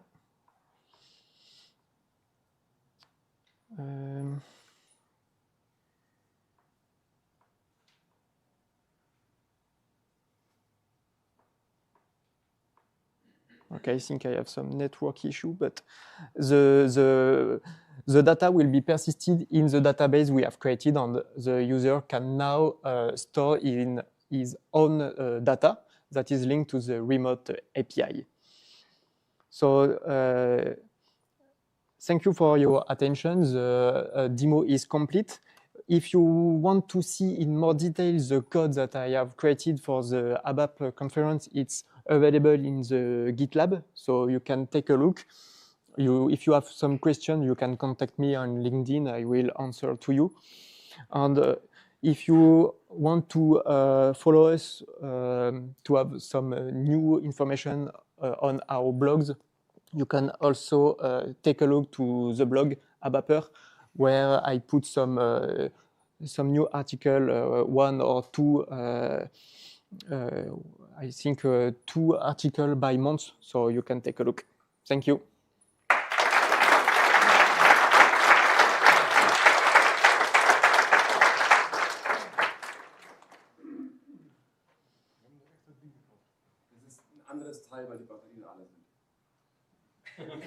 So thank you very much, Clément.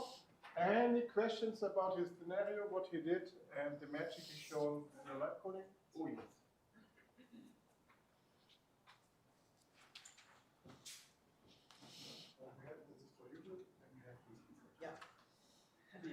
Yeah, my question is, so you've shown us that you consume this open API and then save the comment in your own database. My question is, what happens if now the product gets deleted from this open API? Let's say product number 1 is non-exist anymore. Do I have now, is maybe the data ultimately deleted from my database, or do I have now invalid data, or how to proceed further here? Yeah, in a real scenario, this is a concrete problem that we can have, but most of the time, for this kind of API, you have also events. So when a product, for example, here is deleted, normally you have an event that is generated, and you consume this event, and you can delete all the information in your own database. Or the other possibility is also to every day call the Northwind API to check if the product is still available, and delete the data if it's not available. That's my point of view. If you have more possibility in your head, we can discuss about this.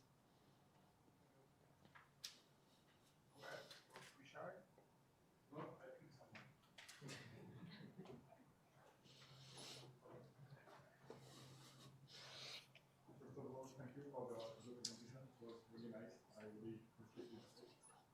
My question was regarding, so in this context, we use the Northwind API, right, in a steampunk approach with the service consumption model too, right? Would it be possible with a more on-premise approach? So yes, everything that has been shown here, it's available in S/4HANA environment. The only thing that is different is on the service consumption model, which is not available in on-premise or private cloud system. But there exists some workaround. You can directly call the HTTP by method available in S4 system. And you also have a really good blog post by Andre Fischer, which explains how to create the service consumption model in the free trial BTP ABAP environment, and to download it and upload it on your S4 HANA system. So when you do this, after this, everything is possible to do on your S4 HANA system.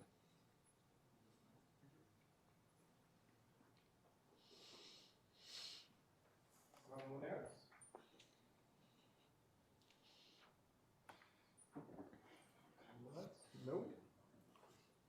Sir, new internet? It's internet? Nope. I'm joking. Oh, and that's case already. Thank you very Thank much. you. We're going to have a coffee break soon. I hope the coffee is also back. Coffee is gone in the morning, unfortunately. But yeah. Give him a big applause.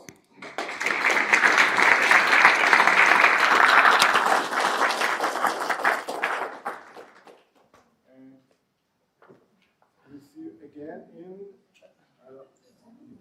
1 hour, right? Yes. Yeah, in 1 hour. See you soon. Schönen Tag.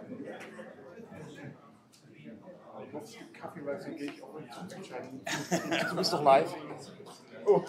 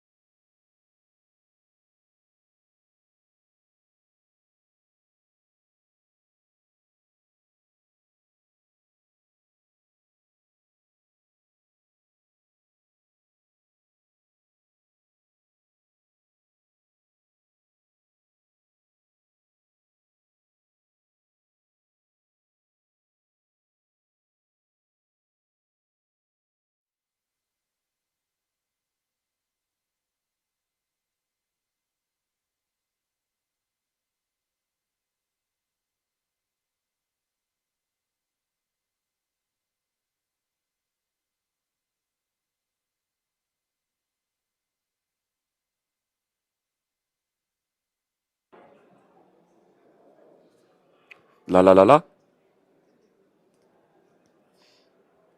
Also jeder, der jetzt reinschaltet, ich bin eigentlich nur gerade am gucken, wie gut die Lautstärke von den Geräten ist.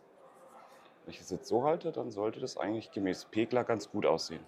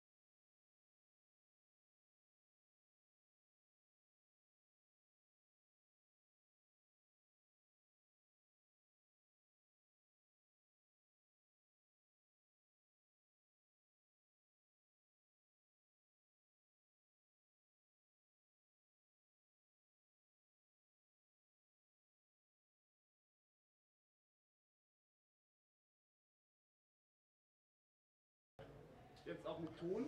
Jetzt auch mit Ton? Test, Test. Sind wir wieder da? Wir werden immer pünktlicher, das ist ja geil.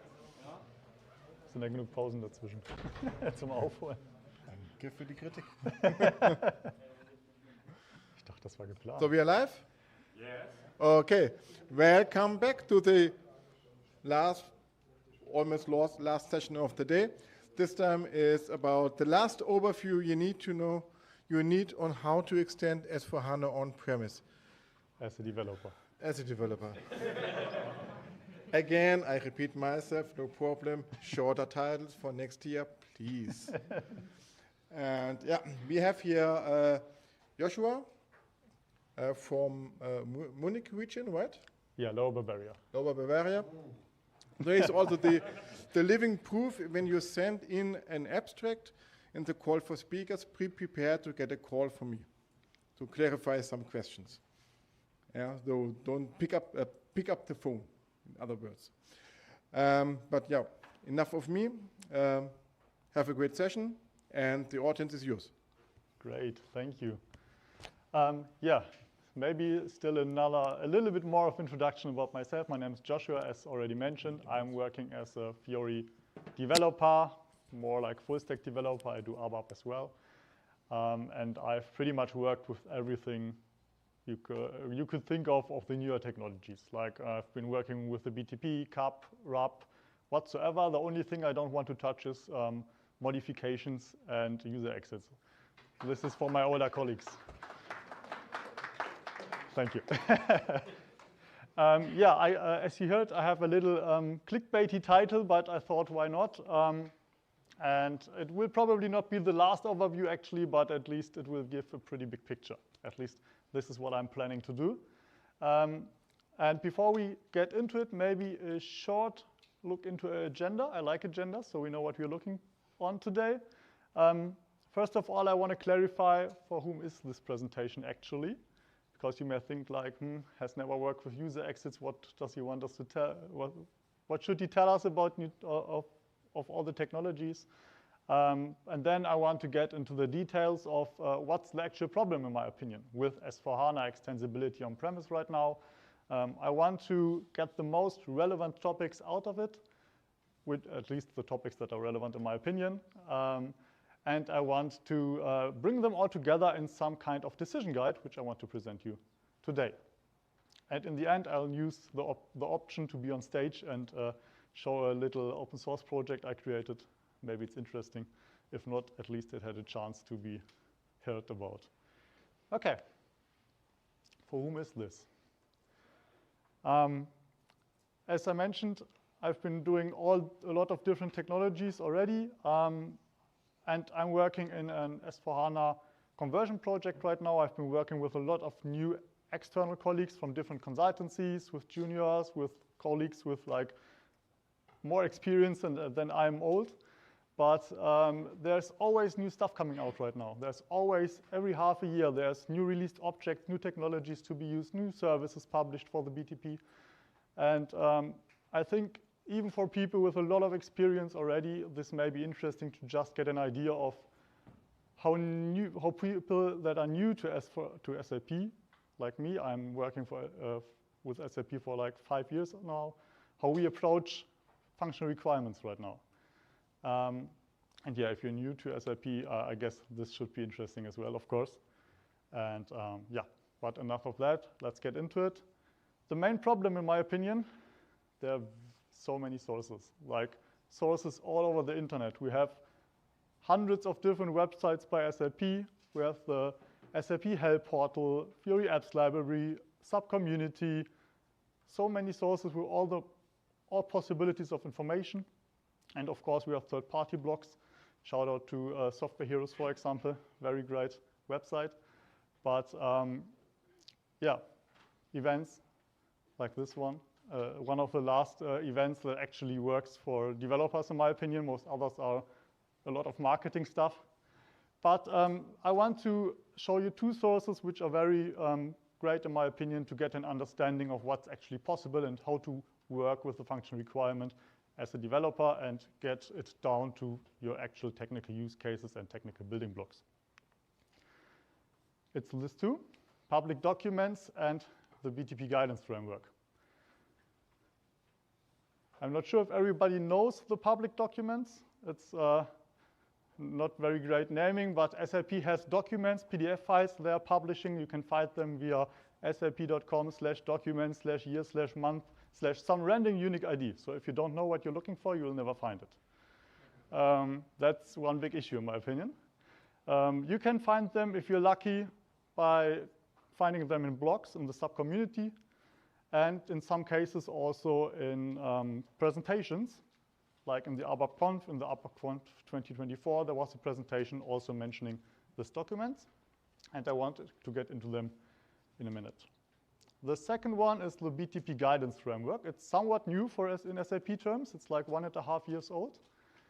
And the name may be misleading. It's not only for the BTPs. It describes a methodology on how to approach functional requirements with newer technologies, with a S/4HANA mindset, you can say. But okay, we get to that later. There are 3 documents I want to mention today. All of them have links in it. I guess this presentation will be published as well.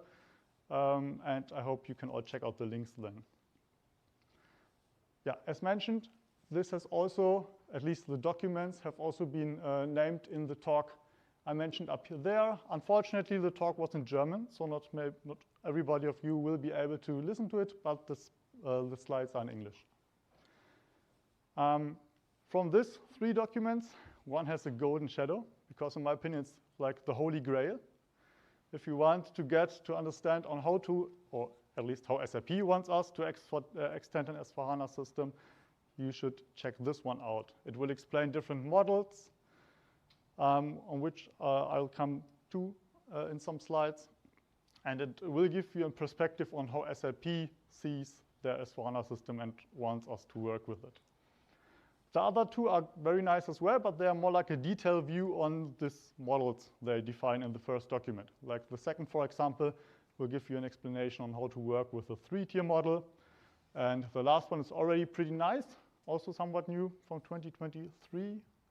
It will give you an insight into how you can approach requirements with technical use cases in mind already. Okay, the second thing, my button doesn't work. This doesn't work as well. Habe ich was kaputt gemacht? No, it works again.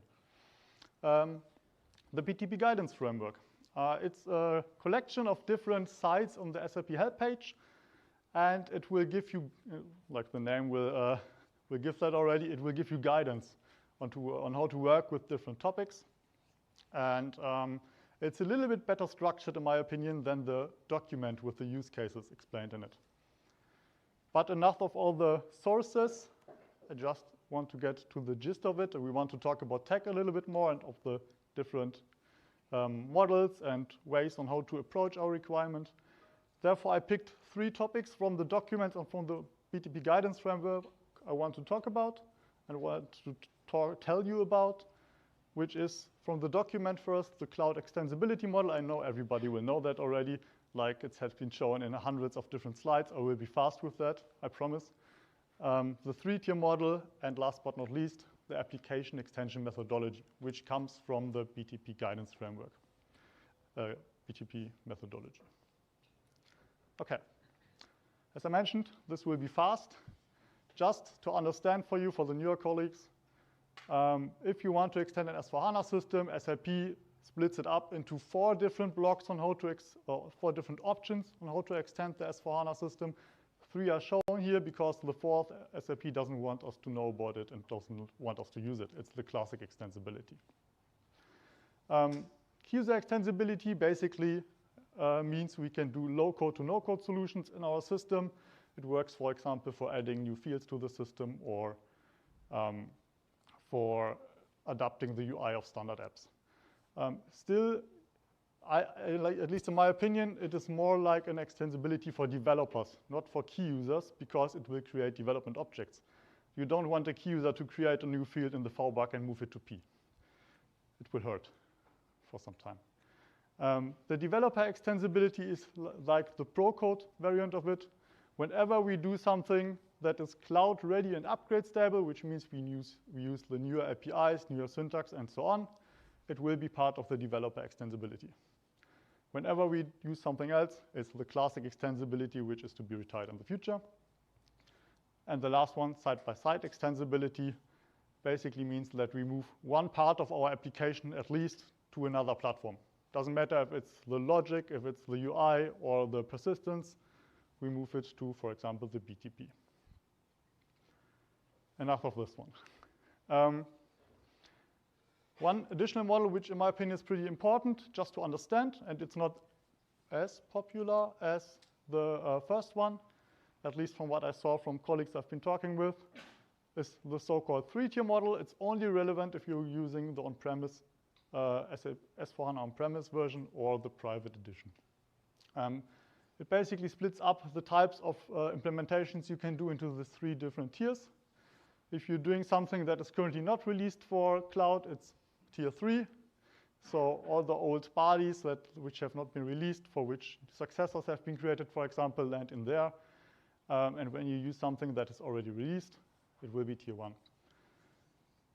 If you have tried to implement a lot of different extensions in your system, you will have noticed there's still a lot of stuff missing as defined as cloud ready.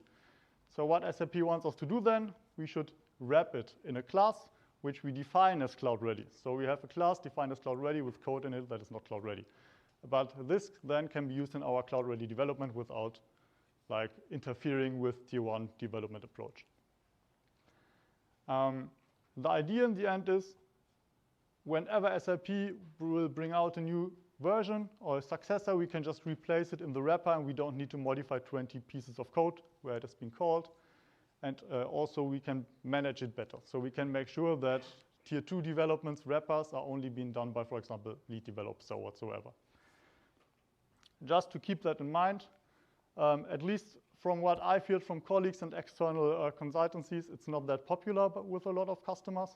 But if there's a customer that wants you to use it, know that this is out there.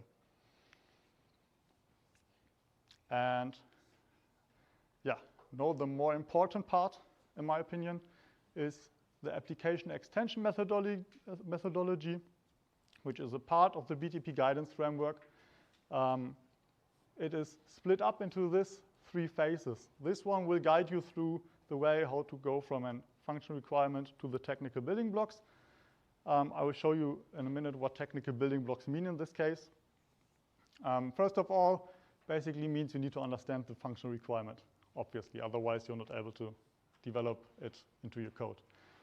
There's also some system context that is obviously somehow connected to the requirement, and you can break it down into different use cases you have.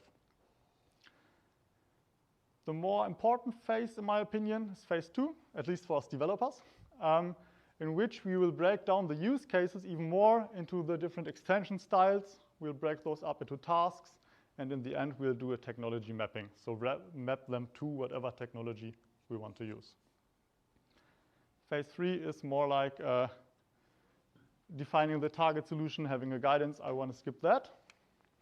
And how does SAP offer us an information what technology is out there?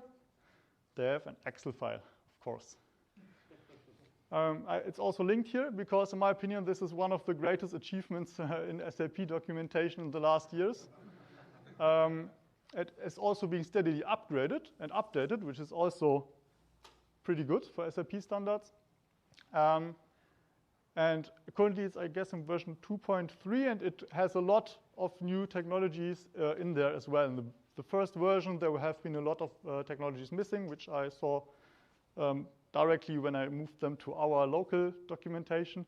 But now it's actually pretty accurate in there.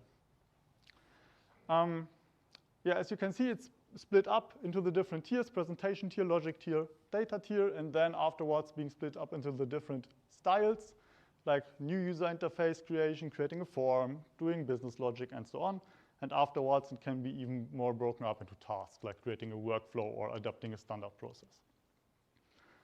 This is actually pretty great, in my opinion, when it comes to doing a technical specification.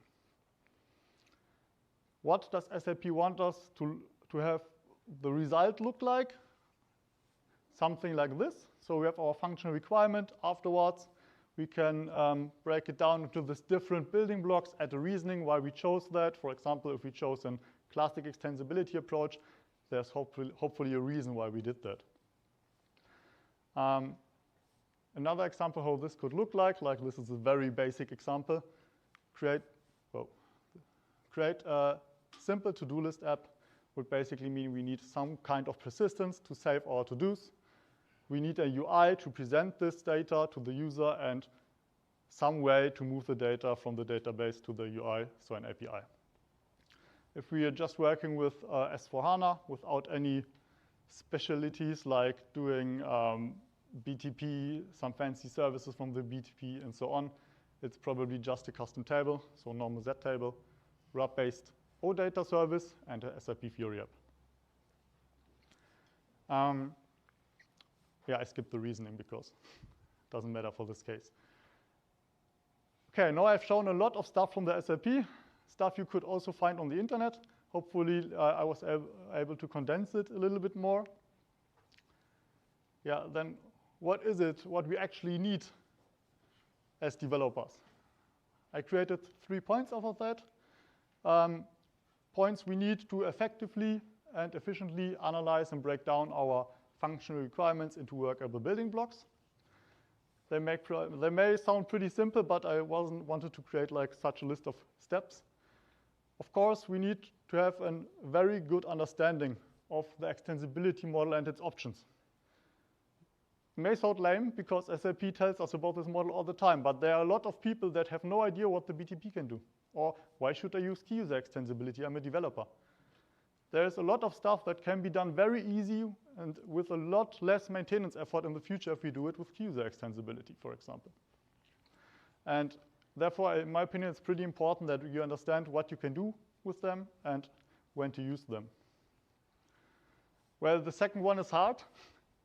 An actual well-formulated functional requirement.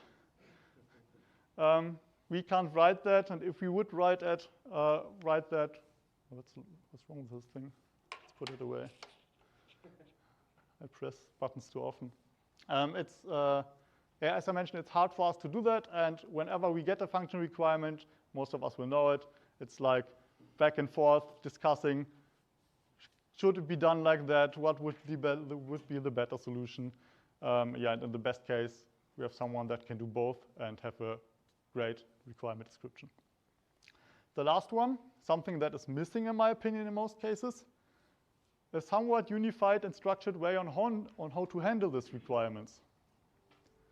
Right now, we try to do something like that. We have guidelines.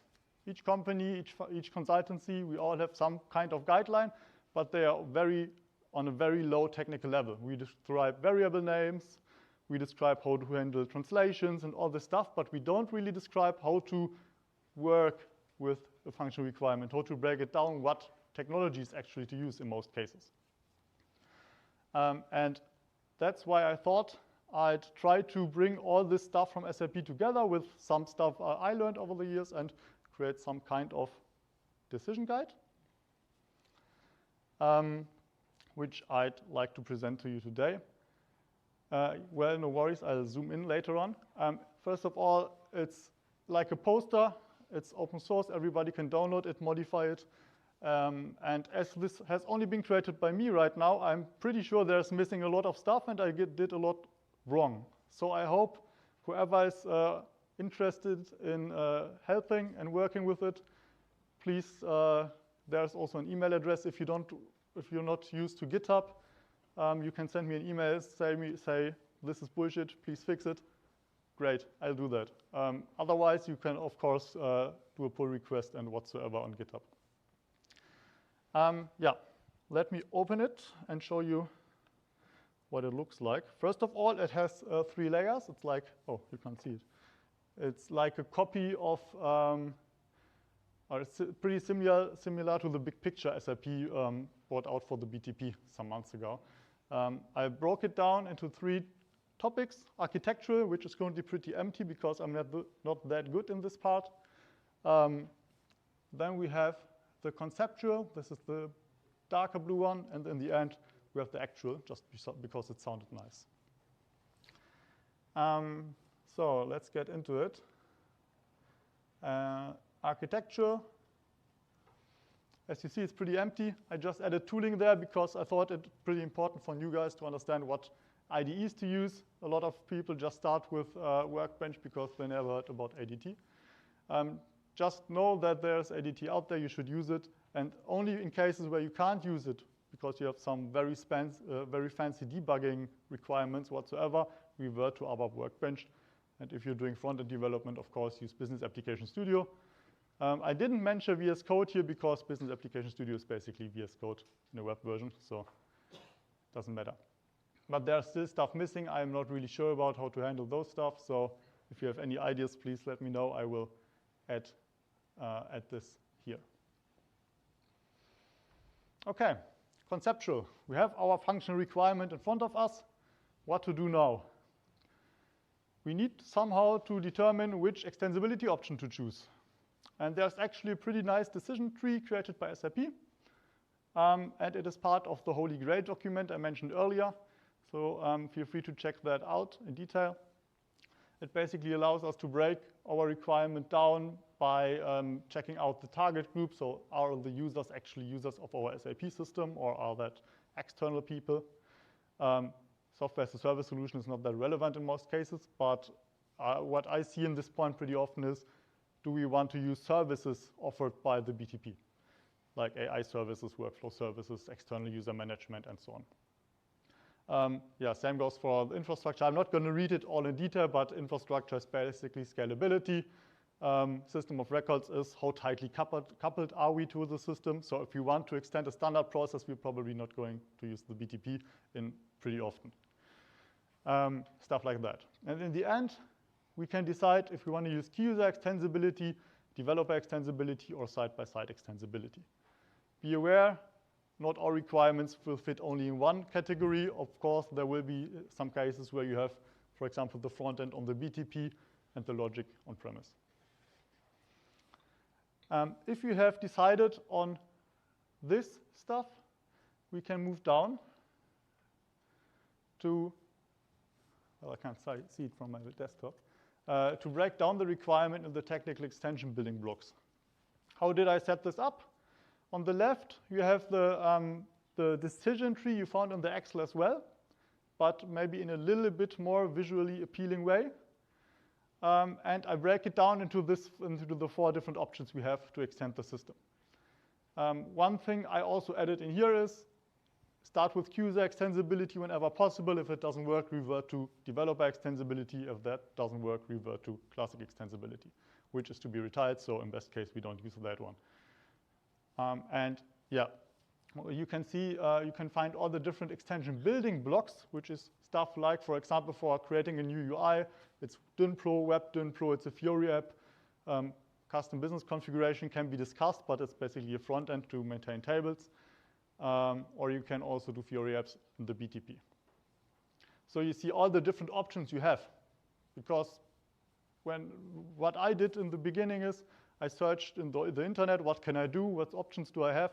There have been a lot of options. I never knew what option to choose from and what was actually suitable for my use case. And you can find them all listed here. I also started adding the links from the Excel file. So if I click this link, I will also be directly moved to the SAP help page. The last one, because you may have seen that I only wrote down SAP Fiori app instead of Fiori Elements and SAP UI5. I have the actual decisioning based on detailed information, for example, on how to decide what Fiori app framework to choose from. Let me zoom into this one. This is not copied from anywhere. I created it by experience, let's say. Maybe it's wrong, but it's what worked for me in the last years. So we can choose based on OData service, floor plan, and so on, if we are going to use Fiori Elements, SAP UI5, or the flexible programming model. OK, enough of showing off the document. Let's actually check it out based on the requirement. So I got a pretty simple one just to make, there I want to go, So just that we can see on how I worked with it for some months now. This may not make sense, but it's a requirement. A list of special vendors needs to be maintained. Whenever a service order with one of the special vendors is being created, this needs to be logged into a table, and our employees need to be able to modify and view this logged information. That's it. And what we can do now is, with this requirement, we can start in the, can't find my mouse here. We can start in the conceptual part to determine which extensibility options to choose from. The first sentence of the requirement, well, this is already pretty good separated. A normal requirement will be pages long, and we need to structure it first. But the first sentence says we need to have some way to maintain special vendors, which will later on be used to check other stuff. So what will we have in here? As we are only working with our employees in our local system, our target group is our own users. Therefore, we don't need to move to the BTP. We are not using a software as a service solution or any fancy services. It is probably also not an infrastructure issue with scalability. And we are pretty tightly coupled as we want somehow log our creation of service orders. So we will end up in the key user or the developer extensibility option. And now, first of all, we need a table to store our special vendors, whatever a special vendor is. So we go down to the data model extension. We don't want to adapt a table, but we want to create a persistence. We can either now use the custom business object or the custom table. It's that easy. As I want to use some special kind of front end, let's say, I'm going to use the custom table, not the custom business object. And the front end I want to build upon this is a new user interface, create custom UI. And in my case, I don't want to build a custom Fiori app to maintain it manually, to create the app manually with probably even a little bit of coding in it. I'm going to use a custom business configuration, the successor of the table maintenance. It will automatically be generated via ADT. It will create CDS views and whatsoever, and will automatically be added to the standard app that allows us to maintain the table. So we have two building blocks, custom business configuration and a custom table, and the first part of the requirement is done. Next part is whenever a service order is being created with one of the special vendors, we want to write this data into a table. So pretty easy again, we're going to use a custom table again, but now we need to somehow find out whenever a service order is being created. What does the experienced ABAP developer do? A business logic extension. So what we can do here is adapt a standard business process, in our case, the process of creating a service order. And we have now the options, custom logic app, which is still it's pro code, but it's in the key user extensibility part. We have the ABAP bodies, which are released, so we are in the developer extensibility, or we choose a normal unreleased ABAP body, which is a classic extensibility. And all the bad stuff coming behind that, we don't want to use that. In our case, we can use a released body, which is order create, I guess it's named. And so the next building block is done. Now we are at 4 building blocks, 2 tables, 1 custom business configuration, and 1 released ABAP body. Last but not least, our employees want to be able to see into this log data and modify it. So in this case, we need a front end. And as it should be a little bit more fancy maybe than just the table maintenance, we'll use a normal SAP Fiori app that will allow us to edit the data and visualize it. For the Fiori app to work, we can go to a business logic extension again, choose API. We want to create an API, and we can either choose a RAP-based OData service in this case, or an SEGW-based OData service. We want to be somewhat cloud ready, so we use the RAP-based OData service. So we're done pretty much with 6 different building blocks. We broke down the requirement and now are able to define the details, like table fields, entities of the RAP service, and so on. So we have a pretty structured way on how to work with every functional requirement. Yeah, if we want to break it even more down, we can check out the Fiori app decision tree. as we're using a RAP-based OData service, we can choose from V2 and V4. We want to use V4 because of the better functionalities. And now we can see the next question, does it fit a Fiori Elements floor plan? I guess it's a pretty simple requirement. We do have a list object page, so it does fit here. And then we'll select the Fiori Elements as our framework with the option to adapt it via flexible programming model. And in the end, it could look like, okay, somehow it moved a little bit to this. And this is basically the technical specification we can use to break the requirement down further. And most of developers, at least from my company and the experience I had, is they're pretty easy to work with if they have such a list. They know they need to create a custom table, and then also can define the fields necessary in different chapters below that in the technical specification. They know they should use a custom business configuration. Maybe they don't know what it is, but they only know table maintenance dialogues. So at least they have a word to look out for on the internet and get into it.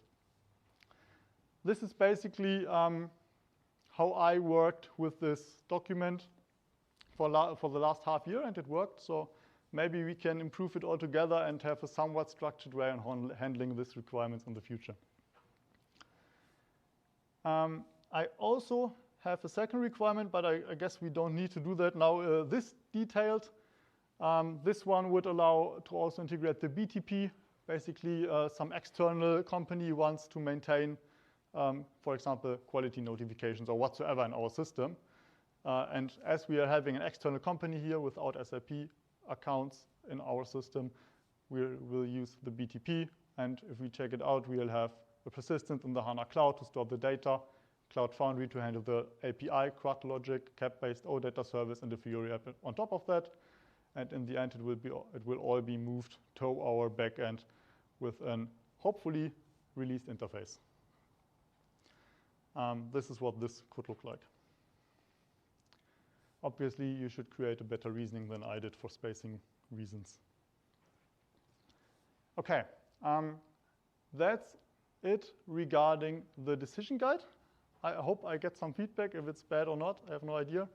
But one more thing I wanted to show you today is a small open source project I created some months ago. It's the so-called extension inspector. Because in my opinion, or what I've seen in the last, are two big problems. First problem was I never knew what to choose when. This is how I solved it with the decision guide. The other problem is when I've been working with a new SAP system, I had no idea what's going on the system. I could check out the tardier, a million objects jump in your face, you don't know what to do. You can filter for specific objects to at least get a grasp of what's happening. But I wanted to have an option to understand what's in my system, how is it all interconnected to each other from a technical perspective, what development objects are doing whatsoever. So I created another one. This is also open source and free, of course. Everybody can install it via ABAP Git. And I jump in a video later on. The live button doesn't work because I didn't get the internet running. But it's basically an app that allows you to check out the three entities: development object, developer, and transport. And you can navigate between these objects. You can navigate into detail views and, for example, see class diagrams or diagrams of CDS views, released objects, all the stuff that currently had to be done via different ways on ADT or jumping into the still ABAP workbench for some information and so on. I tried to put it all together in one app. I made a small video which I can skip through to show you.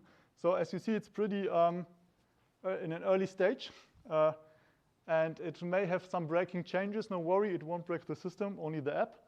I never write into any tables but the custom tables I created with this app. So nothing can break. So if anyone want to test it out on their system, feel free to do so. And yeah, the idea in the future is to have an overview in one picture of what objects are being used the most, what developers are working with what kind of object the most, and stuff like that. And if we, for example, press on, Let's see if I need to turn it on. Yeah. If you press on develop on objects, for example, you can see this is basically the tardier table. And you can filter it for whatever you want. So I want to see a class, I want to find custom classes, and I want to see the latest of them. So I press these buttons. I didn't release any of them, so none of them is officially released. But you can now jump into the developer, find some details here. What transports is it part of?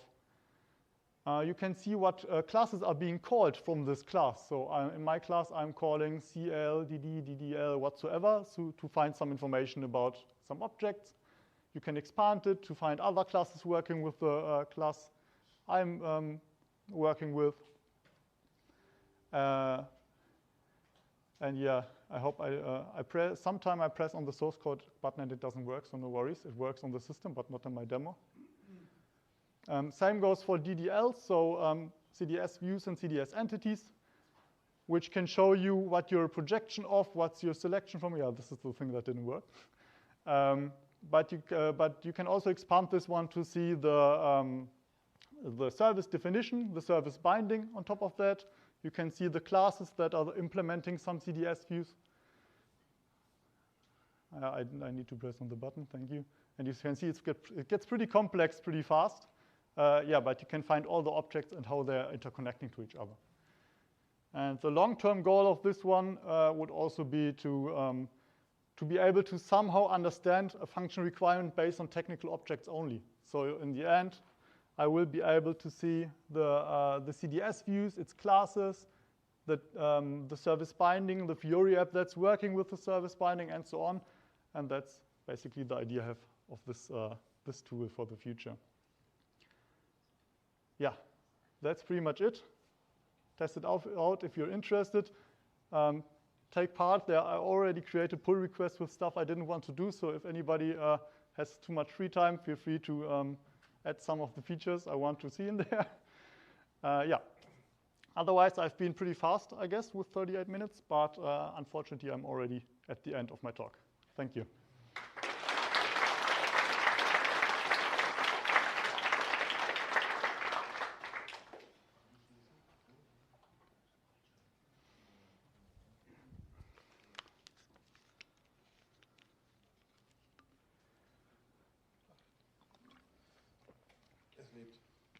Sehr gut. So, thank you very much, Roger. Any questions? At least on the chat, there was something like, where do I find all these Excel sheets and links and so on? At least I can answer the question. Afterwards, I will write an email to him. He will send me the presentation, correct. Right? He's noting. And we will publish the presentations on our GitHub repository. And later on, we're also going to add the links on the agenda. So then the slides and information is available. Okay. If not, what is a Google search term for finding the Excel sheet with all the extensions and stuff? I'd search for SAP, technology mapping, BTP, methodology, and hopefully find it. Well, you press the link in the presentation. Okay, easy. So some questions? Raise your hand. One.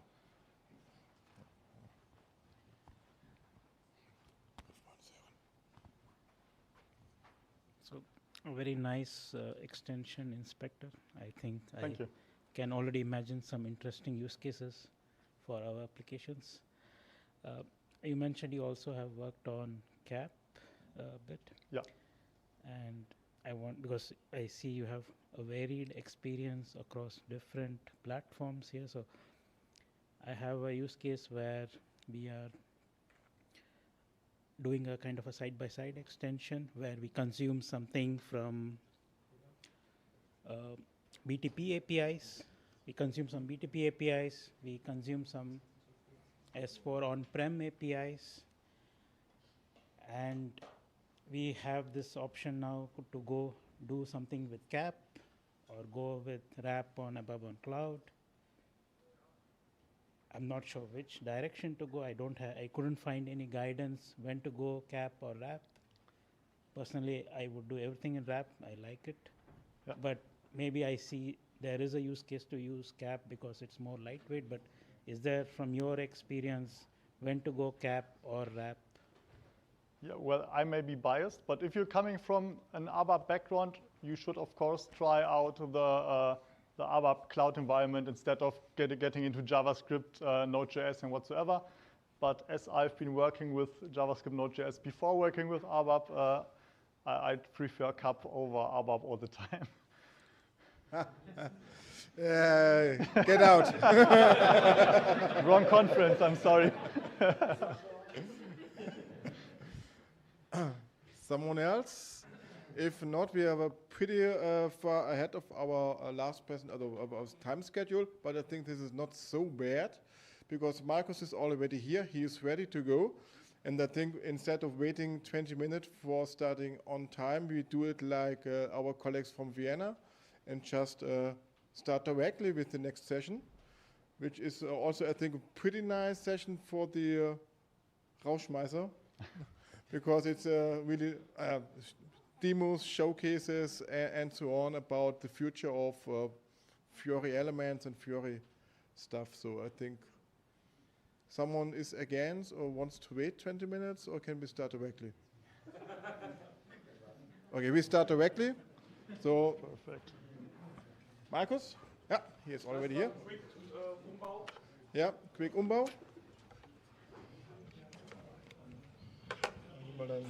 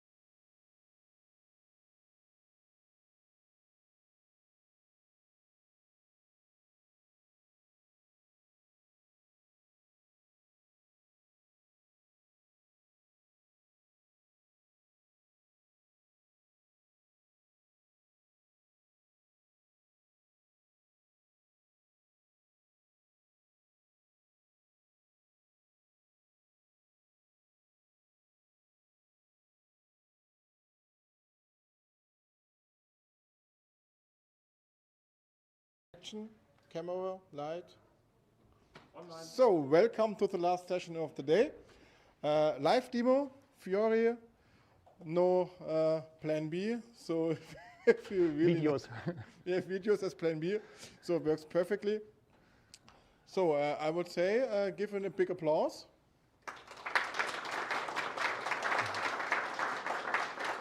And the stage is yours, Markus. Have fun. Yeah, thank you. So my name is Markus Königstein. I'm from SAP, and I'm working in the UX engineering department. This is a very big department at SAP, providing, for example, the SAP Fiori Elements framework, which is the main UI framework used at SAP. So for those of you who are not aware what SAP Fiori Elements is, I have only one slide and then only demos. So Fiori Elements, as mentioned, is a development framework. It allows you to generate your UIs very easily based on an OData service. So for example, on an RAP OData service, and the OData service should have also some annotations. And if this is the case, then you get out of the box a list report and object page floor plan. Of course, you can enhance this by additional SAP UI5 code, by custom controls and many more things. So enhancement is always possible. And of course, what we provide is enterprise ready. So meaning the SAP Fiori Element applications are accessible, they are responsive, so you can use them on different devices. They fulfill all security standards and everything what you would expect from an enterprise ready application. Furthermore, what is also very important, they are flexible, so you can extend them easily. I have also one demo where we will see this with a new feature, how you can easily extend them as a key user, but you can extend them also as a developer. and then you can add additional logic to it, you can add additional UI elements to it, and many more things. So that's SAP Fiori Elements in a nutshell. Now I want to give you a glimpse of some of the highlight features which are upcoming with the 2508 shipment. So the first highlight feature I would like to demonstrate to you are the so-called side effect events. These side effect events, they allow updating the UI based on some events in the back end, and we make use of the so-called WebSockets. So you can still work in your Fiori application, and then if, for example, a background job is finished in the back end, then this background job could send such a side effect event, and then the Fiori UI will automatically be updated. I have one demo here of one application, document chain tracing, which will be also delivered with 2508. I'm creating here a new document. I prepared already something. And if I press in a second on the Create button, then we will navigate to the object page. And please have a look at the status field on the object page. At the beginning, it is, I think, in preparation, and then after a few seconds, it will change, and also the item table below will change. So basically, this application is starting a background job, and once this is finished, this background job, then the UI will automatically update. So I press now on Create. So you can see in a second when the object page is upcoming, the status is currently scheduled. Now let's wait, the status is updated, and now the status is finished. And I didn't do anything on the UI. And also the item table below was updated automatically. I mean, this job was very fast, but you could imagine that there are some background jobs which take a longer time, and then of course these side effect events make a lot of sense. They are available already in public cloud since 2502, but in private cloud and on-premise, they will be available with the upcoming 2025 shipment. And they can be implemented very easily in RAP. So there are basically three things which you have to do. First thing, in your behavior definition, you need to define these side effect events. So first of all, let's have a look. So we have here a behavior definition.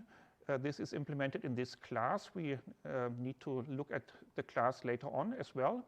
But the interesting part here is that we can define here certain side effect events. So that's a new syntax in from RAP, and we can define a certain event as a side effect event.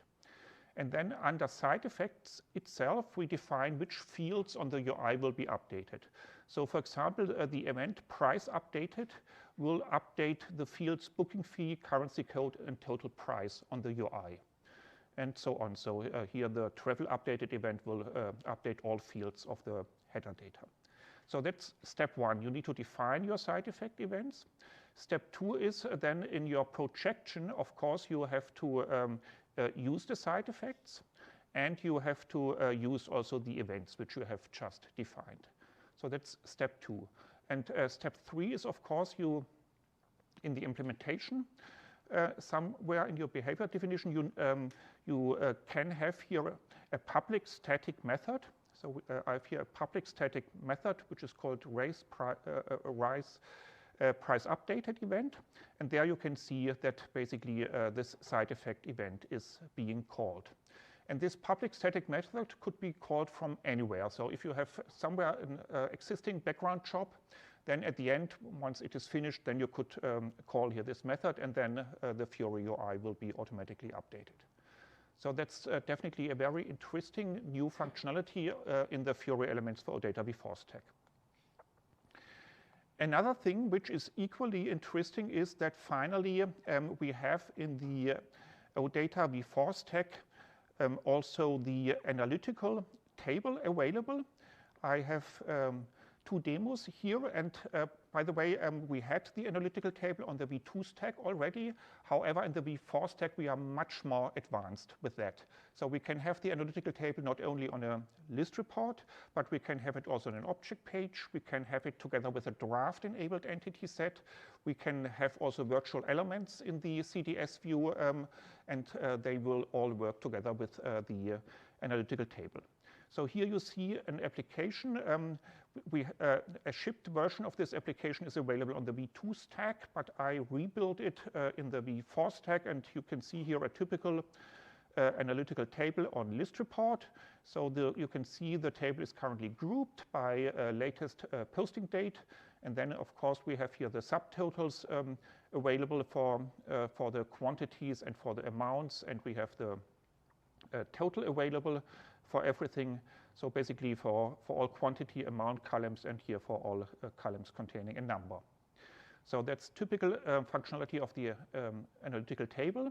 And I have a second example here of another application which will be shipped also with the upcoming release. This is an application where we make use of the analytical table out of the box on an object page. So something which was not possible in the V2 stack, at least not out of the box. So this is something very important. Maybe I need to mention one thing. The analytical table is always read-only. In the V4 stack, we are going to implement, but that's a bigger project, we are going to implement also an editable analytical table, but this is nothing which is upcoming with the 2508 shipment.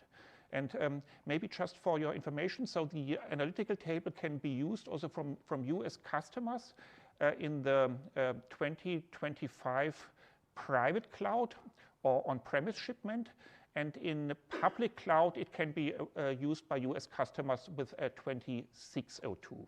So as SAP we ship already with 2502 applications making use of the analytical table, but for customers, for you as customers, if you build your own application, then you need to wait for 2602.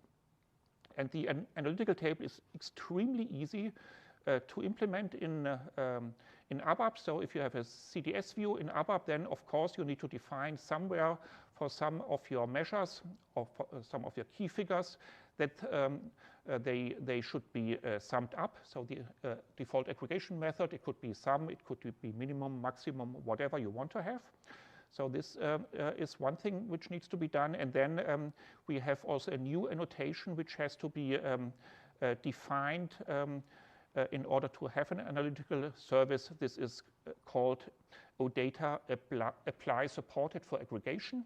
You have to specify here the value full, and once you have this, then automatically you get an analytical V4 service which could be used then in any Fiori application, and yeah, then you have the functionality which I've shown to you.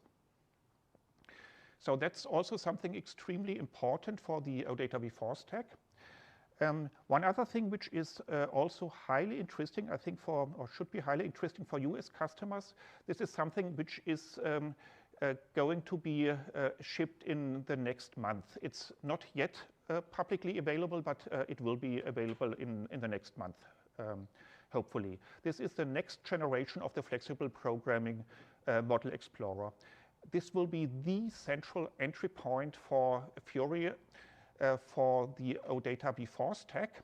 And basically, you might be aware that Fiori Elements and in general the V4 stack makes use of certain building blocks. So this could be a table, a field, a filter bar, a chart.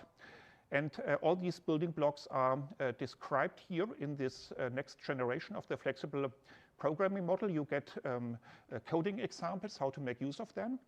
And then, of course, these building blocks are used also within the standard floor plans. So in general, it's always recommended to use the standard floor plans, list report object page. You have various extension options to the standard, which are also described here. So for example, an object page, you can have a custom section, subsection, action, custom header facets. So there are plenty of extension options. But yeah, sometimes it might turn out that even this is not enough. Then, of course, you can use also a custom layout with a custom page, and you can place then all your building blocks on a custom page. And basically all this is described here in this next generation of the flexible programming model explorer, and it makes life extremely easy for developers, especially also for new developers. So I give you one example. Here we have the standard list report floor plan. We have an example here, we see it here. We have some fields in the filter bar above, and then we have a table below with some table columns. And now the interesting part for you as ABAP developers is, of course, how is this constructed? And if you scroll down, then you can see it's very easy for you as ABAP developers. You can specify the filter fields in the filter bar via the so-called selection field annotation. You simply have to specify a certain position, and then this field will be shown at the respective position in the UI. Or you could have then for your table certain table columns. Also here you find an example in RAP how this looks like. So basically table columns are specified by the so-called line item annotation. Also here you specify a certain position, and then you are already done. And then the column appears on your UI. And yeah, this is only one example. You have multiple examples also for work lists and analytical list pages. Yeah, for the object page and many more things. And also what is very interesting also, if you make use, for example, in custom sections on an object page, if you want to make use there of some building blocks, then it is described with coding examples how to use each of the building blocks. So this is something which makes life really very easy and intuitive for developers to get into the whole Fiori element topic. Yeah, so then we come to some another extremely nice feature which we are going to ship with 2508, and this was requested many times by various customers already. This is the feature that key users would be able to adjust Fiori applications shipped by SAP, and especially adjusting the labels and the text arrangement within a Fiori application. I want to give you an example here. I'm working directly against the main development system, so you have to excuse a little bit the low performance here. Sometimes also CDS views are regenerated in the back end, so it can take some time longer. I hope this comes up, otherwise we have a video.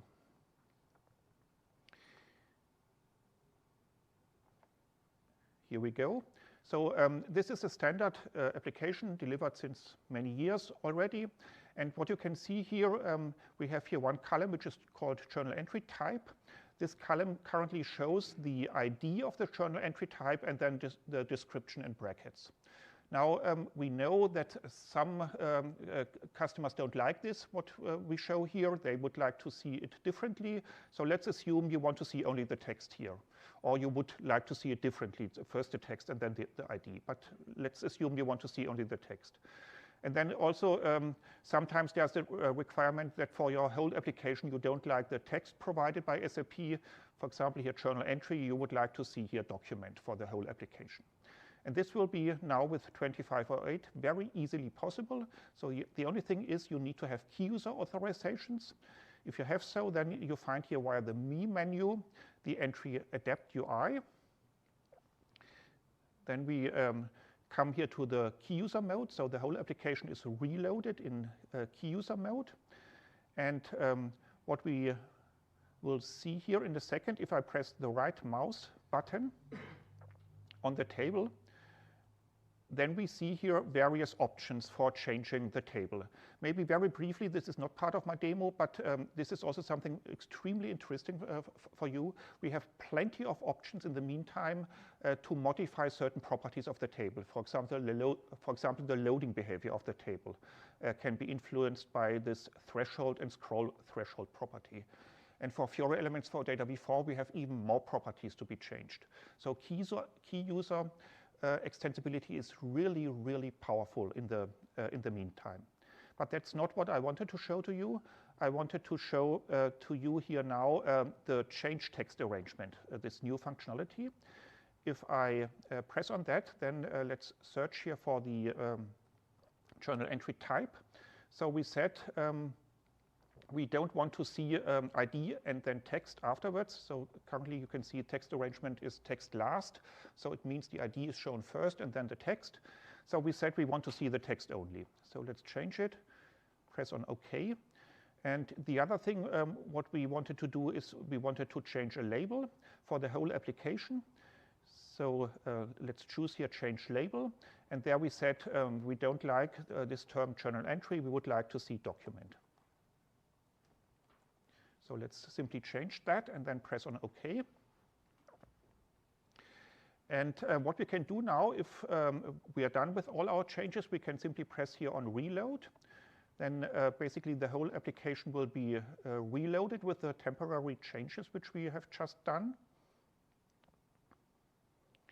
And what we can see already, this column is renamed. We have it here document, and also if we would go to the filter bar or object page, then we would see also always document here. And now let's have a look at the journal entry type field. For that we need some data in the table. So let's expand here this group analytical table.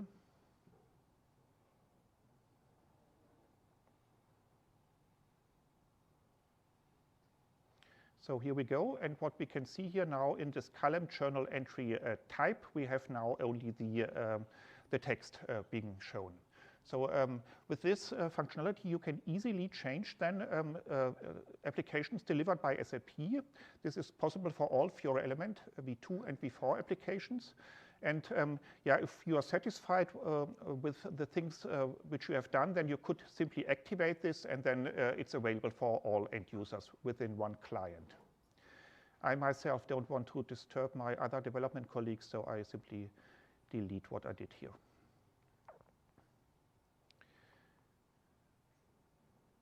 Okay, so this is text arrangement and label annotations, which can be easily changed.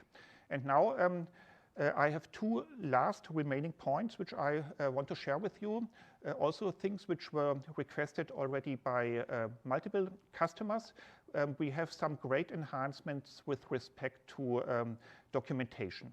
So one thing which is very important if you have power users at your company, or if you are a power user who enters data on a regular basis in a Fiori application, then it's very important to know all available shortcuts, especially shortcuts for a table. Only if you know the relevant shortcuts, then you can work efficiently with a Fiori application. And the good news is we provide now with 2508 a functionality which allows you to visualize all shortcuts for an existing Fiori application. I make this window a little bit smaller. You will see in a second why. Because we have here now an entry in the Me menu, which is called Keyboard Shortcuts. And this entry will open here a second window next to my first window. And what you can see already is some global shortcuts. Now, if I place the cursor, for example, here to one field in the filter bar, then you will see that the shortcut list changes. So it's context specific. You can see here now the additional shortcuts for the Go button, and here also the Share shortcut. Or if I, and this is very important really, if I go somewhere on the table, I just marked here some cells, but I could mark also a column, then you see here plenty of shortcuts for the table. And if you are entering data in editable tables, then this is highly important that you know at least the most important shortcuts. Or let's give you another example. I navigate here to the object page of this application, and what we can see here now, plenty of global shortcuts from the object page. So for example, the shortcut Control plus E for going to the edit mode in the object page. So this is a generic functionality. It's available for all Fiori applications, including also freestyle applications with 2508. And the last documentation topic which I want to share with you, and also my last topic from today's presentation, is that we have an enhancement of the existing help functionality, which is also upcoming with 2508. So if I open here the help functionality, then you might be aware, yeah, we get here plenty of question marks with different help texts. So in the past, basically, you received only help texts for those fields where SAP has explicitly defined a help text for a certain Fiori application. And what we have enhanced now is something which is available already since a longer time for HTML GUI and WebDimpro applications, that we show now for all those fields where we didn't explicitly define a help text, there we show now the help text from the DTIC data element in the backend. So for example, here in this application, this GL account, this is a text from the help text from the data element in the backend, which was not available in older releases. Or if we go to the object page, then you will see also plenty of help texts here available, and some of them are definitely also from DTIC data elements from the backend. So this makes it even more convenient for end users to get help on some Fiori applications, and it makes life also easier for us as SAP, or if you develop own Fiori applications, then you don't have to define help texts necessarily in Subcompanion, but instead you get the help texts which are anyhow available in the ABAP DTIC. Yeah, so this was a small glimpse of 6 features which we have, or which are upcoming with 2508. I would have now more time, but officially my presentation was only 30 minutes, so I prepared only for 30 minutes. We have definitely many more features which are upcoming, but these are 6 highlight features which I presented to you. So just as a summary, we have the very nice functionality of the side effect events, which allows or which enables that basically a developer can influence from the backend that a certain Fiori application should be refreshed. Then we have also the analytical table with a very much enhanced functionality in the V4 stack compared to the V2 stack. And then we will have relatively soon also the next generation of the flexible programming model Explorer, which allows basically developers to get very easily and in a very convenient way into the whole topic of Fiori Elements. Then we have great enhancements for key users. We have seen the option for changing text arrangement and label annotation, and I've briefly shown you also the plenty of options which we have now in Fiori element-based applications, for example, to change certain table properties. And finally, I've shown to you 2 documentation topics which you get with 2508. So basically every Fiori application will have a context-dependent help for the available shortcuts within its application. And we will have also an enhanced F1 help documentation, which will show also all the texts from the DTIC data elements in the backend. So thank you very much. I'm not sure, have we time now?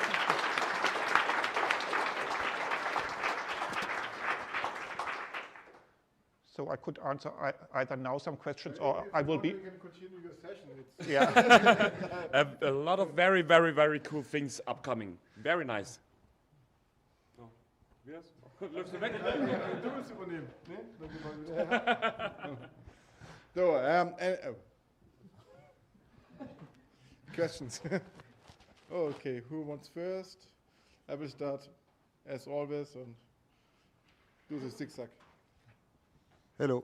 So thank you for your presentation. I have a question regarding the 4th feature regarding the label and the column name.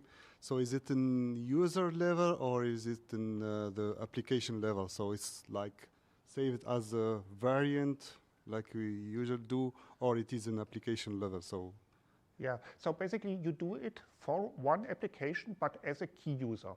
So key user means this is done then basically for all your users in one client. So a key user does always changes for one user, for all users in one client here. Yeah, also thank you from my side for the great presentation. I have a very specific question about the ADAPT UI. So we have the use case that we have in our development system. We have one client that contains no data, so it's a golden client, and then we have another client that's our test client.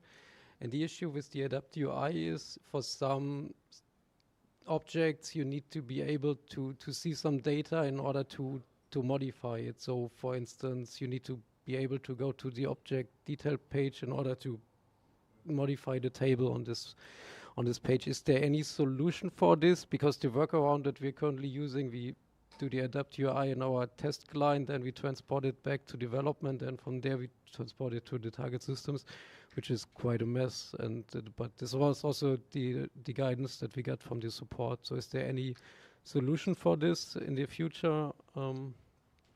No, you need indeed some data in order to navigate to the correct page, and then you can call their ADAPT UI. I mean, on list report, of course, you don't need any data, but if you want to go to object page or sub-object page, then you need at least some rudimentary data here. Thank you for the presentation. Some really nice features in terms of user experience. Fiori looks like it's really ready to conquer the GUI people who are really sticking. So I really like some of the features which are coming. And we are currently on 2023 on-premise release, and some of this help text which you mentioned, some comes from the data element, direct tests, and you also mentioned about long text. I would like to be already prepared that when this comes, I can utilize it. But we are doing the build now itself, and what should I create the long text in the domains, or what should I where should I fill the text so that when it comes, then it just starts working for me? Is there some guidance like? I mean, each data element can have an explanation text. Yeah. The same text which you would see in a GUI application, yeah, if you press on the F1 key. And exactly this documentation is being used here in Fiori, yeah, and also in Web Depot applications. So if you want to prepare something or create own applications, then always provide this help text. But you also mentioned there is an option to see the long text. Is this also part coming from the data element, or is there something else? So you have a short text and a long documentation like in the GUI. If I press F1, then I get a long explanation of the field. Yes, the explanation is the documentation of the data element. Okay. Yeah. Okay, and one small wish maybe. Today we have the flexible programming model, like you showed the documentation. We have a lot of node snippets which is available. We are also trying to use more and more TypeScript, but all the examples we have in the documentation is still JavaScript. So if feasible in future, if we can also have a TypeScript, that would be great. Yeah, thanks for the comment. We will provide TypeScript. This is planned already, hopefully in the first version. Thanks for the interesting features. When you mentioned analytical table or analytical, it is not supported for the transactional application, right? You can have it together with graph-enabled services, but it is always read-only currently here. So okay, one of my examples which I have shown, this was indeed an editable draft-enabled application, and there you have seen the analytical table here. Because of that presentation only, I'm asking this question. So if I switch to editable mode, so it automatically switches to the smart table, or do I need to create another section?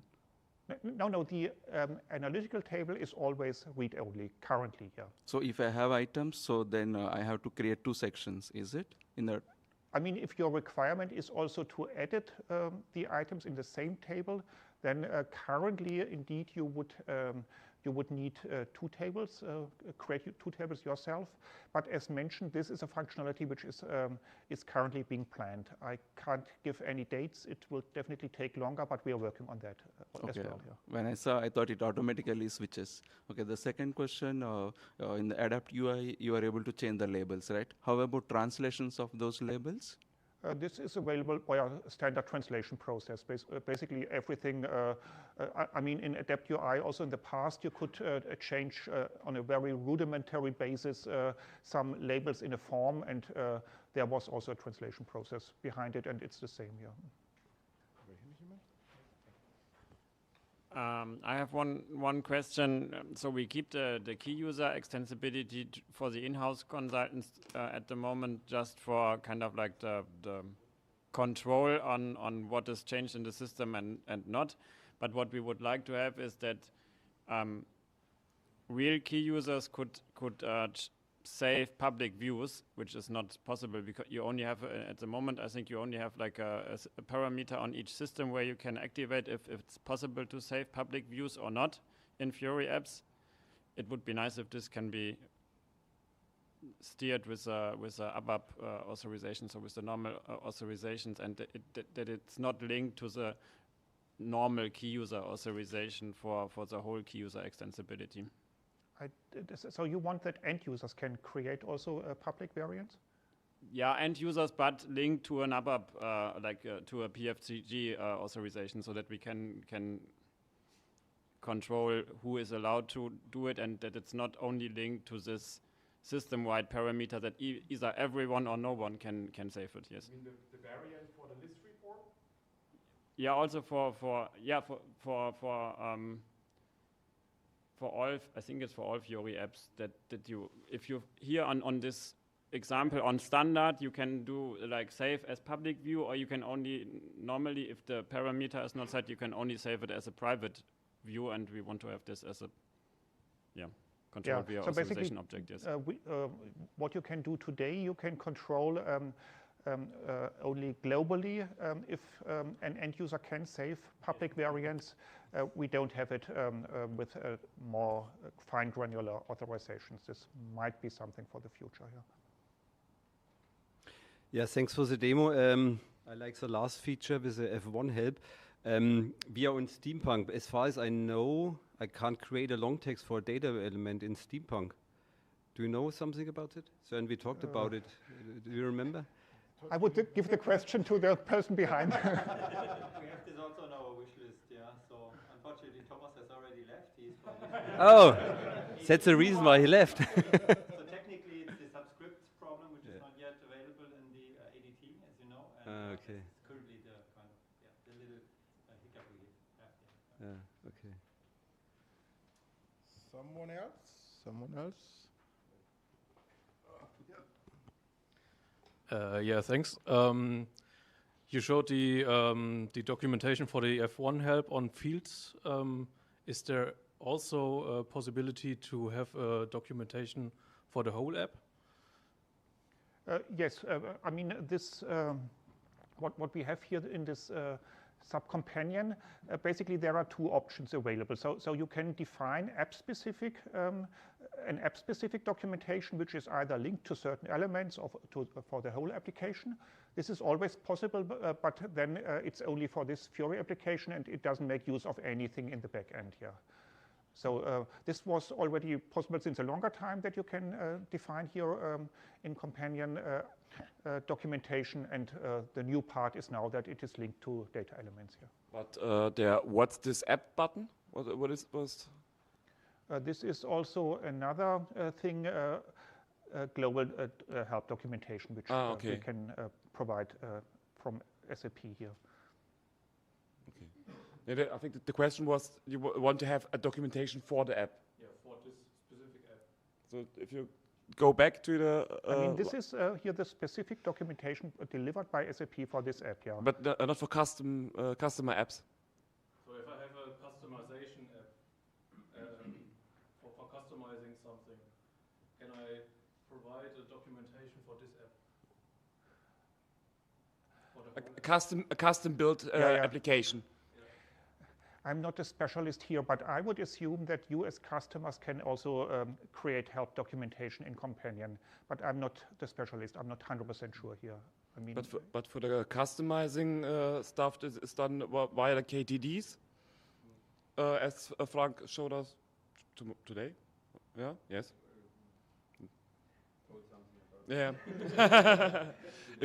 If If you create a BCMO, then you have the possibility with the KDD to enable a long text documentation. Blocked by. So we have already done this, so we have just an icon and a link to our internal wiki about the documentation of our application. So it's not in standard template, but you can manage to add an icon. So, again? Someone else? Regarding this tool, regarding this help, today there is something called as UI tooltip, which allows you to add some long text for each field. And is this kind of override? So if I have, let's say, the data element which contains the documentation long text, I have also defined my UI annotation for tooltip. Is there something taking preference that, or is it both should work?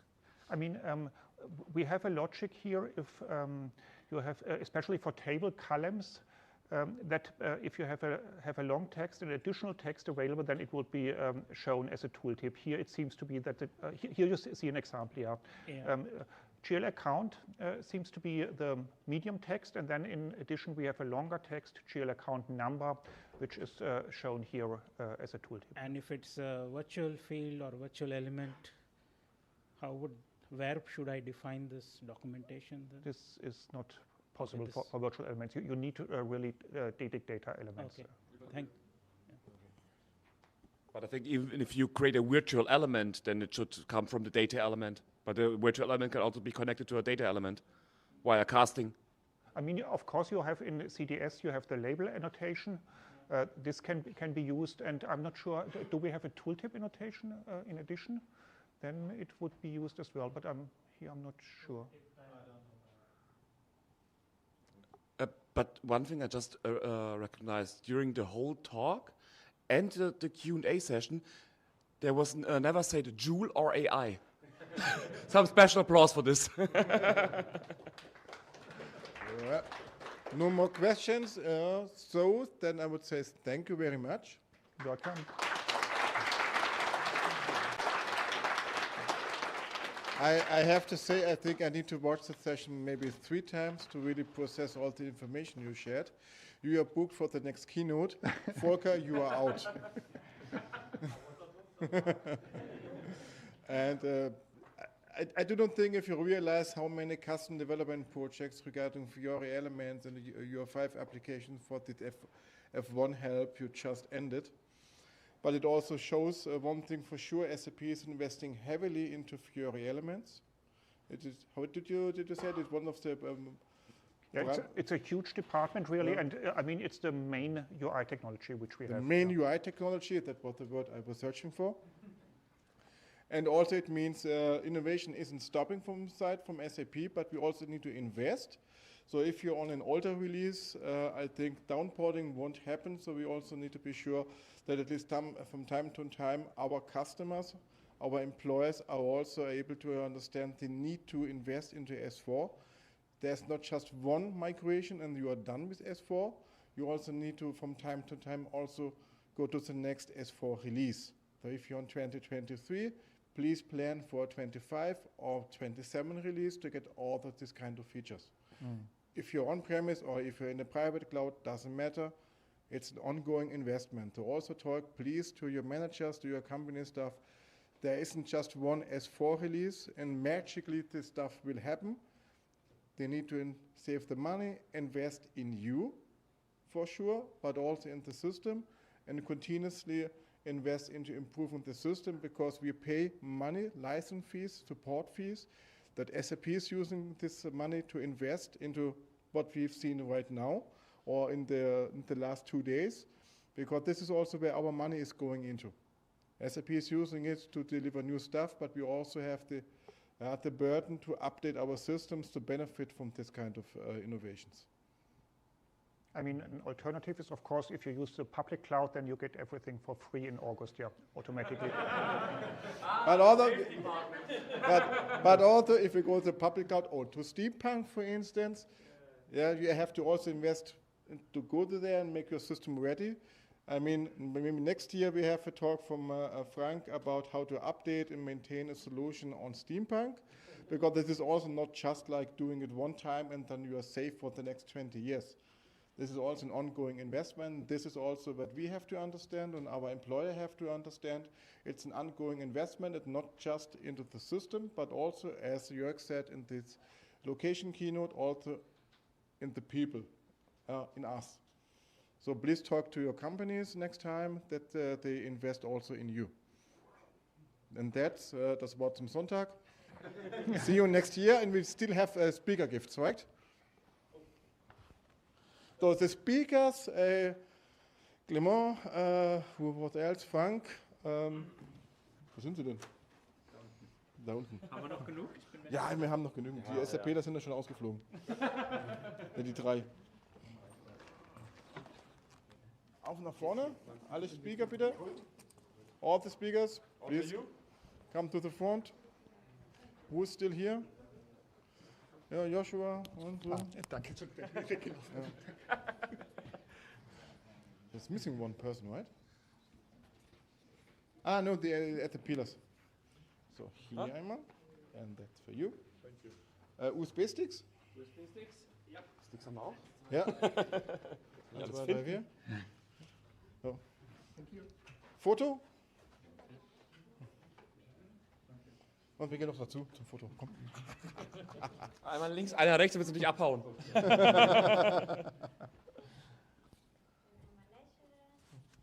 Bauch einziehen. Ich bin schon dabei, keine Sorge.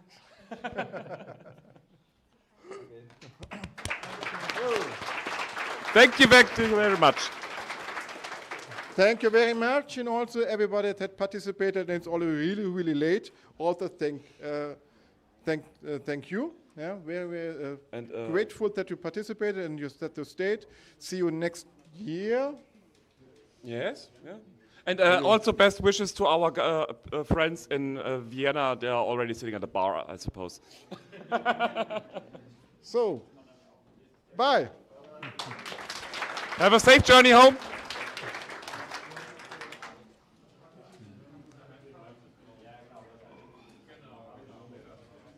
Untermond, das Team beendet.